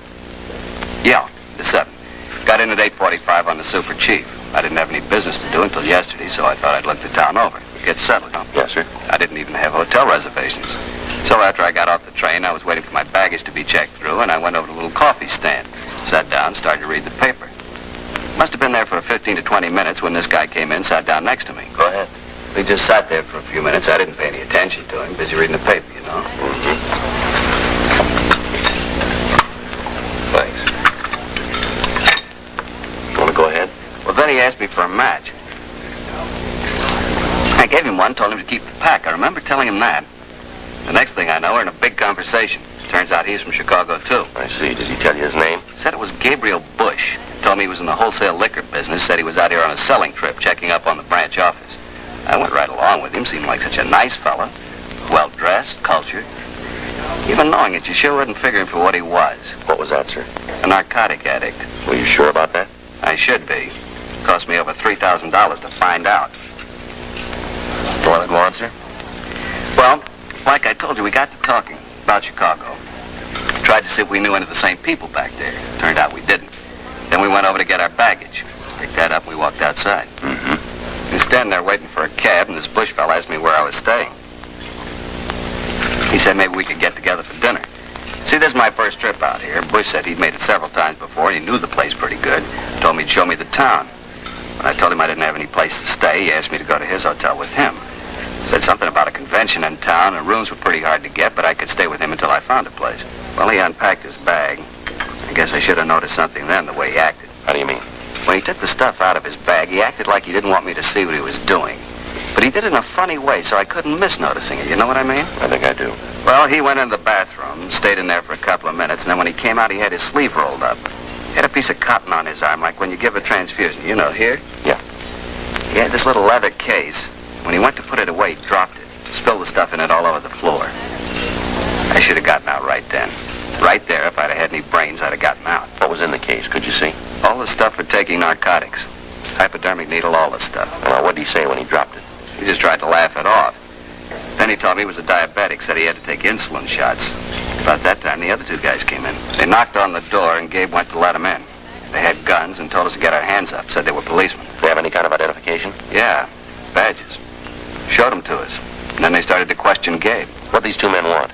Said Gabe was a narcotic addict. Said they'd been after him for a long time, and that they'd gotten word from the Chicago police that he was coming out here. Told me they'd been following us since we got off the train. Been following us all the time. What'd they do then? Took us downstairs and put us in a car. Said they were going to take us to jail. I tried to talk to them, tell them I didn't have any part in what Gabe was doing. I didn't even know about the narcotics. And one of them said they knew that. That you weren't involved in it, huh? Yeah, then the other one opened up the glove compartment of the car and took out a microphone. Called into police headquarters. Gave them Gabe's name and mine, said they had us in custody and were bringing us in. I kept asking the one guy in the back with me to let me go, let me out of the car. Yeah. The one fella said that if I could afford to take care of all the policemen who knew that I'd been picked up, maybe they could fix it. And the other one, the one in the front seat, said it wasn't a good idea, that they should book me. They got in a discussion about it. The one guy wanted to let me go, the other one said not to. Finally, the one with me in the back seat won out. I gave him all the money I had, $3,350. Now, the badge these two men showed you, did it look like this one? think so. I was so worried I didn't look real close at it. I think it was the same. Either one of them tell you their names? Not the one in the front seat. The one who wanted to let me go said his name was Lang. Said he was a sergeant. He tell you where he worked? Just narcotics, that's all he said. You gave him all this money in cash, did you? Yeah, all of it. You know him? You know these two officers? No, sir, we don't. He said they were policemen. The badges, the police car, even the radio. Will you show us the hotel where this happened? Sure, but I don't understand all this. The other two policemen said that if I gave them the money, everything would be all right. They said they could fix it up. Now, I don't want any trouble. All I want is enough money to get home. They said they'd fix the whole thing up. They told me there wouldn't be any trouble. No trouble. Yes, sir. You think they're real cops? I wouldn't know, but they're wrong about one thing. What's that? There's going to be trouble.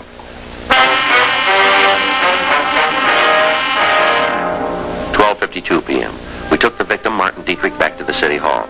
We got in touch with Lieutenant Iannone, Internal Affairs Division. We filled him in on what had happened. He started an immediate check of all police officers in the city and the county. Working from the description we'd gotten from the victim, we notified the narcotics detail and they went to work on it. A local and an APB were gotten out on the suspects. We checked the name Gabriel Bush through R&I. But when the mugshots from the packages we came up with were shown to Dietrich, he was unable to give us an identification. 3:15 p.m. We drove the victim out to the hotel where he told us the shakedown had occurred. We talked to the cashier at the hotel. She told us that the bill for the room had been paid by Gabriel Bush at 2:15 the afternoon of the shakedown, 3 hours after Martin Dietrich had turned over the money to the thieves. She told us that the bill had been paid with cash and that she could give us no further information on the man. We obtained the registration card the suspect had signed when he checked into the hotel. In the usual processing of the card by hotel employees, it had been handled so much that lifting fingerprints from it was impossible. The card was turned over to Don Meyer in handwriting to be checked. 5:20 p.m. The victim started to look through the photographs of police officers. Lieutenant Iannone's preliminary investigation had failed to turn up any police officers who matched the description of the shakedown men. At 1:26 a.m., the victim finished looking at the last picture without finding the men who'd claimed that they were police officers. A check with the officers from Narcotics Division netted us nothing. They were still checking their sources of information to help us in coming up with a lead. We checked out of the office, and Dietrich spent the night at Frank's house. The following morning, Wednesday, August 11th, 8:04 a.m., Frank and I met with Chief of Detectives Thad Brown. Well, where are you on it? Not too far. What have you got? Well, we checked the files. We're pretty sure that they aren't policemen. How about narcotics? They come up with anything yet? Not yet. They're still working on it. You added up and you haven't got anything. Right? Pretty close, Chief. You know how I feel on this kind of thing. I want it stopped. Every time these guys take a mark, they're putting every policeman in the world in a bad spot. Right off, we got a victim who swears a crooked officer should come down. Yes, sir. Need any extra men? Not right now. Might later. Johnny DeBetta standing by. Use anybody else you need, but clean this thing up. Yeah. Got any idea how they made the mark? Well, the story we got doesn't help much. Dietrich was having a cup of coffee and they approached him. I don't know how these con men work it. They can spot a man with a bankroll 5 miles off. By the time he walks up, they've got a new dodge worked out and ready to go to work. Well, if we knew how to stop that, we'd be out of jobs, wouldn't we? I'd rather have it that way. Where do you go from here? Well, we're getting descriptions out to all the hotels, warning them about the racket, asking them to call us if this Bush fella registers again. Doesn't seem he'll use the same name again. No reason not to. He doesn't know we're onto him. I suppose so. I got an idea last night. Might work. At least to be something to start on. All right, let's hear it. Figures that the only men who'll go for this dodge have got responsible positions in their hometowns. If they didn't, they wouldn't care about being brought down here along with Bush, right? That follows. They gotta be from out of town so the con men can get rid of them fast. Yeah. Now this Dietrich, he was picked up in a coffee shop near the station, right? Yeah. Then if you're gonna pick your man up, that's the place to do it. Try to nail him while they're setting the mark. Yeah, it might work. Be better if one of us was the mark. That's what I had in mind. You got any good luggage, Joe? Expensive looking? Well, I got a set that somebody gave me last Christmas. Looks good. We'll try it then. Smith, you'll work with DeBetta. Keep a tail on Friday from the time he gets off the train. Here, Joe. Yeah. Here's a timetable. What? Tomorrow morning you start riding the train.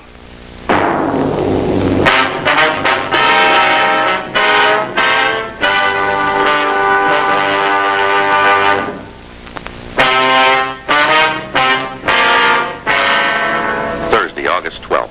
I drove out to Pasadena. At 8:12 a.m., I caught the train on its last stop before the Union Depot in Los Angeles. At 8:45 a.m., the train pulled into the station. I picked up my luggage and left the terminal. From there, I walked over to the coffee stand the victim Martin Dietrich had told us about. From where I sat, I could see Frank and Sergeant John DeBetta farther down the counter. I waited an hour. During that time, no attempt had been made to approach me. I looked for anyone matching the description of the suspect, Bush, but if he was there, I didn't see him. At 10:15 a.m., we called off the operation for the day. On Sunday, August 15th, I went through the same procedure. After the waitress brought my coffee, I waited. 9:32 a.m. Pardon me, you mind if I sit down here? No, go right ahead. Here, I'll get my hat out of the way. I'll get it for you. Thank you. Sure tell you're not a Californian. Hardly anybody out here wears a hat. That's so? Yeah. Where are you from? Chicago. Take the chief in? Yeah, I just thought I'd have a cup of coffee here before I start out to find a hotel. Guess I ought to introduce myself. I'm Gabriel Bush. My friends call me Gabe. My name's Joe Friday. Did you just get in, too? Yeah, I work for a wholesale liquor company in Chicago. Well, it's a small world, isn't it? Where are your offices? State Street. We got a little trouble with our West Coast office, so the boss sent me out to see if I can straighten it out. What are you doing here? All kind of business and pleasure. What line you in? Machine tools. Uh-huh. How long are you going to be in town? As a matter of fact, I'm leaving Tuesday. It doesn't give you a lot of time here. You know anybody in town? No, sir, not a soul. Where'd you say you were staying? I'm not staying any place yet. I haven't got a place. Thought I'd go over to Statler. Oh, you're not going to get in there. Matter of fact, you're going to have a rough time getting in any place. There's a big convention in town. There just aren't any rooms to be had. I made my reservation a couple of weeks ago. The office out here took care of it. Well, I didn't know it'd be that crowded. Said, tell you what. Yeah? Come on over to my hotel. You can park your luggage there, and I'll get in touch with a couple of friends here and see what they can do. Well, that's pretty nice of you, but I don't want you to go to any trouble. I'll find a place, all right. It's no trouble at all. Can't let a fellow Chicagoan stand out in the cold. I'm sure the boys can find you a place. As a matter of fact, I'll talk to the clerk where I'm staying. Might even be able to fix you up there. I do a lot of business there. They'll do what they can. Well, that's sure nice of you. You sure it's no trouble? Not at all. Come on now. Oh, is this all your luggage? Just the one bag? Yeah, that's all. Well, let's shove off. We'll get your room and we're all set. Aren't you going to order anything? No, I'll grab something at the hotel. Say, you got anything planned for tonight? No, nothing special. Good. I know a great place uptown. Good food and great music. Sounds all right. Yeah, it is. No, I sure appreciate this. Don't think anything about it. Who knows? Maybe you'll be able to do something for me sometime. Yeah, maybe I can. We walked out of the coffee stand and took a cab to a hotel out on Wilshire Boulevard. Frank and Johnny DeBetta followed us.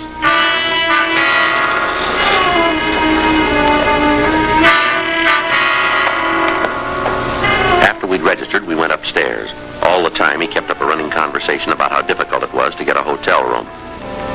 The bellboy left our bags in the room and asked if we wanted them opened. Bush made it apparent to both the boy and to me that he was the only one who was going to open his suitcase. Bush unlocked his bag on the bed and snapped it open. He took out a small leather case, trying to keep me from seeing it, and at the same time making sure that I did. He went into the bathroom.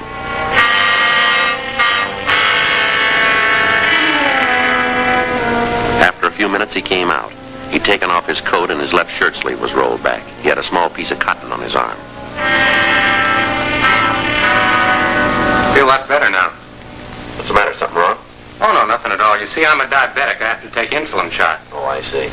I'll put the stuff back in the suitcase and we can start looking for room for you. Good. Oh, here, I'll give you a hand with that. Don't worry about it. I can get it. You forgot your spoon. Oh, yeah. I didn't know you used a spoon for insulin. I'll get it. Wait a minute. Let me put this stuff away. Just want to see what it is. Police officer, you're under arrest. What for? We haven't done anything. Narcotics. What do you mean breaking in here like this? You got no right to do that. All right, knock it off, Bush. We've been after you for a long time. We finally nailed you, now don't bawl about it. This other fellow a cop, too? Yeah, this is my partner, Roger Silby. Well, listen, I had no part in this. I just met the guy. If you want him, okay, but don't tie me in with him. Too bad, mister. Get your coat. Where are we going? Downtown. We got to book you. But I had no part in this. I tell you, I just met this guy just this morning down at the depot. I just met him. I'm not mixed up in this. You got to believe me. My company finds out, it'll cost me my job. Now, you guys got to give me a break. You should have thought about that before, mister. A little late now. Yeah, but don't you understand? If my boss hears about this, he'll can me. Oh, come on. Why don't you give the guy a break? He's telling the truth. I just met him. He's got no piece of the action. That's rough. Maybe next time he'll be more careful who he bums around with. Now, let's go. Please, give him a break. You guys are all alike. You cry when you get tagged. This isn't right. Let's go. We're taking you in. What's the charge? We'll tell you in jail. The two men had shown us badges when they came in. They'd flashed them by so fast that there was no way of taking a good look at them. They told us to get our things together. The plan was that I'd go with the suspects and give them the marked money when they asked for it. After that, they'd be taken into custody. Once the currency was in their possession, we could prove extortion, a felony.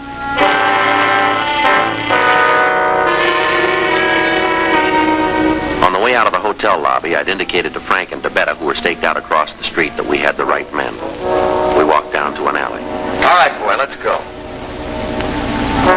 You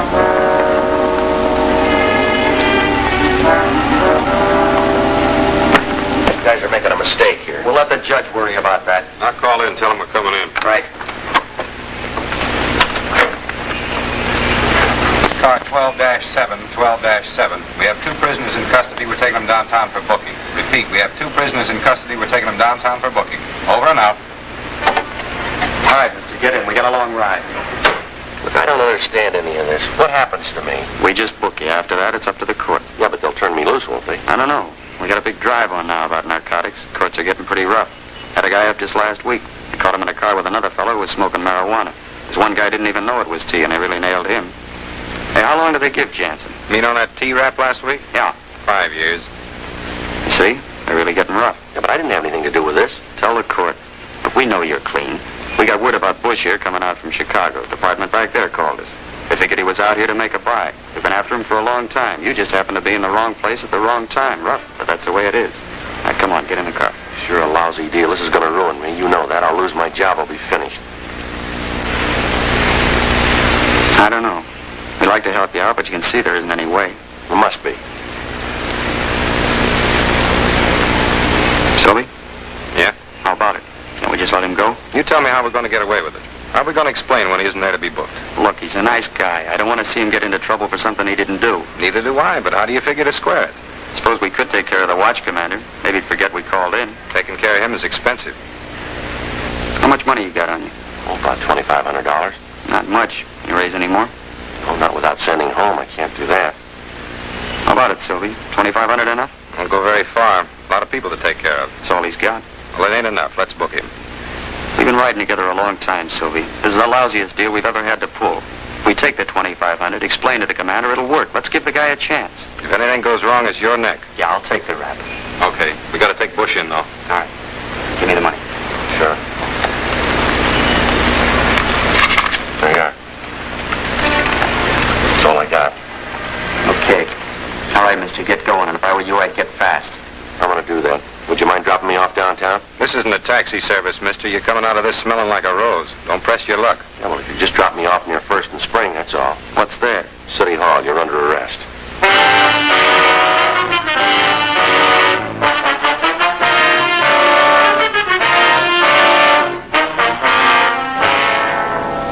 The 3 men were taken into custody, and the marked money was booked as evidence. We got in touch with the victim, Martin Dietrich, and asked him to come down to the City Hall to give us an identification. That's them. You'll sign the complaint? You bet I will. I want to see him get theirs. Look, what's all the beef about? A little con game, that's all, so he took the mark. Shut up, Lang. They still got to prove it. Yeah, well, that ain't gonna be hard with all the help your friend Gabe handed out to him. Imagine being so dumb you pick a cop for a mark. You went along with it. Ah, you dumb, Gabe, face it. All right. Let's go. You too. Don't give me no orders, cop. You got me in custody. That's enough for you. I'll go when I'm ready. Come on, Lang. You know something, cop? I think I play the part better than you do. I'm going to check. Now, let's go. You want to take him outside, Frank? I'll be right with you. Yeah.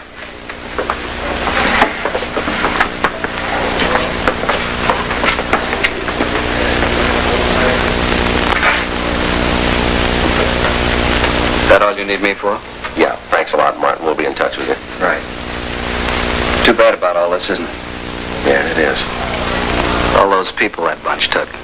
They're always going to think those guys were real cops. Yeah. They're never going to know. Of course, you can't blame them, not really. Look how they got to me. Guess there isn't any way to tell. If a guy flashes a badge, you know. How are you going to tell? There's one way. How are you going to know he's a fake? When he asks you for money.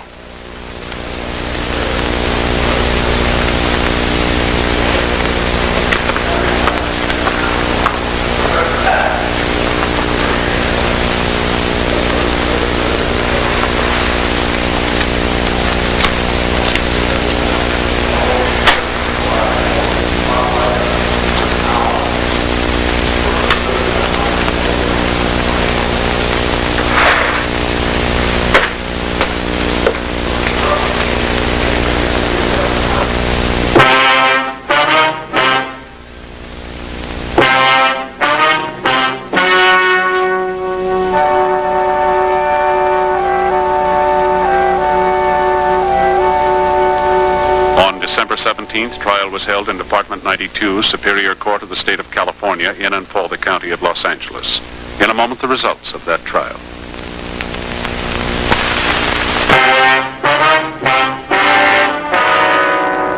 The suspect was tried and convicted of violation of Section 518 PC, extortion, which is punishable by imprisonment in the state penitentiary for a period of not less than 1 nor more than 10 years.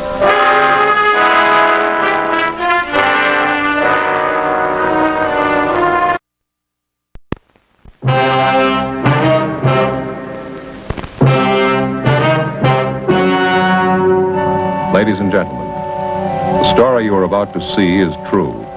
The names have been changed to protect the innocent.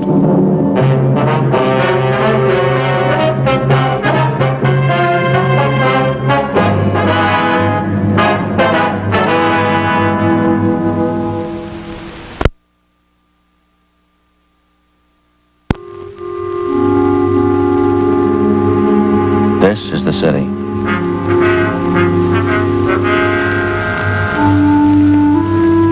One of the biggest in the United States. Spreads out in all 4 directions like a broadloom rug. To the south and west, it's the downtown business district. To the east, the industrial area. Los Angeles, California. It's pretty much like your town.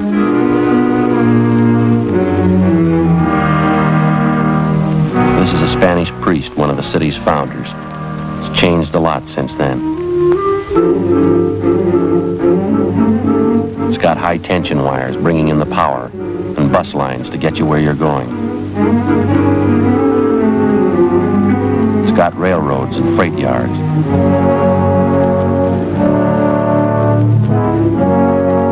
Churches. Any kind you want.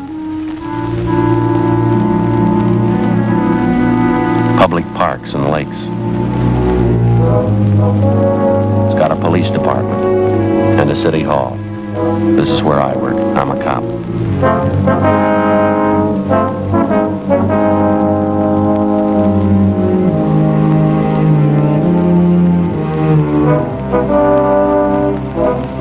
It was Saturday, August 8th. We were working the day watch out of Juvenile Division. My partner's Frank Smith. The boss is Captain Powers. My name's Friday. We'd gotten a call from a worried mother who reported her 4-year-old twin girls missing. Hours had passed since we'd gotten the initial report. The children had failed to turn up. We had to find them.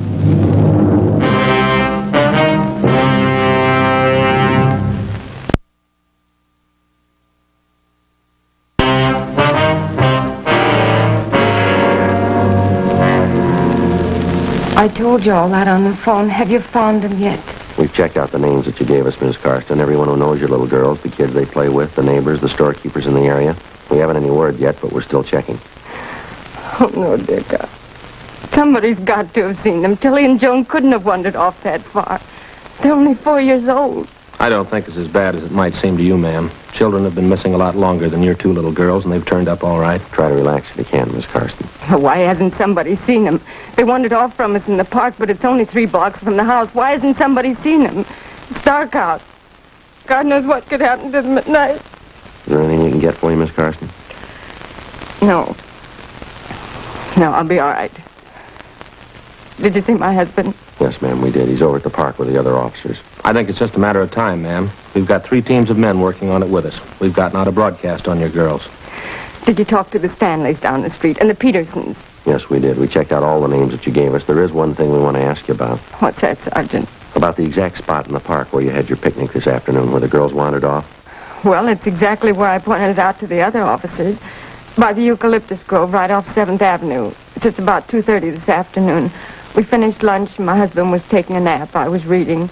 I saw the girls playing tag over by the trees. I looked up in a few minutes, and they were gone. It's just like I told the other officers. Then you're sure about that location? Well, of course I'm sure. Why should I lie to you? I want you to find the girls. They're just babies. You can see there's a picture over there. Only 4 years old. Yes, ma'am, we're doing everything we can. I know. You want me to get that for you, Miss Karsten? Would you please? Yes, ma'am.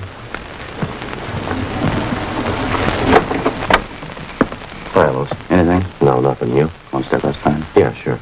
Excuse me. Ralph and I checked with a guy who runs an ice cream wagon. He works the area in the park where the kids disappeared. Yeah, what'd he tell you? He saw a couple little girls about a half a mile from that eucalyptus grove about 3 o'clock this afternoon. They were with a man. Yeah. He saw the man put the kids in a truck and drove away with them. 8 p.m. Together with John Lewis, Frank and I left the Karsten home. We didn't tell the mother about the latest report. Until it was positively confirmed, we felt that telling her would serve no purpose other than to cause her needless worry.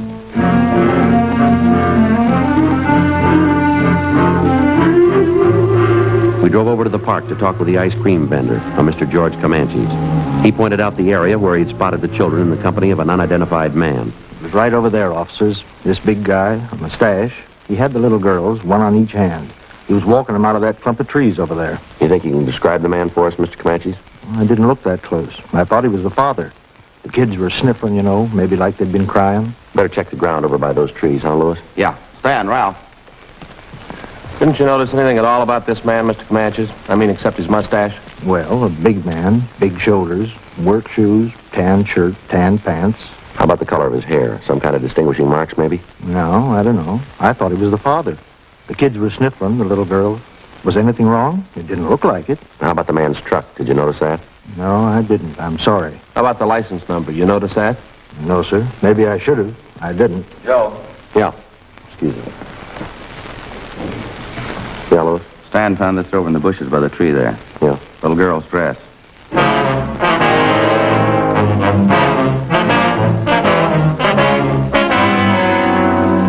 8:28 p.m.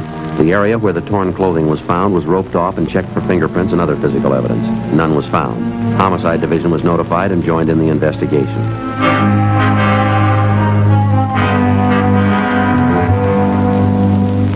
The dress was taken down to Lee Jones at the crime lab for examination. Then it was shown to the father of the missing children, Frank Karsten. He definitely identified it. The search for the 4-year-old twins was intensified. An emergency spot check was made of all known and registered sex offenders. We drove back to the city hall and we went to the stats office.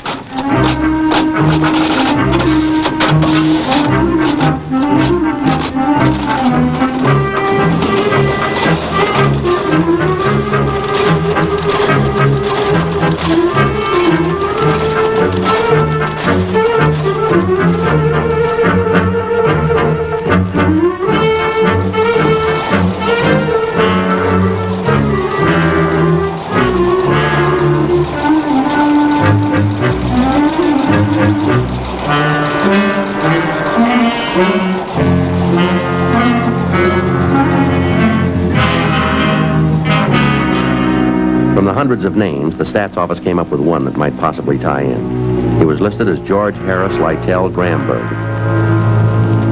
His address was at the south end of 7th Avenue, close by the park area where the Karsten twins had disappeared. Gramberg was described as tall, well-built, dark hair with a mustache. We found him at his work, a small bar out in the Wilshire district. He played the Hammond organ. Yes, that's right. I live on 7th Avenue, right across the street from the park. What's the matter this time? Missing juveniles. Can you tell us what you did today starting at noon, Gramberg?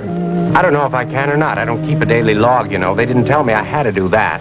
Just tell us where you were between noon and 6 tonight. That's all we want to know. Well, that's quite a bit, don't you think? Suppose I told you I was playing canasta with a maiden aunt. Would that shock you? Well, you look, mister, we're not in the mood for smart answers. You just tell us where you were, that's all.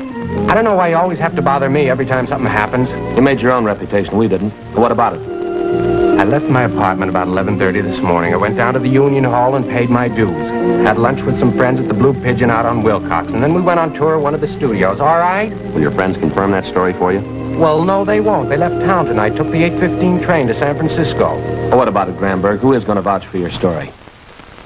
I already told you. My friends have left town. You can check with the guard at the movie studio if you want. We had a pass, time punched in, time punched out. It's all there. You want to call and check that studio, Frank? Yeah. I don't mean to be rude, Sergeant, but I always did feel that registration business was unfair. Is that so? Yes, grossly unfair. Well, how do you suggest we keep track of you? Well, why do I have to be kept track of anyway? You know as well as I do, your record. Oh, it was all a lie. I hardly even touched that kid. I paid my time anyway. Why can't you give me a break? Every time something happens to a kid, I get a cop on my neck. Were you in the 7th Avenue Park at any time today, Gramberg? What? I said, were you in the 7th Avenue Park at any time today? Matter of fact, I was, yes. I took a walk there. What time was that? I don't know. I left my friends after lunch. I came home to freshen up about 1:30, I guess. I was in the park about 1:45, 2 o'clock. Only stayed a few minutes. When'd you leave? About 2:15. You went from the park to meet your friends at the studio, did you? Exactly right, yes. Did you see two dark-haired little girls while you were in that park? No, I didn't see anybody. I was by myself. You're sure of that, are you? Of course I'm sure. Even if I did see him, it wouldn't mean anything. I don't molest kids. I don't get along with them, that's all. But I wouldn't hurt a little kid. I never could. No one says you have. I know that, but I just want you to know how I feel. Maybe I don't get along with kids, but I couldn't hurt them. Little girls especially. I like kids, really. Yeah. Joe? Yeah. See you in a minute? Yeah. Did you talk to the studio? Yeah, I checked with the guard. What do you have to say? Gramberg was there from 2:30 to 4:30. Yeah. His alibi's good.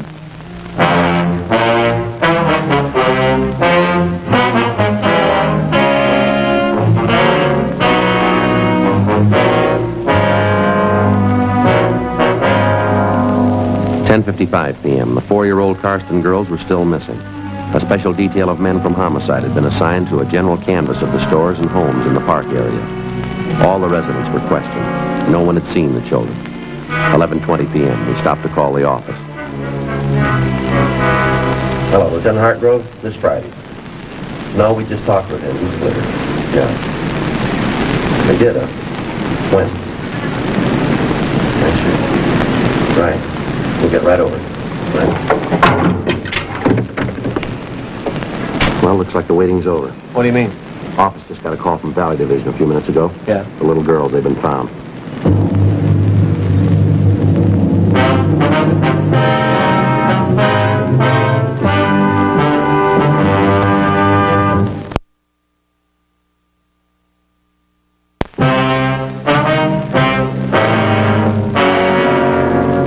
.25 p.m. As soon as we got the word that the 4-year-old Karsten twins had been found, Frank and I drove back to the office where Inspector Miller filled us in.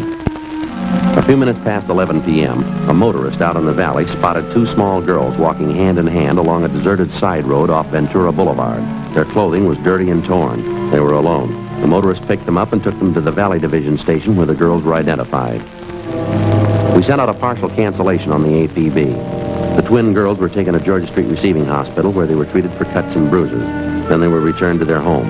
The doctor reported that both girls had been molested. The search for the abductor went on.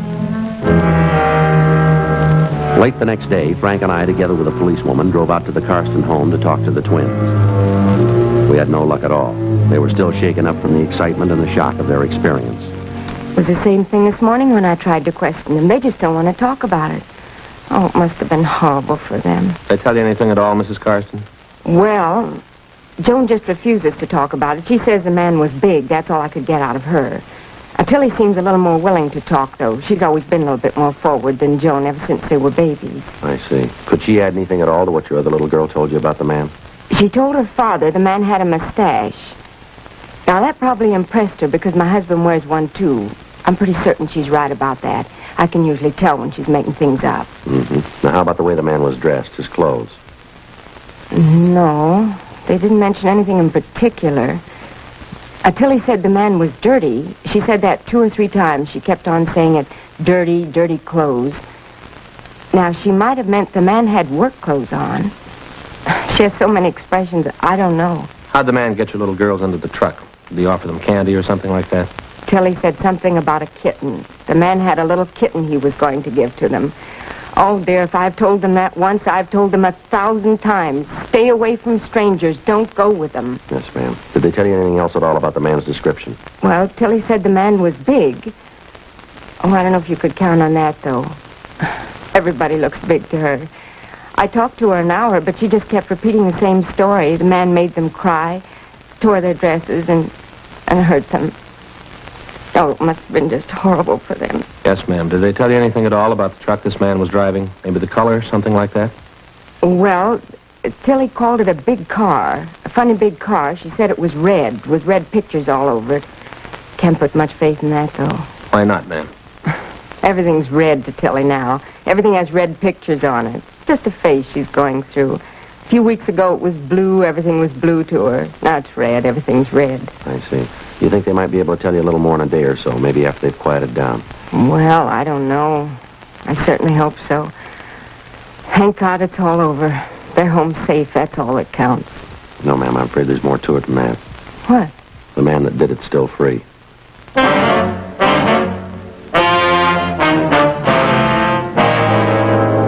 Monday, August 10th. The search for the suspect went on. All of us, the men from juvenile and homicide divisions, were pretty much feeling our way in the dark. Repeated questioning of residents living in the area where the abduction took place netted us nothing. Our two-star witnesses, the 4-year-old twins, were able to contribute very little. We stayed on it.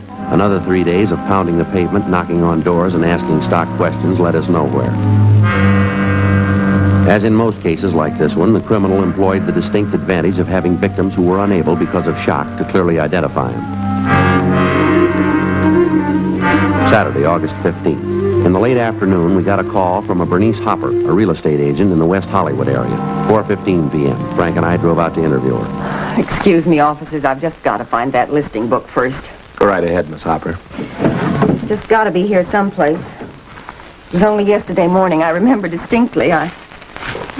There. Now, I can start to do business again. Yes, ma'am. Well, I don't know if this is going to help you any in your case, officers, but I certainly think something should be done about it. Flagrant, it's the only word I can think of, just flagrant. Would you like to tell us about it? Well, I saw him yesterday, for one thing. You see, I was coming back from lunch about 2:30 in the afternoon. Fridays, I always have a late lunch. I see. I was just passing the corner a few blocks from the grammar school right up above on Prospect Avenue, and I saw this truck parked and this truck driver leaning out of the window talking to some children. Just tots, little tots. Yes, ma'am. What happened? Well, what happened is not so much that, it's just the way this truck driver was talking to these children. I must have been at least 20 feet from them, and even I could hear. What was that? Well, his language, just filthy. I couldn't understand it. A grown man talking to little tots like that. Every kind of filth, every obscene word you could think of. Was there any point in the way he was talking to the children, Miss Hopper? I mean, was he mad at them? Did he seem sober? What was it? It was filth, that's all I know, officer. Some of the children didn't like it, and they told him. That only made him do it all the more. I really think you ought to check up on him. Yes, ma'am. Can you tell us anything else about it? Oh, would you excuse me a moment? Yes, ma'am. Go right ahead. Bernice Hopper, real estate. Yes? Mm-hmm. Oh, yes, Mr. Tomlinson, I remember. The house out on Norwich, wasn't it? Well, no. As a matter of fact, I sold it Monday. It's just like I told you, things go so fast. Well, of course, if you'd had a substantial down payment to make at the time... I am sorry.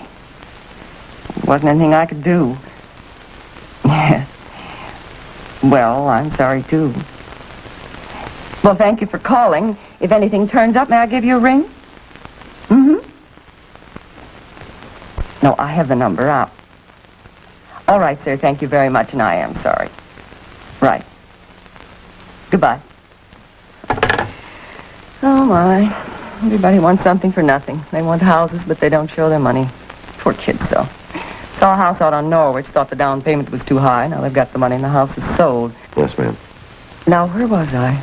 About the truck driver you saw, Miss Hopper. Oh, yes. Well, after hearing that talk of his, I just copied down the license number of the truck. Got it right here in my desk. How about the truck driver, Miss Hopper? Did you get a good look at him? I certainly did, the way he acted with those children. Anything unusual about his appearance? No, nothing besides his foul mouth. He was dark, heavy-set, and he had a mustache. Ties in. One more thing. The truck he was driving. Yes, ma'am. There were pictures painted on the side. Circus animals, I think. Did you happen to notice the color? Oh, yes, it was red. Even the pictures were red.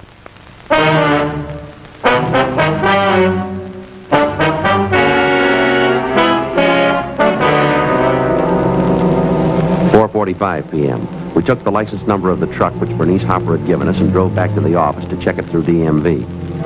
We found the truck was registered to a commercial baking firm in the south end of town. Through their personnel department and their dispatcher's office, we got the name and address of the employee who was driving the truck the same day Bernice Hopper had spotted the driver talking to the school children. His name was Lester Z. Wiley. We checked a little further and found that he was driving the same truck the day the Karsten twins were abducted. We called into R&I. Wiley had no criminal record. Oh, sure is stupid of me. I didn't even think of asking you if you wanted any of this. No thanks, Wiley. We'd just like to have you tell us why you use that kind of language in front of school children. Nothing to explain. bunch of those kids were hanging around the truck. I thought maybe they wanted to get in and grab some of the cakes and stuff. I read them off, that's all. Well, that still doesn't explain the filthy language, Wiley. I don't know. Maybe I wasn't feeling good that day. Might let a few cuss words slip. I didn't mean anything by it. I like kids. You usually make deliveries up around the school area, Wiley? Oh, once in a while. Yeah, I get around quite a bit. That's not what they tell us down where you work. Hmm? You had no business in the neighborhood of that school. Your delivery route's in the other end of town. So I can't drive where I want, huh? I get the deliveries made. What are they squawking about? I'd like to know what you were doing up in that neighborhood. I was on my lunch hour. I drove up to see a friend. I got a friend living near the school. What's the matter, anyway? Don't you think you've had enough of that? Look, you're not telling me what I have to do in my house. This is my house. If I want a glass of wine, I have it. You're not telling me what to do. All right, Wiley, take it easy. Take it easy, nothing. I talked to you two guys long enough. There's the door. You're not coming in here telling me what to do. You better get your coat. We'll talk downtown. We're not talking anyplace. Now get out. Get out of this house right away. Are you afraid your story's not going to hold up? I don't know what you're talking about. You're trying to frame me. Don't you think I know that? Now, that doesn't make much sense, does it? Why should we want to frame you? I know what you're getting at. I know just what you're getting at. Those two little girls last week, you're going to say I took them. You're going to say I did things to them. Well, I didn't. I didn't have anything to do with it. Didn't you? No, I didn't. Look, I'm sorry, huh? Why don't you sit down? I didn't mean what I said. I guess I just got nervous. Sure, Wiley, we understand. Why don't you let me get you a couple of glasses? Have some of this wine. Warms you up. It's good. No, that's all right, Wiley. We'd just like to have you straighten us out on a couple of things. Yeah? Where were you between 12 noon and 11 p.m. last Saturday? That's the day that somebody picked up those two little girls, isn't it? Yeah, that's right.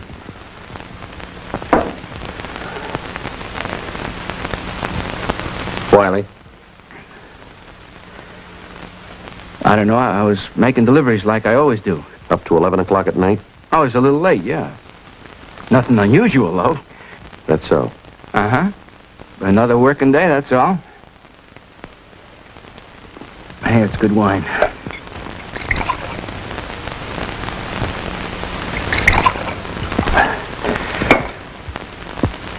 I might have been near the park where those two kids were. Doesn't mean anything, though. I get around quite a bit. I got a lot of deliveries to make.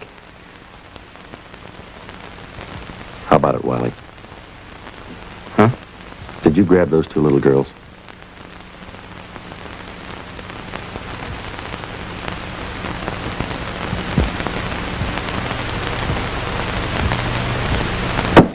Oh, look at that. I don't have any more wine. I'm going to go get another bottle. You've had enough of that. Go!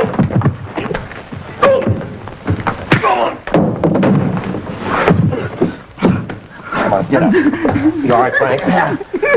Get out! Get out of my house! Get out! Get out! Get out of my house!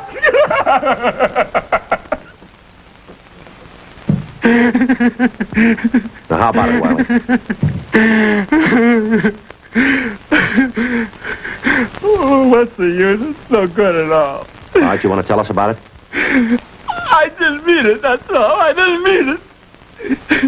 It's just that once in a while something goes wrong with me. I like kids. I like them too much, I guess. I didn't mean to hurt them. You ready to go now? Anything you say.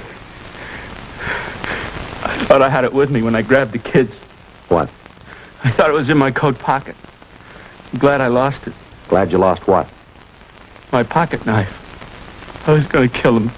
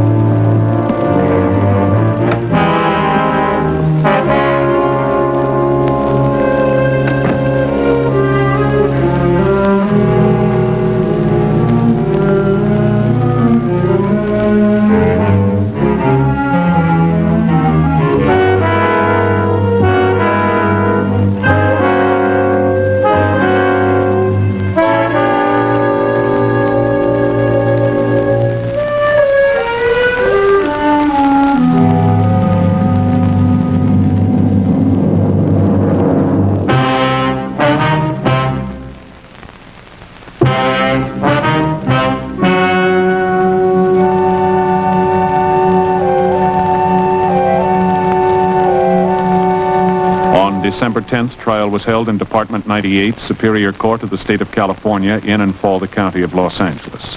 In a moment, the results of that trial.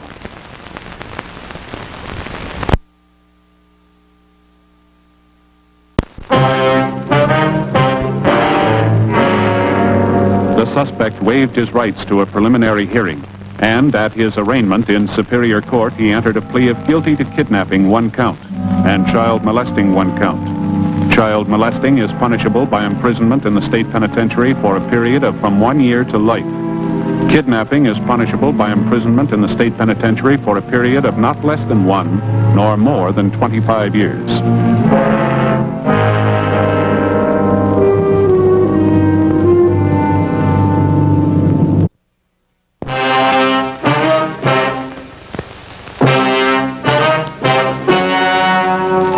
Ladies and gentlemen, the story you are about to see is true. The names have been changed to protect the innocent.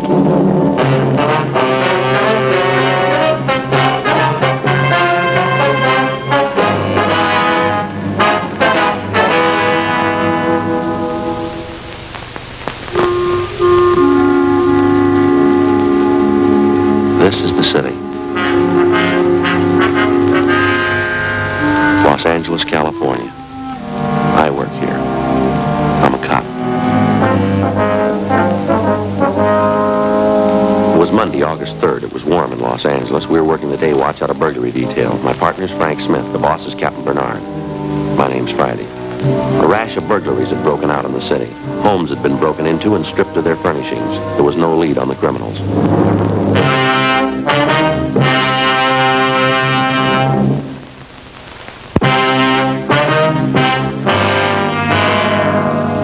They got all the money together, huh?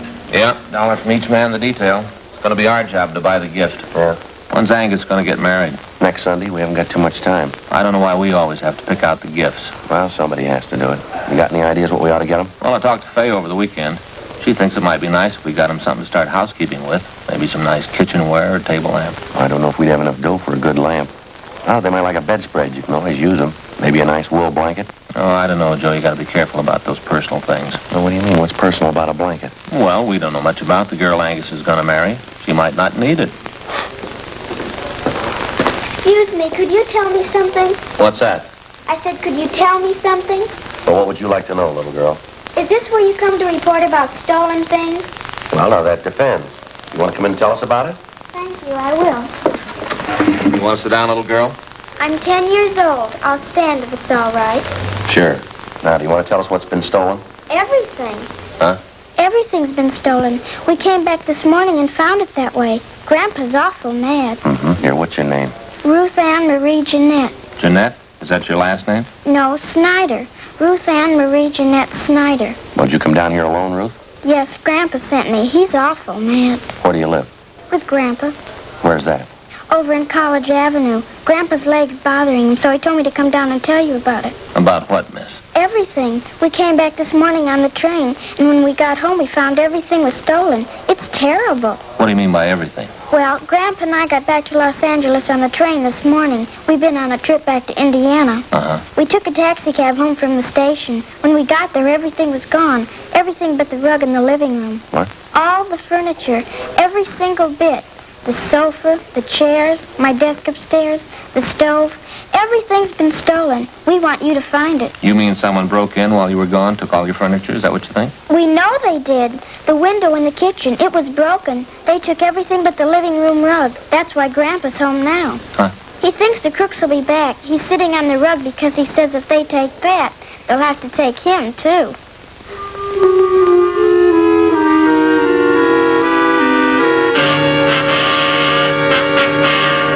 9:45 a.m. Frank and I drove Ruth Ann Snyder back to her home on College Avenue.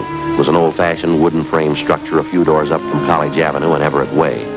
Ruth Ann showed us inside and introduced us to her grandfather, Mr. John H. Snyder, age 78. He told us that a year ago, he and his wife, Ruth Ann's grandmother, had come to California from Indiana and rented the house on College Avenue. The grandmother had fallen ill and passed away suddenly 3 weeks ago. He and Ruth Ann closed the house and took the body back to Indiana on the train for burial. On their return that morning, they found the house stripped of every piece of furniture.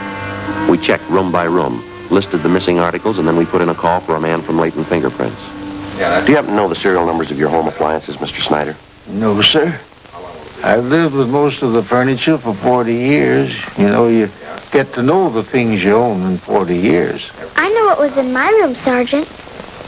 My desk, my table and chair, the bed, the curtains. They took everything. How about the estimated value of the furniture, sir? What would you say it was worth? Dollars and cents? I don't know. What's a house full of furniture worth to anyone? Guess everybody puts their own value on their things.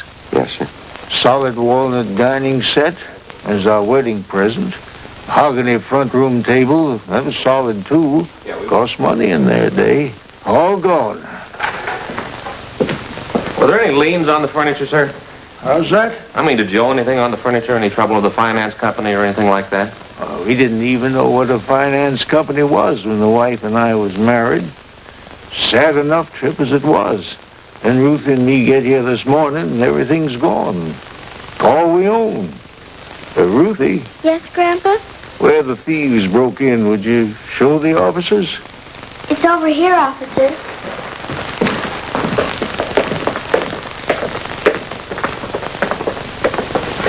How are you and your grandfather going to get along, Ruthie?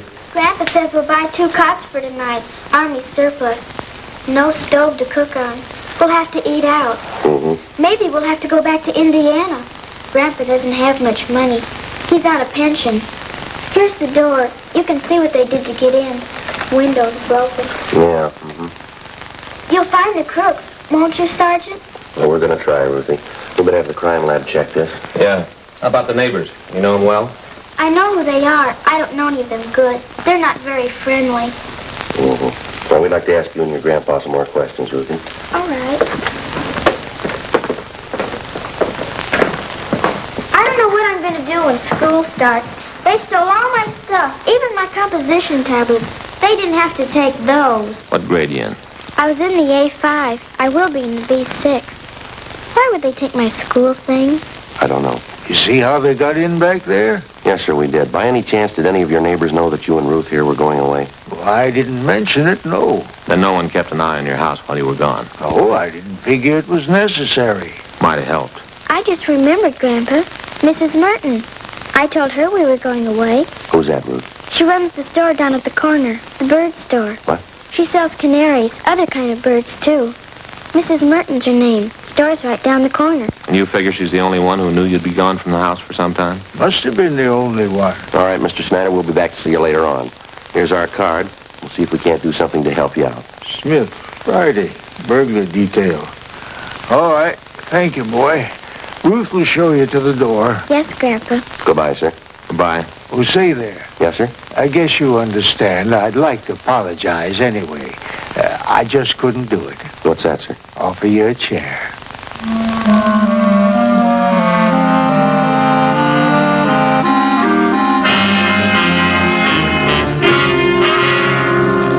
"10:30 a.m. Frank and I called the Salvation Army and told them of Snyder's situation. Then we went down the street to the store at the corner of College Avenue and Everett Way. The sign on the window said Mrs. Merton's Birdland. Manager, Agnes Merton. We tried the door. It was locked. A penciled note taped on the glass read, "Be back at 1 p.m. We went back up College Avenue and started ringing doorbells. Some of the residents in the block didn't even know the Snyders. Of those that did, only 2 had noticed any activity at the house during the 3 weeks Mr. Snyder and his granddaughter had been away.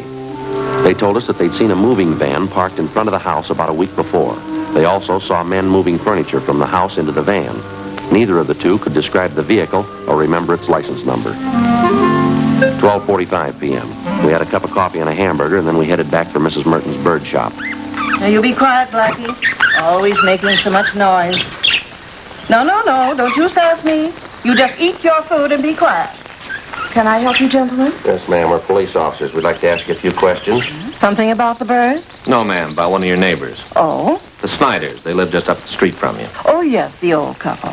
Poor Mrs. Snyder passed away, you know, a few weeks ago. Yes, ma'am, we know. Now, you be quiet, Mary. You heard what I told Blackie. Just eat your food and be quiet. I guess you knew the Snyders have been away for the last few weeks. Yes, I did, but they're back.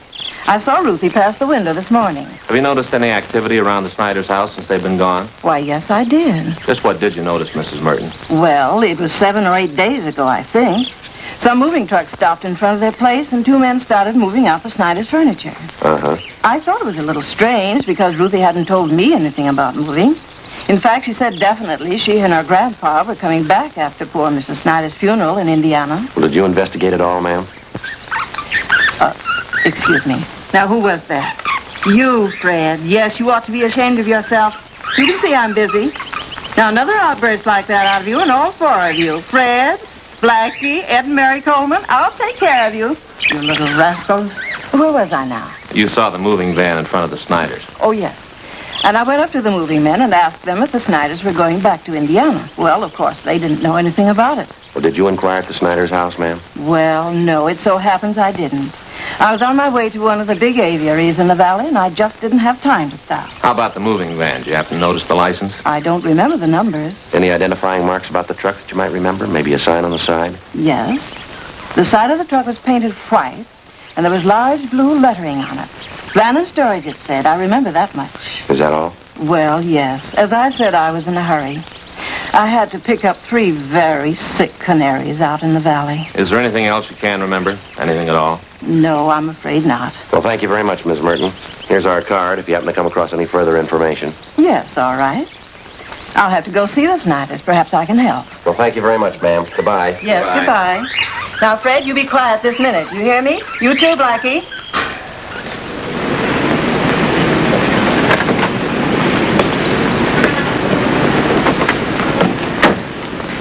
Not much help in there. Not much. Gave me an idea, though. Yeah, what's that? The wedding present for the Anguses. Huh? Maybe 2 lovebirds in a nice cage. You suppose she'd sell Fred and Blackie?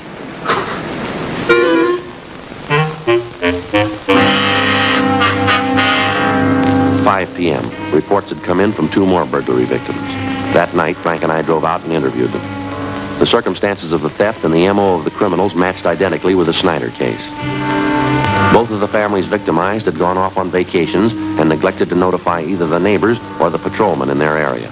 Both had allowed newspapers to collect on their doorsteps in their absence and otherwise left signs that their homes were vacant. In both cases, the thieves had forced an entrance through a back door or a window, stripped the house of every last piece of furniture, and either hauled it away themselves or hired someone to do it for them. Again, the neighbors saw the moving vans, but none of them were able to definitely identify the vehicles or their license numbers. 8:45 p.m. Before we went home, Frank and I checked back in at the office. One of the others assigned to the case, Jim Angus, wasn't having any more luck than we were. I guess we're going to have to try harder, that's all. Done about everything we can so far. We started checking the movers around town, the transfer companies. Leighton Prince come up with anything yet? No luck. Hope we get this thing washed up before my wedding. Just hate to get called back for my honeymoon. Yeah. It's one of the lousiest rackets we've had since I came on this detail. Whole house full of furniture, everything a family owns. How about an outlet for all the stuff that's been stolen? The thieves can't be sitting on it. Pawn shop and second-hand details have been alerted. They're checking regular outlets, auction houses, second-hand places. Nothing yet. What about some kind of preventive idea? At least slow them down. Well, a good dose of publicity on the thing might help. If only people wouldn't keep it a secret when they're going away. The neighbors aren't alerted. That's why a lot of them didn't think much of it when they saw the moving vans parked at those houses. The drawn blinds and the papers on the doorsteps didn't help much either. It's an open invitation. Maybe we ought to see what we can do on the publicity end. We've had one campaign on this already.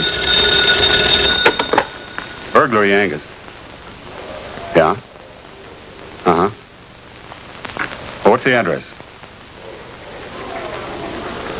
Okay, I got it. Thanks.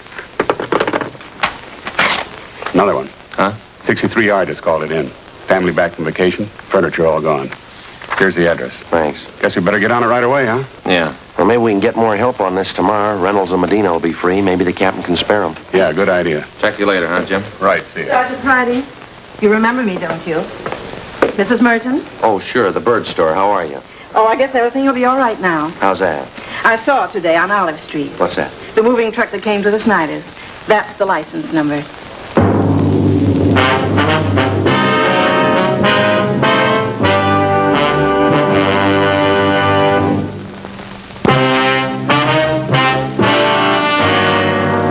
Tuesday, August 11th, 10 p.m. The license number, which Mrs. Merton had given us, was checked through DMV. We found that the truck was registered in the name of a local second-hand furniture dealer by the name of Ben Wennett. We checked his name with the police commission and then with the I Bureau. He had a good reputation, no criminal record. Early the next morning, we picked up Mr. Snyder and his granddaughter Ruth, and we drove to Ben's used furniture store. We identified ourselves and asked to look at his buy book. Under the date of July 27, Ben Wennett had recorded the purchase of more than 3 dozen articles of furniture from a house on College Avenue. The address was that of the Snyders. A man and a woman, Sergeant. They said the company he worked for had transferred him to Boston. Told me he had to get back to take over his new job. Would you recognize the people if you saw them again, Mr. Wynant? Sure, I think so. Woman was a great talker. She said they figured on selling the stuff piece by piece. They'd get more. But since they had to leave town the next day, she decided to sell the whole lot to a dealer. You got the furniture for a pretty low price, didn't you? Pretty good price, yeah. That's why I went along on the fast deal. Wasn't going to talk myself out of a bargain. They wanted to sell fast. I wanted to buy. I didn't think anything was wrong. Sergeant, Yes, sir. a walnut dining room set right there. You sure, Mr. Snyder? Cigar burn on top. I'd know it anywhere. I see. And this looks like mine, too. Sergeant, my table and my desk. Here they are, right here. My school stuff, too.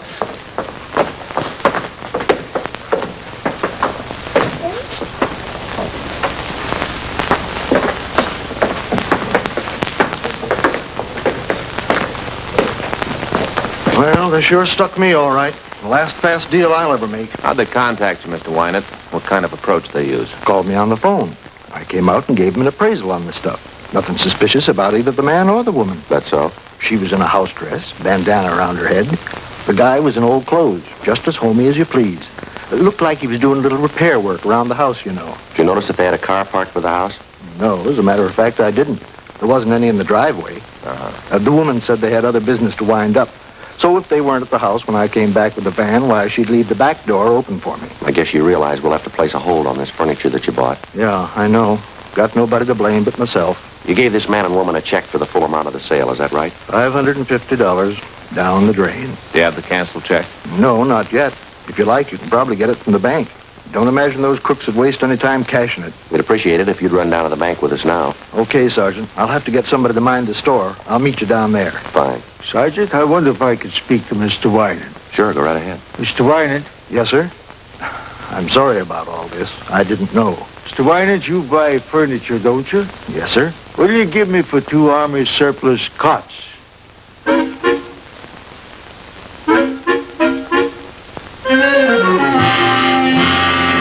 Wennett made arrangements to round up Mr. Snyder's furniture and ship it back to his home.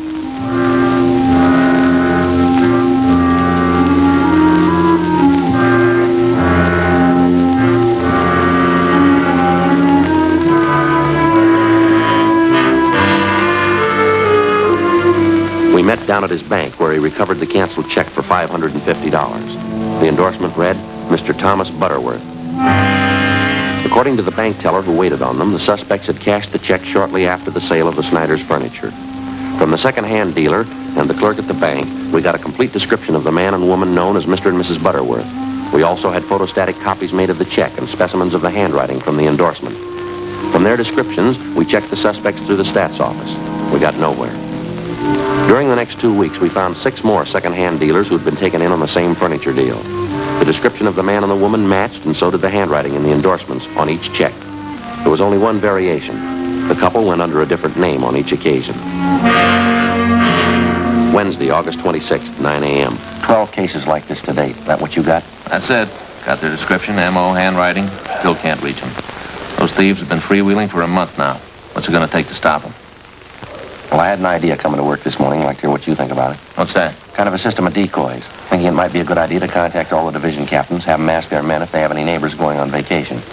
Go ahead. Well, if we could get a few dozen houses spotted around the city, we could plant a few things, make them look vacant. We'd keep the houses covered at all times. They ought to make pretty good bait for the thieves. Yeah. Sounds okay. How would you set it up? We could make arrangements to get a key to each home. Keep the milk and paper deliveries coming. Let them pile up on the doorstep. We could reimburse the people for whatever it cost. Well, we're not making much speed the way we're going. We could try this for a couple of weeks and see what happens. What do you think? Let's try it. 9:30 a.m. After checking with Captain Bernard, we contacted all division commanders, requesting them to ask their men to contact burglary detail if they knew of any of their neighbors about to leave on a vacation. During the next 2 days, the response came in and the plan went into effect.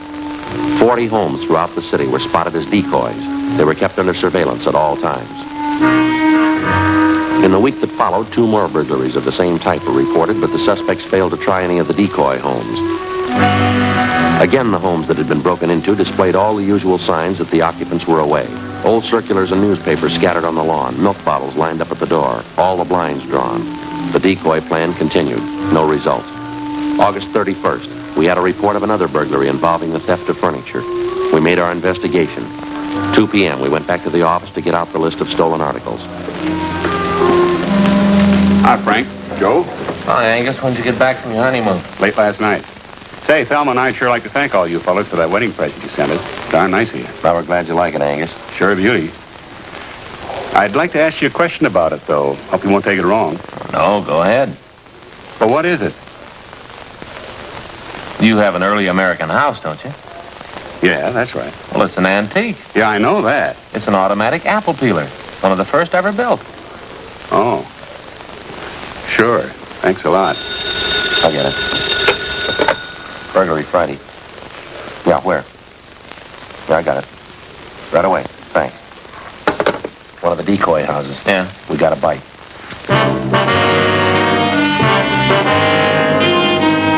Together with Sergeants Carson and Angus, we drove out to the decoy house, where an unidentified man and woman had been seen forcing entry through a back door.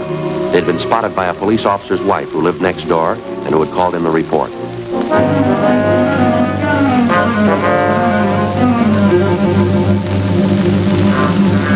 We parked down the street from the decoy home and we waited. 5 minutes passed. We saw a woman come out to the porch of the house, look up and down the street, and then go back inside. A few minutes after that, a man in a tan Ford pulled up in front of the house. He got out and entered through the front door. I called communications for a make on the car. 1K80 to Control 1. 1K80 to Control 1. 1K80, go ahead. Request DMV on 1 Union 55887. That's 1 Union 55887. Information urgent. 1K80, roger. We waited. There were no signs of activity from the decoy house. 2 minutes after I put in the call, we got our make on the car. 1K80. 1K80. 1K80, go ahead. 1 Union 55887. A 1950 model Ford two-door sedan. Engine number B31G148453. Registered to Kenneth Dunbar. Legal the same. 1K80, roger.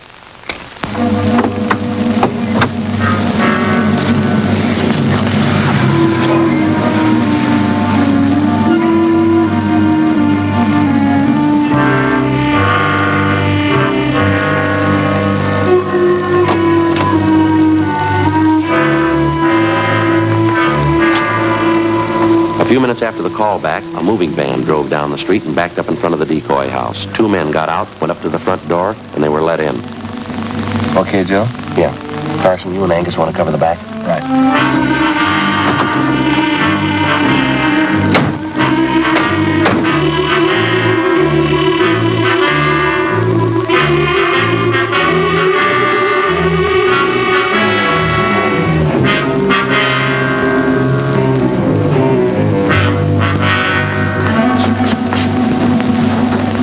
Yeah, you want something? Police officers. Ken, the cops are right here! Hey, wait a minute, wait a minute. Let go of me, let me go! All right, lady, relax, will you? Oh, look at him, the big stoop. I told him it couldn't last forever. I told him a week ago, let's get out. No, he had to try once more, the big dumb stoop. All right, lady, let's go. We'll take him, Angus. Catch me. You better get that shirt fixed. Huh? Come on, lady.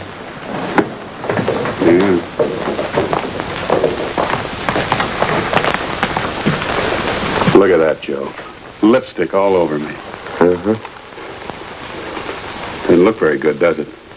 No, it doesn't. What are you going to tell your new bride? I got nothing to hide. I'll tell her the truth. Mm-hmm. Why not? She'll believe me. Won't you, Joe?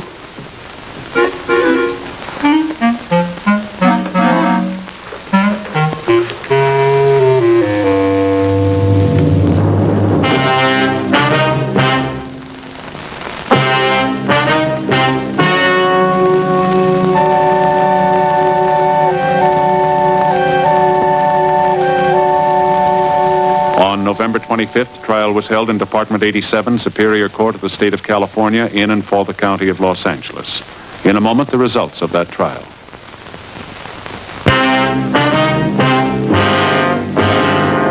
The suspects were tried and convicted of burglary in the second degree, 15 counts. Burglary in the second degree is punishable by imprisonment in the state penitentiary for a period of not less than 1 nor more than 15 years.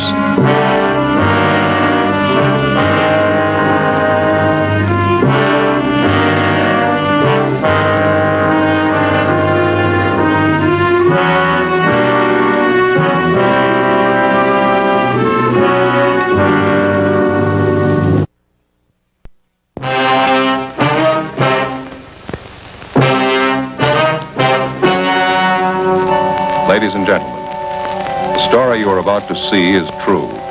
The names have been changed to protect the innocent.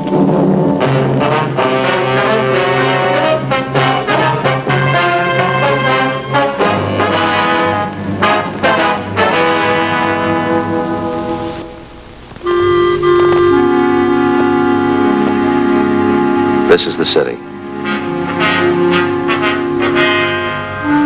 Los Angeles, California. I work here. I'm a cop. It was Tuesday, February 3rd. It was cold in Los Angeles. We were working the night watch out of homicide detail. My partner's Frank Smith. The boss is Captain Lorman. My name's Friday. It was 18 minutes past 2 a.m. when we got to number 15 San Jose Street, the Green Light Tavern. A killer was loose in the city.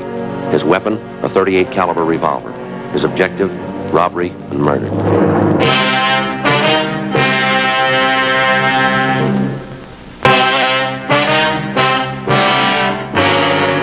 Ambulance on the way, George? Can't use it. They're both dead, wife and husband. Did you call the crime lab? They're on the way. Okay, we better take a look at that back room. Right.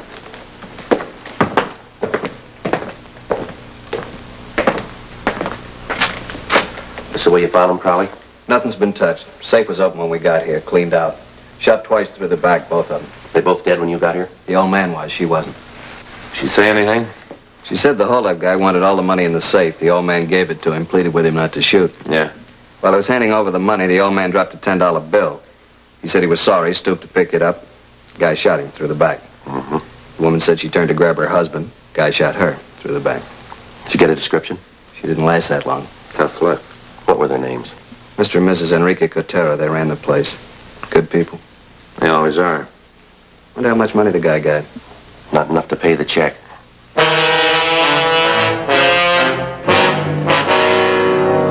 Sergeant Allen and the crew from the crime lab arrived and went to work. They dusted for fingerprints, took pictures of the back room, the safe, the victims. Every object that could have any possible tie-in with the crime was photographed. Captain Lorman was with them.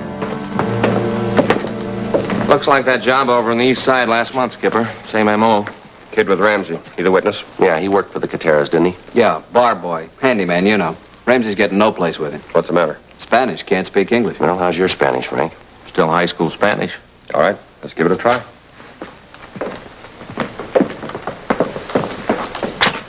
Was he the only one here? When we got here, yeah. Trabaja aquí como bar boy, ¿verdad? Sí, señor. 3 months. Mr. Cotera era muy bueno conmigo. ¿Cómo se llama? Juan Pedillo. Vivo al otro lado de la barra, en la casa de huéspedes. What's he saying, Frank? Well, his name's Juan Pedillo. He's been working here for about 3 months. He lives next door in the rooming house. Claims he got along fine with Mr. Cotera. Ask him to tell us how it happened. Everything. Juan, queremos saber exactamente cómo pasó esto. Díganos de todo lo que se acuerda. El tiempo. Que tanta gente había. ¿Quiénes eran? Todos los detalles. Toma su tiempo. Sí. Eran como 5 minutos para las 2. Tiempo de cerrar. Mr. Cotera apenas había cerrado la puerta de enfrente. He says it happened around closing time, 5 minutes to 2. Mr. Cotera had locked up the front door. Siga, Juan. Sí. Yo estaba detrás de la barra. Igualmente la señora Cotera. Estábamos limpiando los vasos y poniéndolos en su lugar. Solo estaba un marchante en la barra. Estaba sentado a la orilla de la barra. Allí. Juan was behind the bar with Mrs. Catera. They were cleaning up the glasses and putting them away. There was only one customer left. He was sitting at the end of the bar. That stool back there. Yeah, go ahead, Frank. Siga, Juan. El marchante creo que se llama Pete.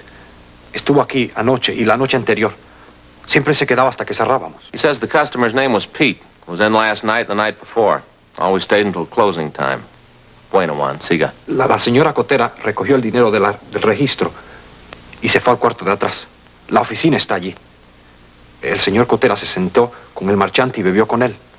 Este hombre, Pete. Un minuto. He says about 2 o'clock, Mrs. Cotera took the money from the cash register and went into the back room. La oficina. Yeah, the office. And Mr. Cotera sat down and had a drink with this guy, Pete. All right. What happened then? Luego, ¿qué pasó? Bueno, yo limpié los vasos y como unos cuantos minutos después de las 2, llevé una caja de botellas vacías a la bodega. Estuve allí creo que como 5 minutos. Cuando oí el ruido. ¡Bang, bang! ¿Qué hizo entonces? Dejé caer las botellas y oí de nuevo. ¡Bang, bang! Entonces corrí a ver. Mr. y Mrs. Cotera estaban tendidos en el suelo. Había sangre. Este hombre Pete salía por la puerta de enfrente. What's he saying, Frank? He says a couple of minutes past 2, he went back to the storeroom with a case of empty bottles. He was back there about 5 minutes when he heard gunshots. He ran out and saw Cotero and his wife on the floor. This guy Pete was going out the door. La puerta de enfrente. Yeah, the front door. Just a minute. ¿Puede conocer a este hombre Pete? ¿Sí lo ve de nuevo? Oh, sí, señor, sí lo conocería. He says he'd know Pete if he saw him again. Does he know anything about him? Where he lives, where he hangs out? ¿Sabes dónde vive Pete, Juan? ¿Dónde come? ¿Dónde se mantiene? No, estuvo aquí hoy, anoche y antenoche. Es todo lo que sé, señor. Pete was in here for the past 3 nights. That's all he knows. Ask him if he remembers what Pete was drinking, will you? Yeah. Juan, ¿se acuerda lo que este hombre Pete estaba tomando? ¿Lo que estaba bebiendo? Oh, sí, señor. Scotch y water. Plain water. Toda la noche lo mismo. Scotch and water. Drank the same thing all night. Same guy? Well, it ties in with that other job over on the east side. Wherever the guy works unconsciously, he seems to order the same thing to drink, doesn't he? Dispénseme, señor oficial. Hay algo más que me acuerdo de él. Algo más que él hizo. Wait a minute. You remember something else. ¿Qué fue eso, Juan? ¿De qué más se acuerda? Cada noche, él tocaba la máquina de música. Allí. La tocaba mucho. Todo el tiempo pedía cambio. He says Pete played the jukebox a lot. Sí, señor. La misma melodía. Toda la noche. De vuelta y de vuelta. ¿Cuál era esa, Juan? ¿Se acuerda? Sí, señor, me acuerdo. Venga acá, le enseñaré. What's he doing? He wants to show us the jukebox. He said Pete played the same tune all night. Aquí, señor oficial. Esta, la número 14. La tocaba toda la noche. De vuelta y de vuelta. Funny Man. That's the one. Number 14. The tune might be another one of his habits. Let's play it. Go ahead. You got dime? Thanks.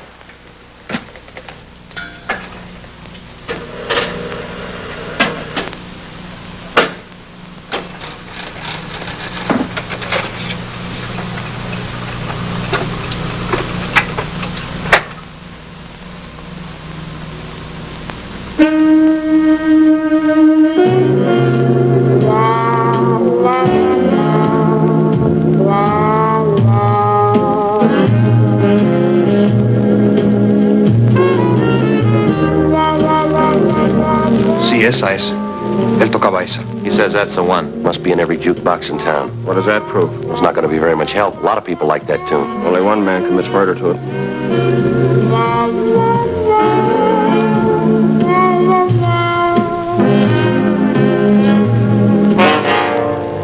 Ten minutes past 3 a.m., Tuesday, February 3rd. Captain Lorman, Frank, and I left the Green Light Tavern, and we took Juan Padillo, the young bartender, back to the office with us. With the help of an interpreter, a police stenographer took down his statement, and then we showed him 3 volumes of coming-out mugshots.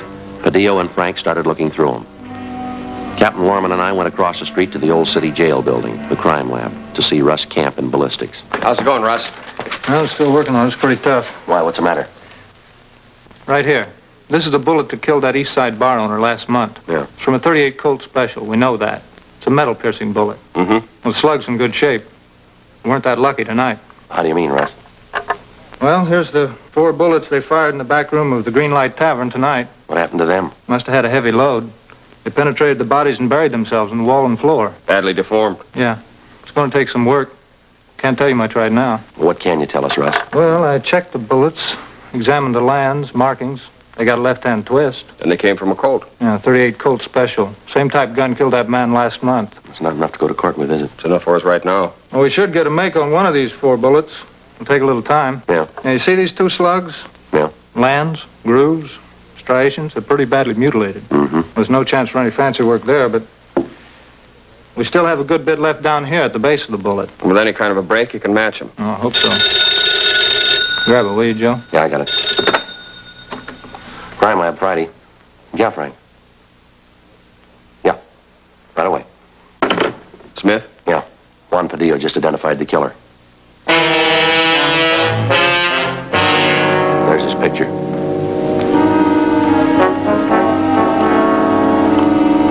There's his package.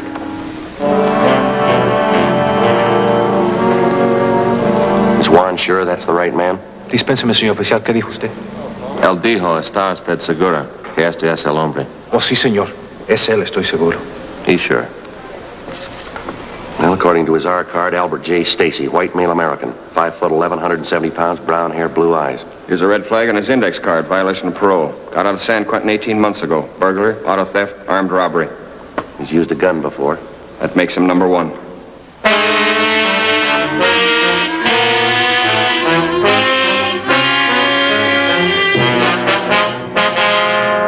By 4 a.m., an APB and a radiogram on Albert Stacy had been dispatched.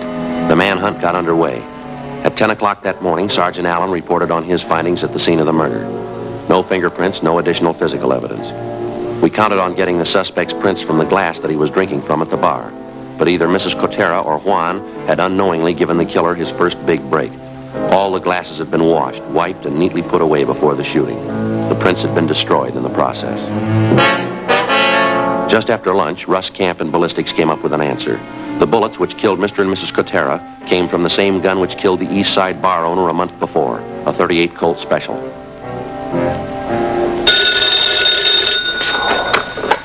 Homicide, Lorman. Yes, Carly. Where? Good, thanks. I just picked up Stacy. They're bringing him in. 6 p.m., Tuesday, February 3rd. Albert Stacy was booked at the main jail on suspicion of 187 PC, murder. On his person was found a 38 Colt Special. The gun was immediately taken to the crime lab for examination. Stacy was brought to the interrogation room. Frank and I questioned him for 4 hours. He denied any connection with the 2 robberies and the murders. At 10 o'clock that night, we sent out for coffee and sandwiches. Stacy ate heartily. He was worried, but he didn't have the attitude of a trapped murderer. The questioning went on. Midnight came. Stacy hung on to his story. He refused to say where he was at the time of the killings. He had nothing to do with the robberies, nothing to do with the murders. At 4 a.m., Frank and I took time out for a smoke. He's bound to break. He's got to. Well, either he's a great actor or I'm tired. He doesn't strike me as a guilty man. Well, I'm with you, but what about his record and the mugshot the kid picked out? Seaman? Yeah.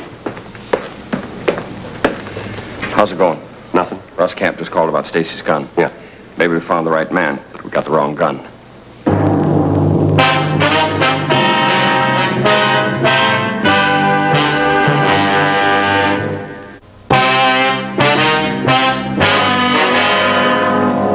a.m. Wednesday, February 11th. We were refused a complaint against Albert Stacy by the district attorney's office on the grounds that we were unable to present sufficient evidence against him. We then filed on Stacy for violation of the State Penal Code, Chapter 339, Statutes of 1923 as amended 1947, Sub 2, an ex-convict with a gun. We put a hold on Stacy for his parole officer. He was to be returned to San Quentin. Frank and I started all over again from the beginning. A complete description of the suspect, along with his method of operation, was distributed to every tavern and cocktail lounge in the city. A special detail of men from the Metropolitan Division was assigned to stand a special watch between the hours of midnight and 3 a.m. During the month that followed, we set trap after trap for the killer. He failed to take the bait. Another month passed. We watched and we waited. 1 a.m. Saturday, April 4th. Frank and I were cruising the central area. Attention, all units. All units. A 211 and shooting in the bar on the corner of Bellevue and Allison. A 211 and shooting in the bar on the corner of Bellevue and Allison. Suspect left the scene on foot. Suspect is wearing dark coat, light trousers. 1R5, take the call. Code 3. Let's go. 1K80, 1K80. 1K80, go ahead. On that call to Bellevue and Allison, we are in the vicinity. We will handle. 1K80, roger. 1K80, any further description on the 211 suspect? 1K80, no further details. Suspect wearing dark coat, light trousers. Left the scene on foot. Code 3. Let's roll it. 2 minutes later, Frank and I got to the Windsor Buffet. The robbery victims were the owners, Mr. and Mrs. Ernest Lineberger. Mrs. Lineberger did all the talking. 1:25 a.m. Frank and I continued questioning Mr. and Mrs. Lineberger. Their description of the suspect, his M.O., and all of his actions matched those of the man who had shot down Mr. and Mrs. Katera 2 months before, and the East Side bar owner a month before that. The Linebergers told us that the suspect drank only scotch and plain water, and that he played the jukebox incessantly. The same tune. Funny Man. That's right, Funny Man. That's what he played. I got a good look at his wrist, too, his right wrist. What about it? He's got a picture tattooed on the underside. What kind of a picture? Looks like a cat, a black cat. Do you by any chance have the glass that he was drinking out of? Yeah, it's over by the door. Smashed to bits. Sure, I threw it at him when he ran out the door. 2:12 a.m. Frank and I drove Mr. and Mrs. Lineberger to the office where we took their statements and filled out a crime report. After that, we went down the hall to R&I and had one of the officers on duty check through the oddity file for us. That's it, Joe. Only guy in the file with a tattoo of a cat on his wrist. Yeah. He's got a different tattoo on his left wrist. He's only got one name. Wesley R. Guttridge. We pulled his mugshot. He was almost a dead ringer for Stacy. We compared descriptions. They matched almost perfectly. A radiogram was sent out on him, and communications broadcast a want for murder. Captain Lorman, Frank, and I checked our informants and all our available sources of information for the whereabouts of Wesley Guttridge. There was no trace of him. 2 days passed. We continued cruising the Central and Hollenbeck Park area. Unit 1A5, out for 7. KMA 367. Correction, 7R6. That's 2421 Beverly Boulevard. A prowler now. KMA 367. Attention, all units. Attention, all units. At 5th and Winston, the bar. A 211 and shooting. Code 3. Suspect left the scene on foot. Suspect was headed west on 5th Street. Attention, all units. All units. At 5th and Winston.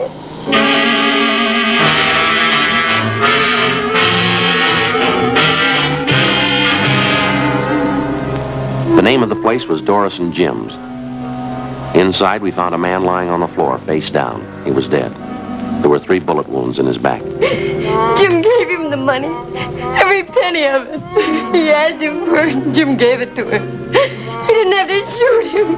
Didn't have to kill him. We gave him the money. Shut that thing off, will you?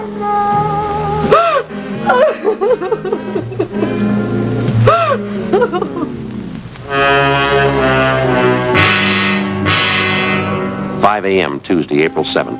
Frank and I sat in on a meeting with Captain Lorman. Plans for a citywide Dragnet operation to apprehend the killer were discussed and formulated. By 7 a.m., an overall plan was set in motion.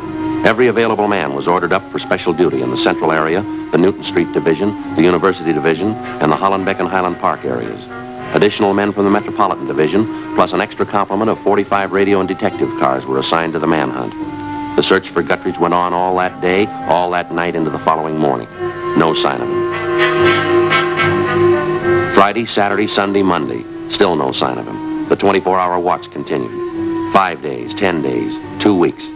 Tuesday, April 28th. It was the end of the 3rd week. Our relief showed up a few minutes before midnight.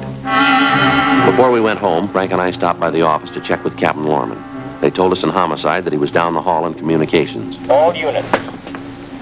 All units. What's doing, Skipper? Just a minute. All units.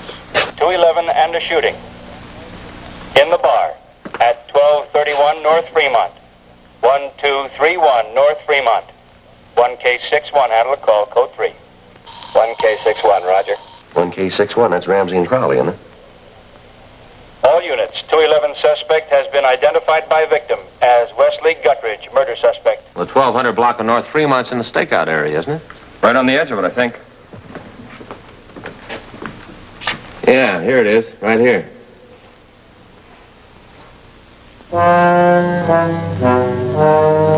Guttridge is going to have a rough time. The neighborhood here should be pretty well covered. All units, on the 211 and shooting at 1231 North Fremont.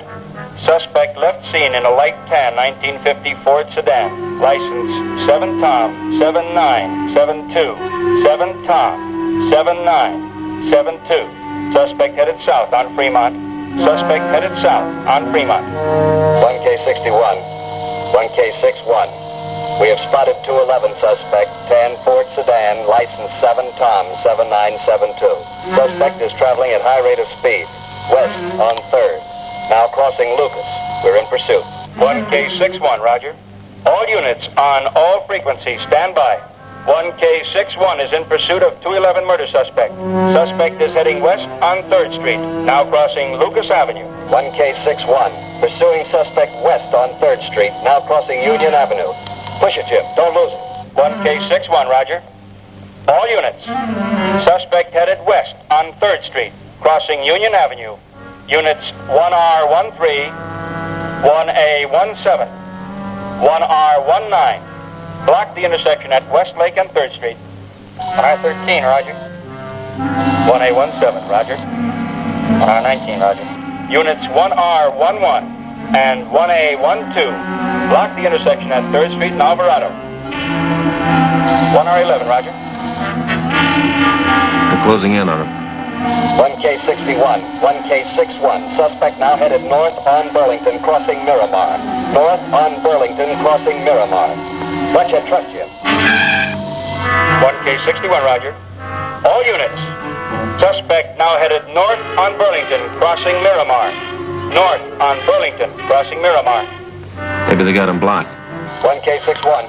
1K61, go ahead. Still pursuing suspect north on Burlington, now crossing 2nd Street.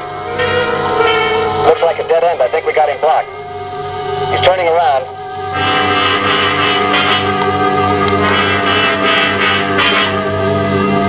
Watch it, Jim. Here he comes. Look out. There goes our windshield. You see all right, Jim? 1K61, 1K61. Maybe you heard it. He got by us. Suspect now headed east on Beverly Boulevard, crossing Belmont. Are you receiving us? 1K61, we are receiving you. All units. Suspect now headed east on Beverly Boulevard, now crossing Belmont. 1K61 is in pursuit. 1K61. Suspect just turned off Beverly onto Figueroa, heading north on Figueroa, crossing Temple. Just a minute, hold it. Just turned down Alpine. Hold it. Turned again. Suspect now headed north on Alameda, headed for the Southern Pacific train yards. Now crossing North Broadway, going into the yards. Don't lose him, Jim. All units. All units. Converge on Southern Pacific train yards. All units. Converge on Southern Pacific train yards. From North Main to the river. From Alhambra Avenue to Macy Street. Suspect is in the yards. Suspect is in the yards. Not making it easy. He's got nothing to lose. 1K61. 1K61. 1K61, come in.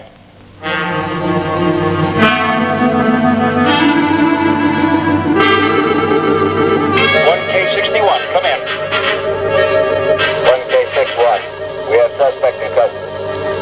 We have suspect in custody. 1K61, roger. All units. 1K61 has suspect in custody. Return to your districts. Return to your districts. All frequencies clear. Well, I guess that does it. Yeah, it sounds like nobody was hurt. They didn't ask for an ambulance. Big night. Lucky one. Well, I'm going home. See you fellas in the morning. Good night, Skipper. Good night. Good night. Good night.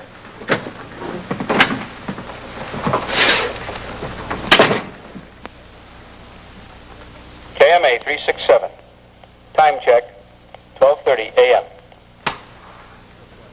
How about that? What's the matter? This wristwatch of mine. Jeweler worked the whole thing over. Give it a complete overhaul. Look at that, Joe.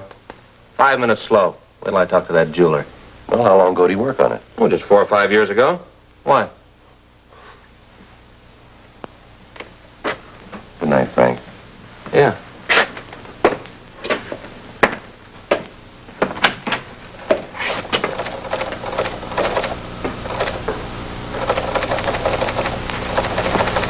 What time you got, Lieutenant?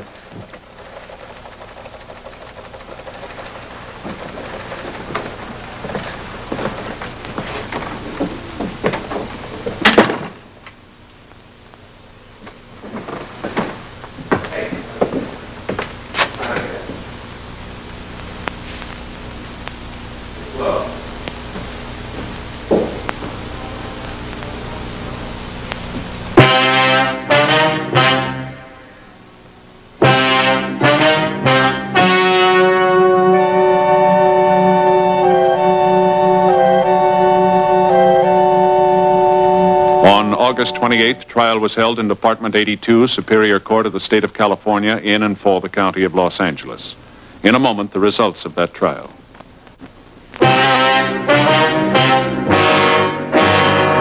The suspect was tried and convicted of murder in the first degree.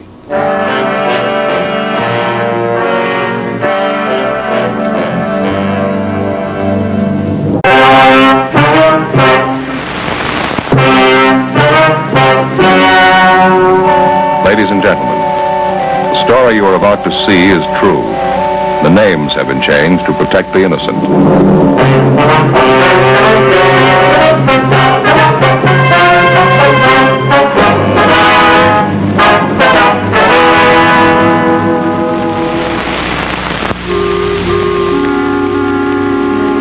This is the city.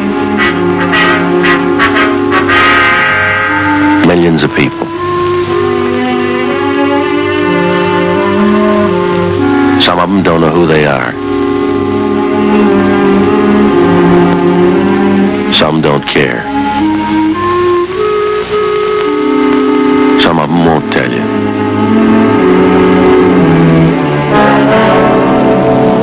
Some of them can't tell you. I keep track of them all. I'm a cop. It was Monday, December 14th. It was cold in Los Angeles. We were working the day watch out of burglary division. My partner's Frank Smith. The boss is Captain Bernard. My name's Friday. In the past 2 months, a thief had broken into 18 markets. We had no lead to his identity. We had to try and stop him.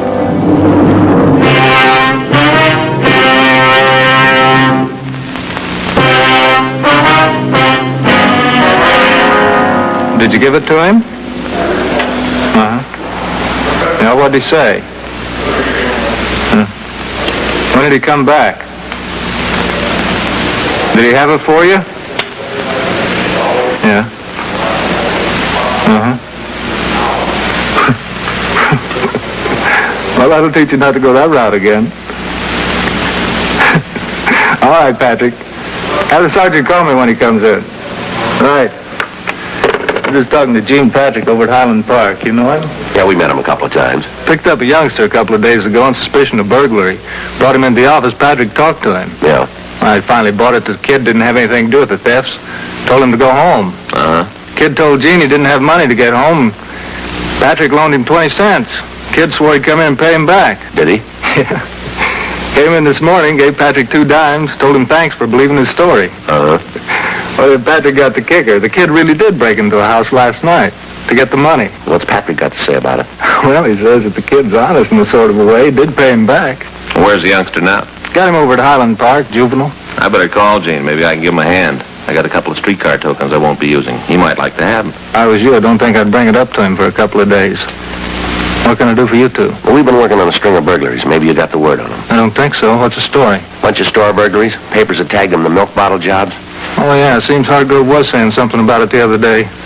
Where do we come in? The way the jobs look, we've been thinking maybe it belongs to your division instead of ours. How do you figure that? First off, the milk thing. What do you mean? Well, every job he's pulled, we found an empty milk bottle on the counter. Yeah.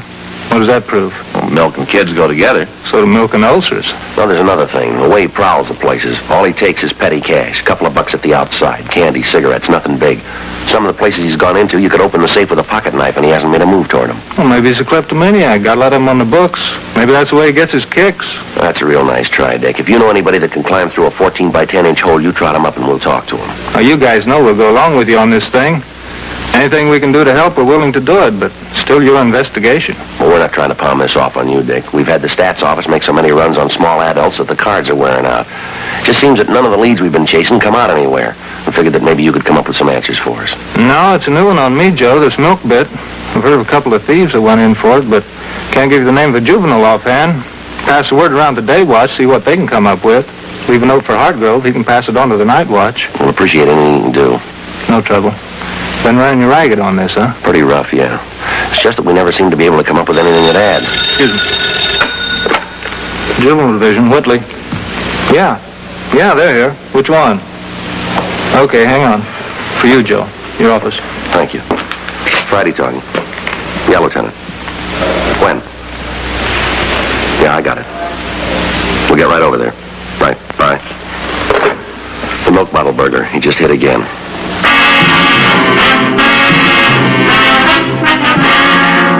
Frank and I left Juvenile Division and drove over to the address Ginder had given us. The call had come from Lieutenant Ginder in burglary. He told us that he just got a call from a storekeeper named Monty Bordoni. The man had called to report a burglary at his store at the corner of Jackson and Broadway Streets. Lieutenant Ginder told us that the crime lab had been notified and had dispatched a crew to investigate the premises for physical evidence. The store that had been broken into was a small Italian delicatessen on the southeast corner. Ray Pinker and the crime lab crew had already arrived and were winding up their investigation. How's it going, Ray? Hi, Joe. Frank. Hi. Usual thing. Bottle of milk on the counter. Yep. You want to check it over? Yeah. Come on back here. He's made his entrance back here in the rear of the store.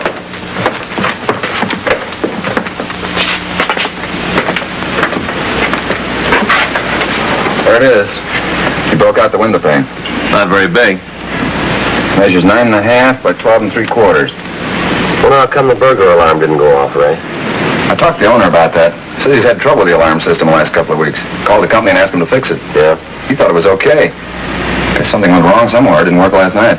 What kind of alarm is it, Ray? Bell alarm outside on the building. You know the kind. Yeah. What'd he take this time, Ray? Usual run of stuff. According to the owner, about 4 cartons of cigarettes missing, several boxes of candy. Can't be absolutely sure. Says he's got to check his stock. Be better if you talk to him on that. Yeah, we'll catch him a little later. You want to wait a minute? I'll check and see how the boys are doing on the prints. Had them check the counter in the milk bottle. Okay, Ray. I'll be right back. Right.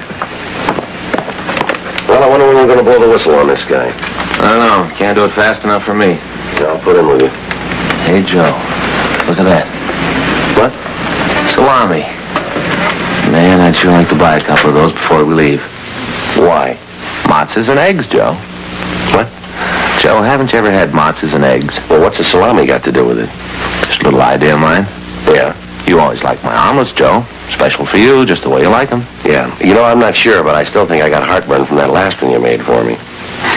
I wish you wouldn't kid me, Joe. You're crazy about them. I know you are. Yeah, sure. Joe, I've been working on this one for weeks. Working on what? It's brand new. I'm going to introduce it in this country. I saw it in one of those Italian movies. Looked great. Yeah, did they tell you how to make it in the English subtitles? No. They only tell the story there. I could see what they put in it. All right, what's in it? Salami, eggs, garlic, wine, some stuff in a little round bottle. What's the stuff in the little round bottle? I got 3 more days. What do you mean? I got plenty of time to see that movie again before they change the bill. I'll find out what it was. Just finished with the powder, Joe. Yeah? Nothing. Whoever it was drank the milk and took the bottle out of the refrigeration compartment. Bottle sweated and there isn't a print on it we can lift. None of them anyplace else, huh? No, we've gone over the store from top to bottom. So there, we can't find them. That's not much help then, huh? Came up with one thing. Maybe you can make something out of it. What's that? Outside the window in the back parking lot. Came up with an open pack of cigarettes. Don't know if it belonged to the thief. Anything on it? No, a fog last night ruined any prints it might have carried. The boys have it, though, if you want it. Yeah, well, we'll take a look at it, Ray. Looks like another blank, doesn't it? I don't envy you guys trying to break this one. Most of the time there's a leak someplace. Somewhere along the line, the guy's gonna... Thanks, Joe. The guy's gonna make a mistake and not cover something. Right. Yeah. This is either the smartest thief I've ever seen or the luckiest. What's this make for him? This is number 19. Taking a lot of chances for nothing. He's not getting anything out of these jobs. Maybe he isn't, but we are. What? A lot of headaches.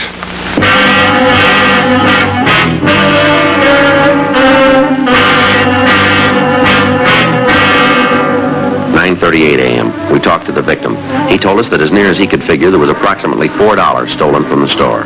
He went on to say that he'd ascertained that 5 cartons of cigarettes and several boxes of candy bars were taken. He was unable to tell us if any other merchandise had been stolen until he'd made a complete inventory. He went on to tell us that there was over $600 in the safe, but as far as we could tell, there'd been no attempts made to break into it. We made a canvass of the neighborhood and talked with the neighbors. None of them recalled having seen any suspicious people in the area the night before. None of them had seen a suspicious automobile in the vicinity. The one thing that was apparent was that the thief was working in a definite pattern. He worked only on Friday or Saturday night, always between 8 p.m. and 12 midnight. Frank and I met with Captain Bernard, and it was decided that we could maintain a rolling stakeout in the area in which the suspect operated. 4 other cars from Metro Reserves were assigned to work with us.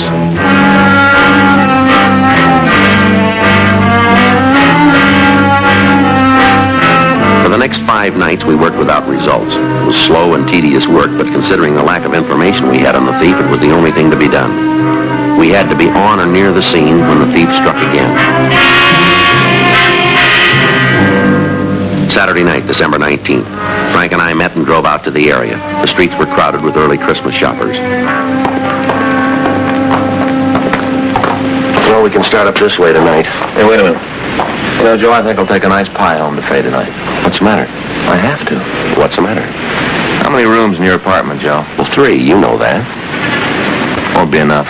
What are you talking about, Frank? Faye. Well, what's she got to do with my apartment? Hacked, Joe. Real hacked. Well, what's the matter? I got up this morning. Felt great. Faye's got breakfast on the table, all nice. A couple of eggs, little pig sausages. Nice, you know. Yeah. I come down the table, she's got the food already. And I hit her with it. The food? No, Joe. I tell her I'm going to have to work tonight. Well, you work every night this week. What's wrong with that? That's the way I figure it. But I got a way out. You have, huh? Sure, Joe. Today's Faye's birthday. You didn't tell me. Well, it's not a good idea to tell people, Joe. Well, since when? Well, you see, Faye's over 30. Yeah, I kind of figured that. Don't you get it? I'm sorry, pal. You left me a couple of blocks back.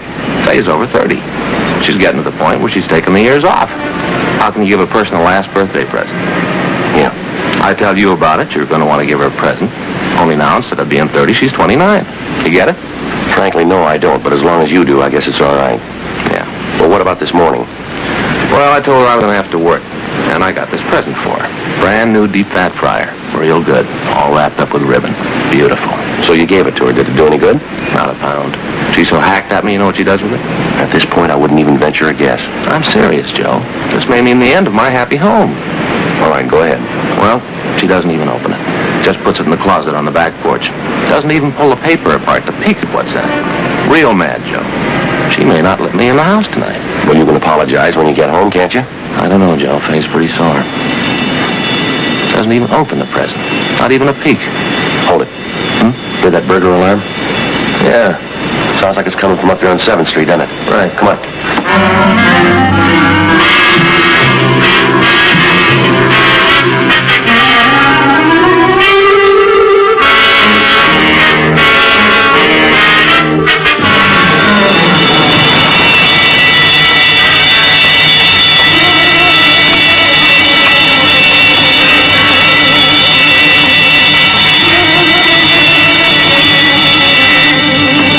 What are you doing in there?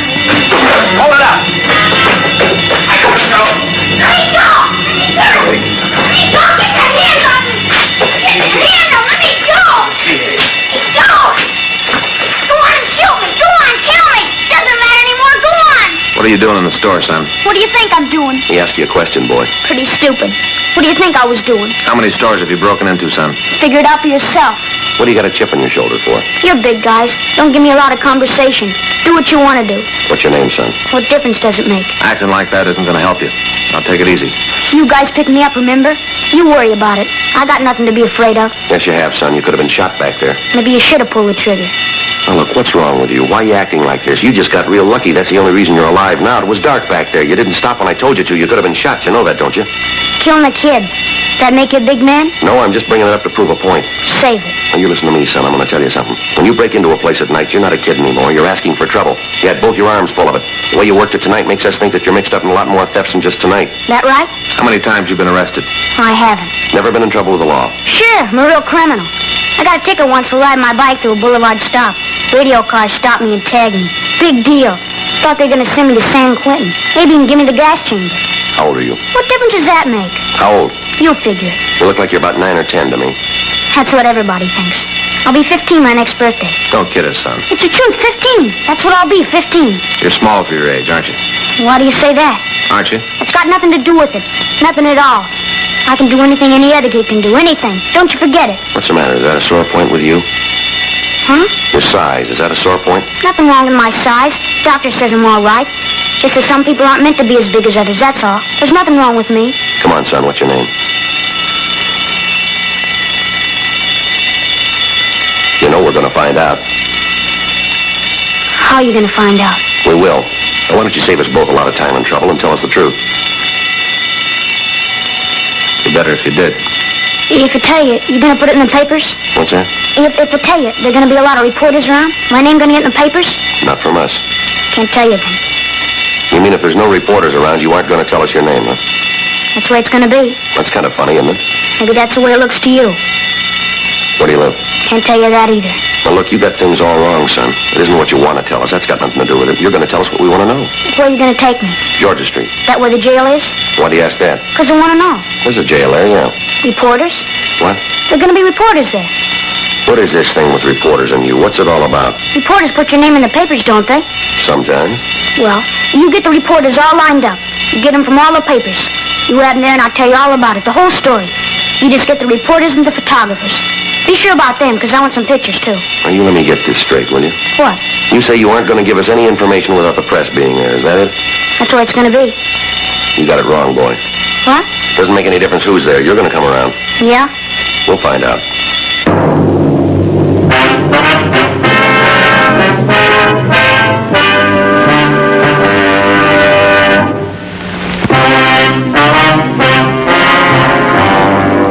p.m. We took the youngster and started back to Juvenile Division.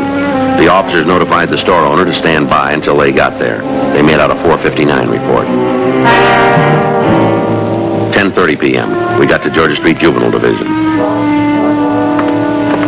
This sure is a seedy-looking place, isn't it? It's been here a long time. Want to wait just a minute? I'll check in, son. Yeah. Hi, Friday. Where's?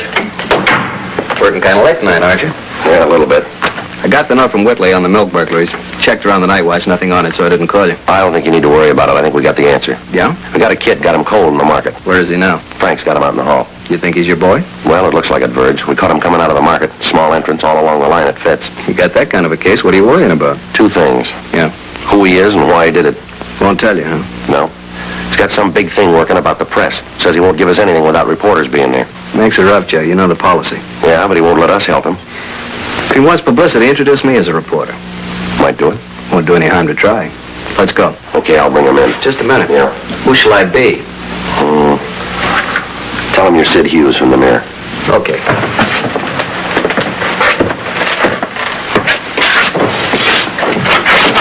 All right, son, you want to come in? Sit down. Well, you told us that you wanted to talk to somebody from one of the newspapers. It's against department policy, but we swung it. This is a reporter. What are you doing in here? This isn't a press room. Lieutenant lets us wait in here. Anything wrong? No, I just wondered. What's your name? Sid Hughes from the Mirror. You the fellow held that guy on the phone in Baltimore? Yeah. Great. I read all about it. You gonna write me up like that? I hope not, son. There were 2 men killed in that operation. I read all the stories. Everybody did. That's how I mean for you to write me up with a picture. What makes you think you got it coming? You break into one store and try to steal a couple of cartons of cigarettes, that doesn't make the first page. One store? I got into 19 of them. 19 before they caught me. That's important, isn't it? That's a story. I don't know. Might be. A couple of things we better get straightened out, son. First off, what's your name? You better get your notebook out. Be able to take all this down. Don't worry about it, son. You just answer the questions. I'll get it. Yeah. Oh, okay, my name's Elroy Graham. That's ELROYGRAHAM. Yeah. How old are you? I told you once, almost 15. Now, you said you'd broken into 19 stores, is that right? Yeah, 19. Might have made it more, but something went wrong tonight. Had trouble with the burglar alarm. Thought I turned it off. Bad mistake. Be still working if it wasn't for that. Guess it only takes one, though, huh, Mr. Hughes? Yeah, guess so. You want to tell us why you did it? What? You had to have a reason for committing these burglaries. Want to tell us what it was? Sure. Good reason. Real good. All right, go ahead. Oh, you see, I always had trouble at school. Never seemed to quite make it. All the guys liked me. They all did. All the girls do, too. Got girls call me most every night, ask me to take them to dances, stuff like that. But I don't go much for that kind of stuff. You can understand it, can't you, Mr. Hughes? Go ahead, Elroy. Well, they wanted me for all the teams. Football, basketball. All the time asking me to play. But I figure if you're going to get ahead in the world, you got to have an aim. Someplace where you want to get. Figure out that, work for it, and you're going to get there. Don't you find that true, Mr. Hughes? Go ahead. That's the way it was with me. All the time turned down offers to be on some team. Telling some girl I couldn't take her to a dance. Just didn't have the time. Somehow just couldn't make it. You can understand it. You've been around. You know all the successful kind of people. You write something and a lot of people read it. You know what I mean. Don't you? What's the matter? Something wrong? I'm trying to tell you what happened. I'm giving it to you straight. What's the matter? Now, do you want to tell us the truth, Elroy? What? I don't know why you're trying to sell us this line, boy. It isn't necessary. I don't know why you did what you did, but I do know you had a reason for it. And that's what I want to know, that reason. You don't believe me? Afraid not. How about you? No, son. Mr. Hughes? Nope.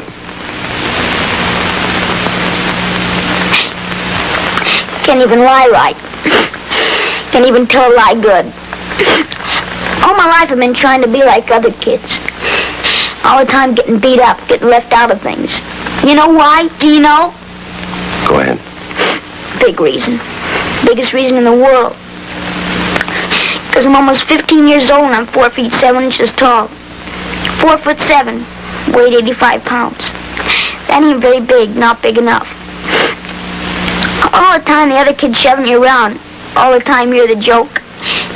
It gets to the time when you figure it's easier to laugh too, because you don't some kid's gonna beat you up. It gets to the point where you just don't care anymore. I used to clip out those coupons and send them in, get those books back on how to build myself up. Worked at it. All the time, didn't do nothing for me. Was still 4 feet 7, weighed 85 pounds. All the stuff I took didn't do no good. Still came out 4 feet 7, 85 pounds. You want to tell us about the burglaries? I did it to be big, that's why. Wanted to be important in front of the other kids at school. Important to them. Don't you see that? You gotta understand it, Mr. Hughes. That's why I wanted my picture in the paper. That's why I wanted the story. So the kids would know I'd done something big. So they'd know. All right, son, it's going to be all right. No, it isn't. Like everything else I tried to do, I loused it up. I didn't mean to steal, but it was the only way. The only way I had. Wasn't there some other way? No, there wasn't. All the time the other kids laughing, all the time talking. I just couldn't stand anymore. I just couldn't. Here, son. Thanks.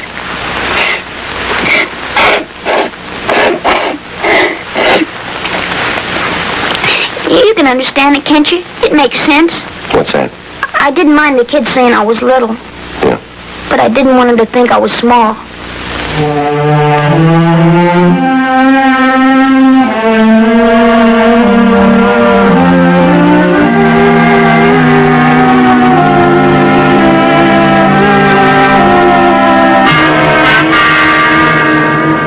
11:15 p.m. We contacted the parents of the Graham boy and asked them to come down to the station. We talked to them for an hour and tried to fill them in. In view of the numerous burglaries, the boy was booked on suspicion of 459 PC, delinquent.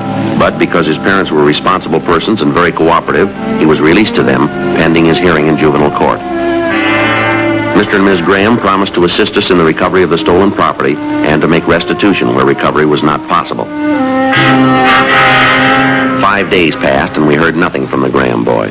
On December 24th, Frank and I checked into the office. Hi, Mr. Friday. Hi, Elroy. How are you? What can we do for you? You guys must think it's pretty funny. What's that, son? Well, I want to tell you, I sure think it's good what you did for me. Helped me out after that burglary thing the other night. Well, it isn't over yet, son. The court still has to make a decision. Yeah, but the way you talked to my folks, or what you said made me feel better. As far as I'm concerned, whatever the judge decides, I'll go along with it. I had a long talk with my folks. We got it all talked out. All the way talked out. That's good, son. We're glad to hear it, Elroy. Maybe you guys won't like it. I mean, me knowing you such a short time and all. But I wanted to bring you these. Merry Christmas. That's nice of you, Elroy, but it isn't necessary. It isn't much. We can't accept gratuities, son. What do you mean? We can't take anything from you. It's just a couple of candy bars. It's all right, Elroy. You keep them. Okay.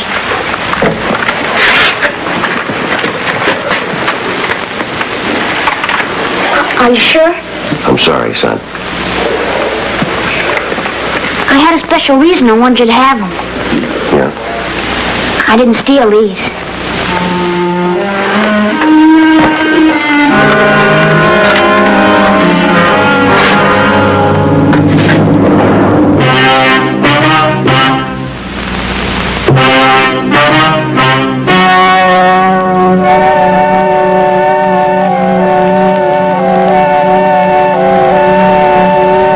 December 21st, a petition was filed in juvenile court on behalf of the subject.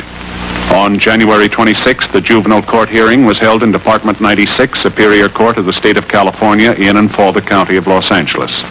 In a moment, the results of that hearing.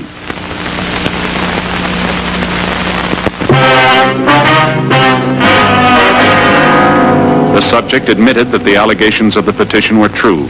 The petition was sustained, and he was declared to be a ward of the juvenile court.